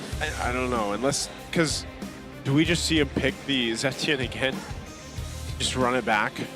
I'm kind of iffy on the Zetian bit now. Because Prince is going to be okay with that. Yeah, just Valentino. Oh, with the Eve, so there's not... ONIC want the Zetian, man. Yeah. Unless he does something crazy. Yeah, save the Sean pick for later. Hell, at this point, if you're crazy enough to Twisted Minds, just give us a Gushen or a Julian. And I don't care anymore. Well, no, not with the Marcel. Maybe Gushen. Wait, no. Even Marcel, Gushen, the low snapshot. That wouldn't be good against the Marcel. Yeah, might be too tough. And there's too much mobility the side of ONIC that whoever he daggers, he's just gonna jump into a bunch of ONIC members. Yeah. Easy golden hour. So dive mid. Oh. I could have said Lilia, but the black shoes on the Valentina is not nice. Yeah. I would have said Gord, but that's probably not happening. You sound so defeated. Because Sean's the only one that picks it. Kimmy? Oh! Wait. Pagura, debut pick. Well, you don't get anything from that. You just get the... Seems like I've slept for ages. The what again? The poof. What's The become of poof. the world? Yin Yang overturn. Yin Yang overturn? No, because there are like two, and then the other one's with an umbrella, and the other one's without like when you have. That's true. The poof. Definitely, if you guys are wondering, Brandon plays without sound effects, so she has to make her own sound effects when she's playing. So if you're wondering where that came from, that's where that came from. Wait, what is... So do Alice again. And with all of this dive on the side of Twisted, this might not end well for them. Yeah, plus the Marcel, man, and then there's a lot of... Oh, man. Claude's gonna get so messed up in lane. So we are kind of going with a lot of magic. Magic. Welcome to the English then. Give us one yeehaw. Yeah, can we get one yeehaw? Yeehaw.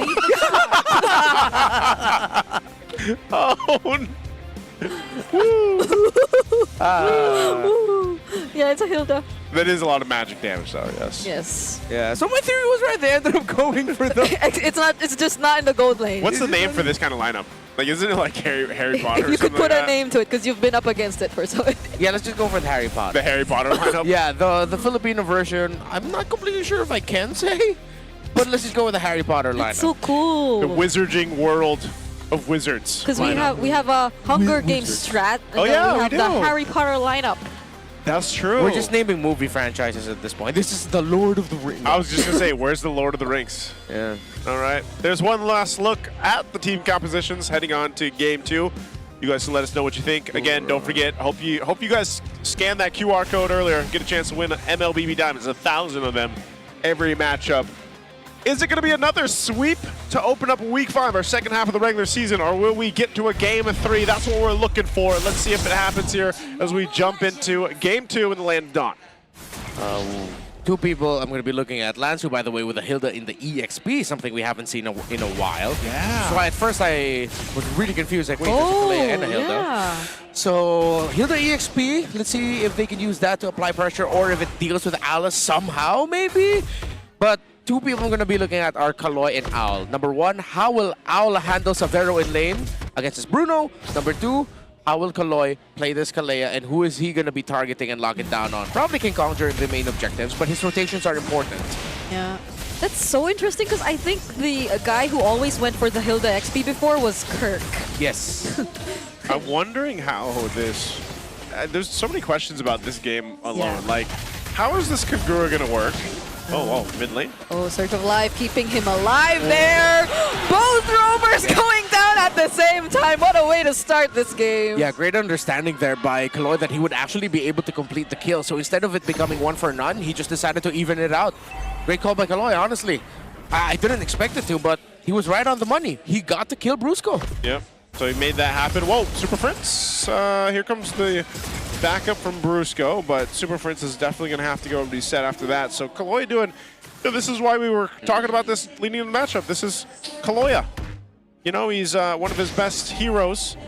He knows how to play it through and through, and that's what we're seeing here. So early action happening even before the first turtle as both teams get in position. Now, one thing that you are also going to see throughout the gold lane is, I feel like one of the first games I ever watched of Severo over in... Hold on, whoa! Kaloya, though, gets bursted down by the Deadly Magic, so they won't be having that setup. Well, he isn't even level 4 yet, but they won't be having that Kalea for this turtle. MP the King still starting it, though, but then Brusco and the Throne of Ruin will be there to at least go for the set, but it's going to be a turtle over to Twisted, and the kill! Somehow... Yep. To King Kong. That's Lansu's job. He will be looking for one man all the time, and it's really just King Kong's Harley. The Twisted Minds walk away with a turtle kill, a kill onto the opposing jungler. They lost Kaloy, but that's a trade worth taking. Yep, they took that. So what I was mentioning, as you see in the lane, Owl is actually having a bit of a difficult time against Severo because Severo, this Bruno, by the way, for 100%. those viewers that might not know, is one of his heroes that he really likes to play. Oh, Tsunami Slam. Brusco is the target, and be the King here, and the Kagura of Sean is enough to already pick him off. Okay, Twisted Minds are starting to be very aggressive with their plays. They know they have the burst. It's been a while since we've seen the Kagura, but damage is what she brings to the table really well. And yes, it'd be crazy if we just end up, you know, time is a flat circle. What if we just end up getting to the point where it's just Bruno all over again, and then one team is crazy enough to pull off an M6 ONIC PH and then just bring out the Layla. Then no one wants to pick up the Bruno because no one's going to ban the Layla. And then, it's back and forth. It's a throwback, man. Throwback all over. Flashback Friday. That's what I feel like I'm seeing, at least in the gold lane. But Twisted has been off to a great start. I'm just wondering, because we don't see Kagura too often, is there a point in the game where that damage or that initial burst that you usually see with Kagura this early on fall off, you know, and might be a problem, or is it more of crowd control that she's going to be bringing for these team fights later on? Yeah, I don't think it's going to fall off. It will exponentially rise, and you have 3 key heroes who want to get sort of like in close to mid-range. Valentina, Harley, Bruno, all of them can get bursted down by this Kagura. Yeah. And it's also probably just going to be a bit more focused on who you target later on, because Kagura can go for very specific plays and even a bit of survivability, I guess, because you have a Raptor Umbrella Flea to just go and reposition. Yeah, built-in Purify. It's also a flicker, so I think there's a lot of ways just to keep yourself alive. See how Sean ends up playing this. Skypiercer picked up. King Kong is his Genius Wand. So they're going to go and grab the buffs. Oh, looking for a setup in the mid. Yeah, Sean can get out of this, but he gets terrified. Still, though, that's a Kagura. That's why he's going to be okay. Lansu, though, coming in from the back line. Tsunami Slam used onto him and the Throne of Ruin as well. Golden R just to hold the turtle. And King Kong secures it for ONIC. Brusco, what a play! Yeah, that's a flicker for Kaloy, but we got to talk about what ONIC did there. big brain play, golden hour, so that Twisted Minds will not be able to get that turtle. The delay was perfect. King Kong got to reposition, then Retry. That is great to see there, but now they're going to get punished up top as Kirk goes down. So a response from Twisted. They'll have to keep that in mind by the time for the next turtle and later on for the Lord, obviously. They'll want to have a plan in tow for that. Yeah. Meanwhile, gold laners still doing their things. You can see just how much damage Bruno is able to do. Brusco's going to go ahead and push Owl off a little bit. They might just try to go ahead and take this tower down to move in a little bit across the map here, but he's got backup. Oh. That's worldy already used. Kaloy here. Oh, that's the yin-yang overturn touch by Severo here. Golden Hour once again, catching Kaloy, and he's probably not going to get out of that. King Kong 2 finding Sean in the back lines, and that's 2 members taken out by ONIC. Golden Hour once again, and great mechanics from Severo to go ahead and sidestep just at the right moment. Oh.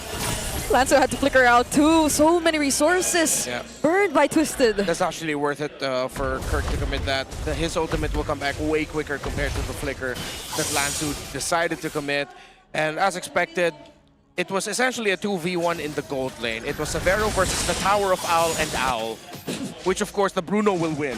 Yeah, and you could see, you know, he's just, no boots needed. He just goes Haas Claws, Berserker Fury. It's I feel like very reminiscent of what we saw in M6. It's the first Bruno game. It's still his rookie season. He hasn't signed a shoe deal yet.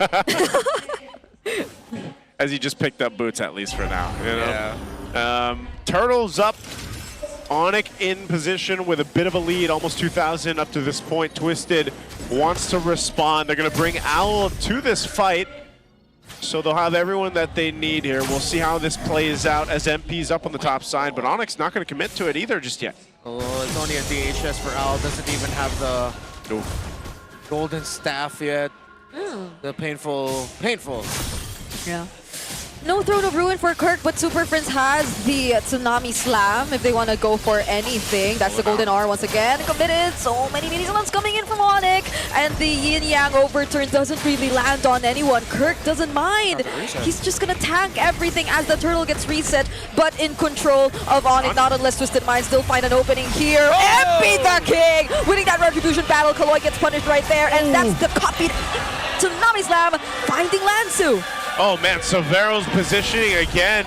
This Bruno's going to be a problem. Just a couple auto attacks and you're left to half health. Yeah, Indonesia is a huge football country. By the way, that was a good reset on the turtle, whether it was by accident or on purpose. Twisted Minds got the turtle, but in the end it was expected that ONIC would be walking away with a lot more kills as they have the damage advantage. But if you're Twisted Minds, you're going to be counting the wins that you can get. The turtle was one of them. Now they have to keep their eyes set on making sure, once again, Owl gets farm. Oof, falling behind 1,000 now. Kaloy's gonna jump in. Oh, now you see how Twisted are looking for their targets, but it's Kaloy who actually gets punished first. Severo though, he gets found out by Twisted Minds here. I think they're gonna be very happy with that. So it's 2 for 1. They needed to get Severo. They solved that for now. Twisted picks up a kill. It's only Kaloy that goes down. So it's gonna be a pretty good trade for Twisted there. Lansu, Owl, MP the King all found the mark. Beautiful entry with a blazing duet. Lansu locked in onto Severo. So did MP the King, landing a huge blade surge, and Twisted Minds has just turned it into an even game. Golden staff already for Owl. He was down almost 1,000 plus gold. Now it's just 300 compared to the Bruno. Great pickup, great response here. That's exactly what they needed. He's going to go ahead and build in to that Corrosive Scythe. And so then Owl will be in a position where he can play around what Kaloy has been doing. Gotta give it to Kaloy, man. He's died multiple times, but he's actually been able to go ahead and find setups where he can and keep Twisted into the game without it slipping too far in favor of ONIC. So positioning now for the Lord, that's what they want to go ahead and set up for. Kaloy does pick up a Chastised Pauldrons, so he's got that available. They're also going to rely on Lansu, I feel like, now. Now that we're in this phase where you're fighting for that Lord, one thing is, again, playing into it's almost a push and pull that these objectives are going to be because of the nature of the Marcel from Brusco. They've got to be able to anticipate that golden hour and then reinitiate. So they don't want to use too much of everything that they have before that happens. Yeah, the moment you said that, I was thinking, wait for golden hour, and then that's when Lansu comes in. Because Lansu going in forces ONIC to think whether or not they have to go back, whether they have to reset the objective, because they will most likely get positional advantage after dropping the golden hour onto the Lord. So, again, now I look at Lansu. At first it was Kaloy and Owl mainly, but now I look at this Hilda to see how Lansu will be able to maximize his entry, because he is going to be the main guy to try and catch Severo. Oh, look at Sean's positioning too. Can he go and burst down Super Prince or even Severo here? Could be massive. Levigun picked up now by Severo. He's got that range. This is the Trinity that we saw so much of Bruno before back in M6. Yeah. But has claws, just keeping him okay. I'm wondering if King Kong is actually able to burst anyone else down. As long as Sean keeps a distance, obviously Owl as well, they should be okay. And that's why there's so much patience here for this first Lord. Both teams have these conditions that they need to be able to go ahead and pull off for them to get the win here. Corrosive Scythe now locked in. There's the Trinity for Owl, so he's ready to go. We'll see how Twisted approaches this. They can always utilize Kaloy. That's one thing that they can play around. The conceal, I believe he has the conceal. So using that conceal, using that flicker, Tsunami Slam combination. They just have to avoid Kirk's setup as well. Yeah. So they're going to hold it. They're trying to force out the golden hour, but the ONIC are not budging. Yeah, they don't have to. There it is. There's the conceal. Kaloy's got that. This dance is taking a while. Yeah, this is probably one of the longer dances. Actually, a Lord dance that we've had. We're so back because we're back in the Bruno. Yeah. Lord dance. That nature. It's also, again, Twisted doesn't have to be the one to actually force it. They know that they're waiting for the golden hour to be used. They can't really just blitz this, so this is all actually bot time for Twisted as well. I'm just wondering what the play is here for them. If they just want to wait and then react to ONIC, or do they actually try to make a move here with Kaloy? Oh, look at that. Oh my god, the damage coming out of this Bruno is nuts. Oh, they're actually going to blitz it, it looks like. Yeah, did they just let go of their positioning? Wow. ONIC took full advantage of that. Now it's a Lord for ONIC in exchange of Brusco. Twisted Minds are still going to go for the chase though. Lansu flickering out and is still going to survive. That's a Terrify on Kaloy, but King Kong throwing out some cards. Twisted Minds only lose none. Yeah. They are all able to get away. They take out Brusco, but that was a beautiful play by ONIC to just decide to rush it. They knew they had the huge damage advantage playing through the Bruno. And the fact that Twisted Minds could not get the start that they wanted, could not find a good, comfortable angle for MP the King to go in and get within Retribution range. After Twisted Minds repositioned, ONIC read the situation well, and then they just decided to rush. MP could not get back in time and in range. That was all it took. Twisted Minds, for a brief moment, just letting go of those positions that they've held onto for so long. Brusco jumping in, making sure that he has everyone in sight. And now they're about to lose majority of the map control as ONIC take out these remaining outer turrets. Without even the Holy Shields intact, there will be no problems for ONIC to at least try and go for the base stage. But that's the Yin Yang overturn too, already committed by Sean. Yeah, they're going to lose that base turret. Wow. Lord as well. This is what we've seen Bruno do many times, just knock down turrets. Oh, lands. Oh, set up for Kirk. Not gonna flicker in. They just needed that, and it's enough to take down Kaloy. Oh man. Clean. Could they lose more here? It looks like potentially there's no waves to complete the push in, but right now ONIC Philippines just staying around here to clear out these waves. They could still look to take down at least the mid turret. Depending how this plays out, Twisted is going to have to pull off a defense. Whoa, Super Prince. Okay, Brusco going in. What a zone. What a zone. He did not care because he knew Twisted couldn't relax. Oh, but that's not a zone. That's a pickoff coming in from King Kong. Sean could not get away from that. Oh, forcing the blazing duet, but gets caught in the golden R. Still survives though, and this might just be the turnaround for Twisted Minds. MP the King finding a mega kill, but Severo shuts him down. Oh, the winner crown in the fountain. adopted, and now Kaloi's in trouble. Okay, that's a double kill for Savero, and it's only Lance with Owl left. This is looking like the end if Twisted Minds don't find a way around this. Owl risking his life just to clear that one last minion, but there are much more coming in the base. ONIC, they have the wins within reach. Owl is doing his best to defend, but they just could not put an end to it yet. Oh, a couple hits. That's the clear. That's the blazing duet already off cooldown. But ONIC still find a way. It's a minion that puts an end to this game.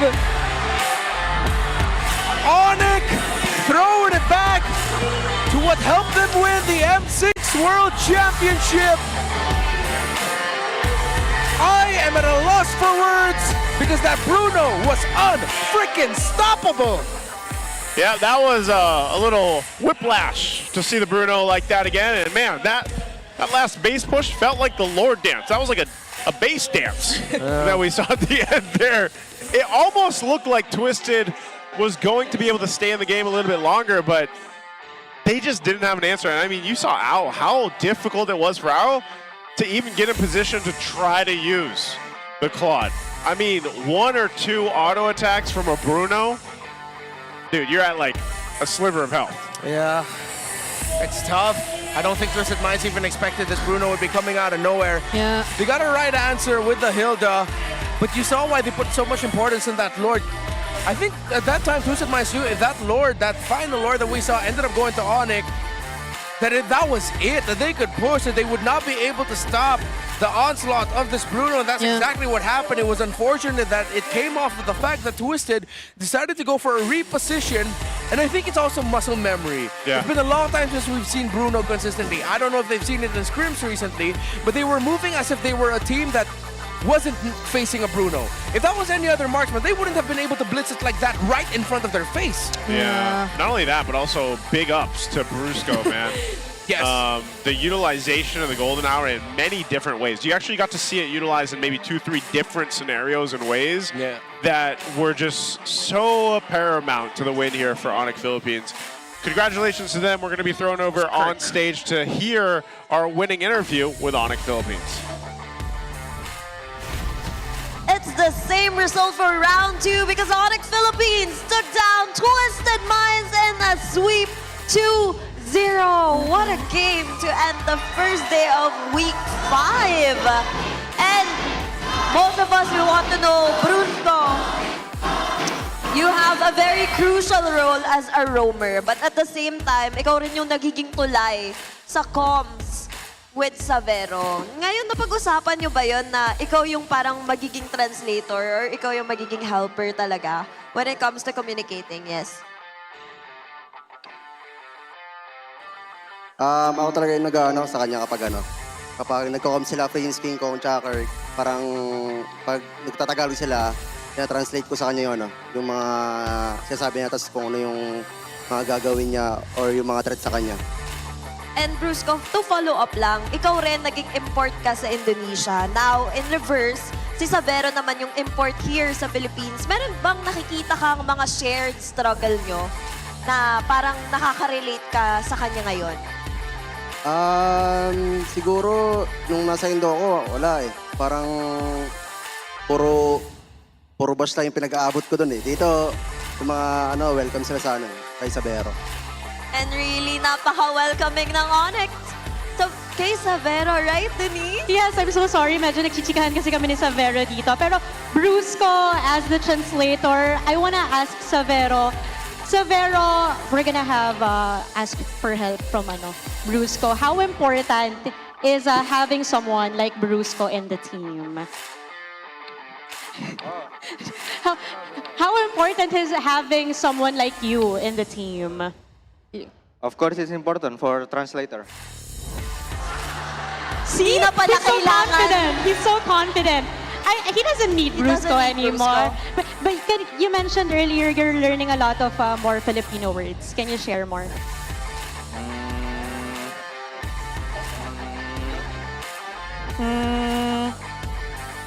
Lagging. Mahal ko kayo. Medyo naglag. Okay, thank you so much, Savero Brusco. But I want to ask Super Friends. Super Prince, our Game 1 MVP. Parang iba yung motivation mo ngayon. Are you extra motivated today? Are you extra motivated today? Saan nanggagaling? Saan nanggagaling yung extra motivation? Galing po yung motivation ko sa jowa ko tsaka family. Yes! But... And the Sonics went wild. Kinilig ang lahat. But Super Prince, kung babalikan natin, nung round 1, you guys beat Twisted 2-1. But right now, sweep. Ano yung difference this time? Siguro po yung difference ngayon parang mas na-execute namin yung lineup namin kaysa first leg. Mas na-execute nila. And are you guys, let's say, more confident this time around? Yes, confidence, Thea. And if anything, coming from our MVP confidence, sino kaya ang MVP of the match? Sonic, sino sa tingin nyo? And the MVP of our match is King Kong! King Kong, you have any message for your very loud supporters here at the Victoria Sports Tower? Grabe, parang kulang pa ba yan? Pasalita naman ako. Sa Sonic, sa lahat ng fans na pumunta dito sa MPL, thank you so much sa time nyo. And sa mga nag-support online, sana makita namin kayo soon. Yon. Thank you. Love you guys. And once again, congratulations for sweeping this match, ONIC Philippines! You may now take a bow and your victory walk. Maraming salamat, ONIC Philippines. What a day! Lahat sweep, Thea. Another 2-0 to end the first day of our Week 5. And we will find out how that sweep happens as we throw this back to our panel. Thank you, Denise and Thea. And again, congratulations there to ONIC Philippines. A sweep, another one to open up our Week 5. Congratulations also. It's nice to hear Severo, of course, in the interview there, and just how important it is because he's also the MVP here for Game 2 on the Bruno, the debut pick, 4-1 and 5. And that kill participation, 69%. Very nice. And his Filipino is very nice as well, for those wondering what he said. And what he ended up saying was actually, I love you all. I love you. We were all waiting for it. Yeah, he said, mahal ko kayo, which is, I love you all. Why do I feel like everyone got tense every time they asked him this? What Filipino words are you learning? No, man. Well, let me tell you. Let's admit, that's like the natural form. When Filipinos go to Indonesia, one of the very first things they learn is, I'm not going to say it. You know, our words that we cannot share on broadcast. And it's the similar thing here. Yep. Okay. Yeah, I agree. We were all literally holding our chairs. Yeah, all the six-man desk looked at one another and was like, oh no. Because this is the second time I think they've asked him what Filipino has learned. Because I'll tell you what, his MVP performance here was reminiscent of the past. And I was saying throughout this when we got into this game, I was like, man, one of the first games I actually saw of Severo when he was playing in Indonesia was on the Bruno. And, you know, so it's nice to see him bring it out here for a matchup here in the MPL Philippines. Again, I feel like Severo has just really settled in, and that camaraderie with the Super Fam, he's really fit in well here. And when you watch them play, it's still the Super Fam. Like, they're still able to make these things happen for them. And, you know, there was some moments there for Twisted, but this one was definitely in control throughout the series by ONIC. Yeah, I think we definitely got to see as to why even a team like the Philippines versus Aurora, no one picked up the Claude. It wasn't even banned out, completely ignored in the draft. You had Freya Gold Lane come in first, Harith, Granger. We had a Moskov game earlier in the day, Carry. I think because of the changes to him and because now with the presence of Bruno, we might actually end up seeing Claude getting taken out of the meta, as there is a very clear and obvious response that you can pick up. Whether or not the Bruno is can be easily slotted into other lineups, because we are, as Midnight put it in the podcast that we did earlier with yesterday with Wolf, we are in a composition heavy meta where even if you think about a specific counter to one hero, how does it slot in with the rest of the lineup? Is it comfortable with the rest of the heroes against the hero that you're trying to counter? Definitely put Bruno on your radar, rising up. Claude will most likely rise down. Rise down, fall down. Rise down. Well, rising down. Okay. That works. There's such a thing. I was such in a flow. I got 2 in the zone. Gotta agree though, it's been like 2 straight games which felt like a somehow draft advantage for ONIC, but mostly when you look at the gold lane especially, because I feel like Owl has been managed in the lane a bit too well. So we've been commenting on how they might want to help him a bit, but you also can't blame the other members of Twisted Minds because they had to worry about things elsewhere. Even the jungle matchup didn't really favor MP the King a lot of times. So maybe Twisted Minds are in that spot again of having to explore and maybe figure out what's working best for them in this current patch. I just hope it's not too much time because they don't, I mean, we only have, well, it is week 5. So we're down to the last half and it's getting a little dicey. So hopefully they can figure things out. But first, let's go ahead and listen in on our Infinix mic check with ONIC Philippines. King, mapil ko si King. Hilda. Hilda. Go.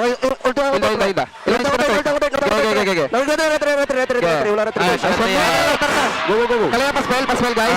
Kaya pa paspel. Pasag tap. Damay natin. Tap kalaya kong. No dash kalaya. No BMI Cloud. Wala yung spell. Kagura. Nice Clayton naman. Yung yung suyo at range bot. Bang. Ay, chill pre, lahat ng lane nanawakan natin. Try natin. Kalaya, just mirror kalaya pre. Right kalaya, Prince. Right kalaya. Okay na, baka ay, pahil mo na sa top. Okay na. Binata ko. Max, Hilda. Walang boto. Okay guys, wala ko. Chill. Kay boy. Alaw sa'yo pre, Okay na. Ikaw papatargetin it, skill ko. Naka-flicker ka lang. It's personal. Okay lang. Kailangan magamit ulti mo eh. Okay na, paldo ako. Suyo, ultihan ko. Patay sa'yo. Walang guys, walang buhat. Gas aja. Kalaya. Hindi naka-fleeting. Sarap mo. Sarap. Bruno. Okay na. Kaya. Ready na. Power lock pre. Tapos na.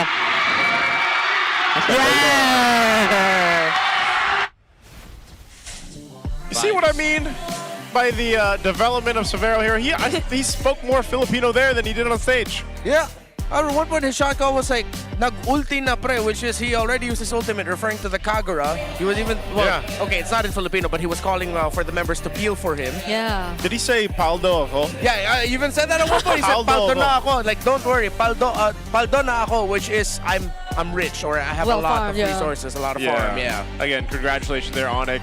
You guys think you have what it takes to run the show? With eProject Esports for Everyone, we're giving you the power to bring the MPL energy to your own local community. That's right. Participants get exclusive access to tournament modes, free in-game items, and even diamonds. Just head over to ph-mpl.com/e-project to start your application. Turn that passion into action. Visit our website for more info. QR on your screens. Scan it. Scan it right there. I know I had people asking me recently this week when we had our community show match games going on, how do you get tournament modes? Well, there's one of them for you guys. So scan that QR while you can, because also the clock is ticking and the seats are filling up. Don't miss your chance to witness Smart Omega and AP Bread right here at the Victoria Sports Tower this April 25th. That's tomorrow. Head on to ph-mpl.com and get your tickets now. And keep an eye out, like I said, for playoff tickets. Now that the venue has been announced, get a chance to go ahead and grab those tickets soon. Now, calling all superfans, stay updated on all things MPL Philippines and connect with the most passionate community out there in esports. Join the MPL Philippines official Facebook group. You can scan the QR codes, the superfan channel, and don't forget as well the MLBB official Discord. Get your all-access pass to exclusive content, the latest news, and community discussions. Lead the conversation and have a chance to be featured as our superfan of the month. Be part of the MPL Philippines family. Scan the QR codes on your screen now and join the conversation. We will see you there. I think, if I'm not mistaken, it's actually the playoff tickets details or the selling starts on May 4th. Oh, it's What day is it today? technically that's like a week and a half from now. Yeah. So keep an eye out. Let's go ahead and take a look at the Infinix standings here after day 1 of week 5. Not much has changed, actually nothing. After the 2 matches, obviously TL still standing on top, undefeated. ONIC gets another point there. And that's about it. I wonder if it gets to the point where this is just going to be it. But you think this will just be it? I'm just saying what if. I'm not saying will be. I mean, the middle is still kind of... One thing I'd adjust is I'd put Omega over AP Prim. Maybe even Omega can climb up to 5th. I don't know, man. I feel like I've gotten... Like, Omega has won me over yet again this season. After what they did. After the upset. After the huge upset. After Tanot #1. Yeah, that's true. That's true. That's a buff for everyone. Here's the Fansiklaban after day 1. Yes, that's right. Fansiklaban. Okay. What's so funny? San Juan There you go. and Fansiklaban. Fansiklaban San Juan. Okay. I hope I'm getting it right. So it's also the same, I think, because the Bees, the last time I saw this, I think they were in 4th, and we still have multiple teams tied at 4th. Wow. So they've had more changes. Yeah. I wonder if we get Aurora Sonics finals for Fansiklaban. Man, I love the Fansiklaban. Oh, Fansiklaban. Fansiklaban. Filipino call. Radio call Tagalog. We can wrap up. Is that spicy? Is that too spicy? Am I cinnamon now? Yes. Okay. Cinnamon. Any last thoughts before we close it out? Today has been full of sweeps, even with you guys on desk. Oh, yeah. Oh, yeah. What's been happening? We've had a very fast season. What's going on? It's been fun. I hope you guys have a great evening joining us. We're going to be closing out here. Me, Brigadier Redmar, will store on stage to close out day 1, week 5. And that's how you start the second half of the season. What an incredible opening day here at our week 5. Yes, Thea, kanina pinakilig tayo ng ating clear men legends at syempre, hindi nagpahuli ang ating match-ups, lalo na ang Epic Rivalry. And you know, habang papalapit ng papalapit ang playoffs, asahan na mas iinit pa ang aksyon, lalo na bukas ay Superfan Saturday. Kaya naman make sure to bring that same energy tomorrow as we continue the action. Ako, si Denise. At ako naman si Thea. Kita-kita ulit tayo bukas dito lang sa tahanan ng pinakamalalakas. Ito ang MPL Philippines Season 17. Palag na to!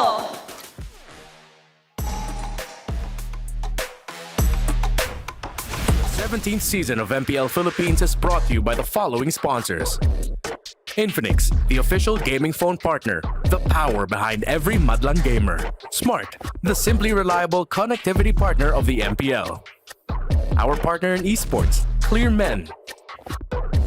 And our strategic partners, TT Racing, Ferry, and SIP. Don't miss any MPL action by following our official Facebook and subscribing to our YouTube channel. Follow MPL PH on TikTok for more content. Experience the lakas ng Pinas of MPL PH Season 17 live at Victoria Sports Tower. Grab your tickets now via the official MPL PH website. MPL Philippines is monitored and supervised by the Games and Amusement Board.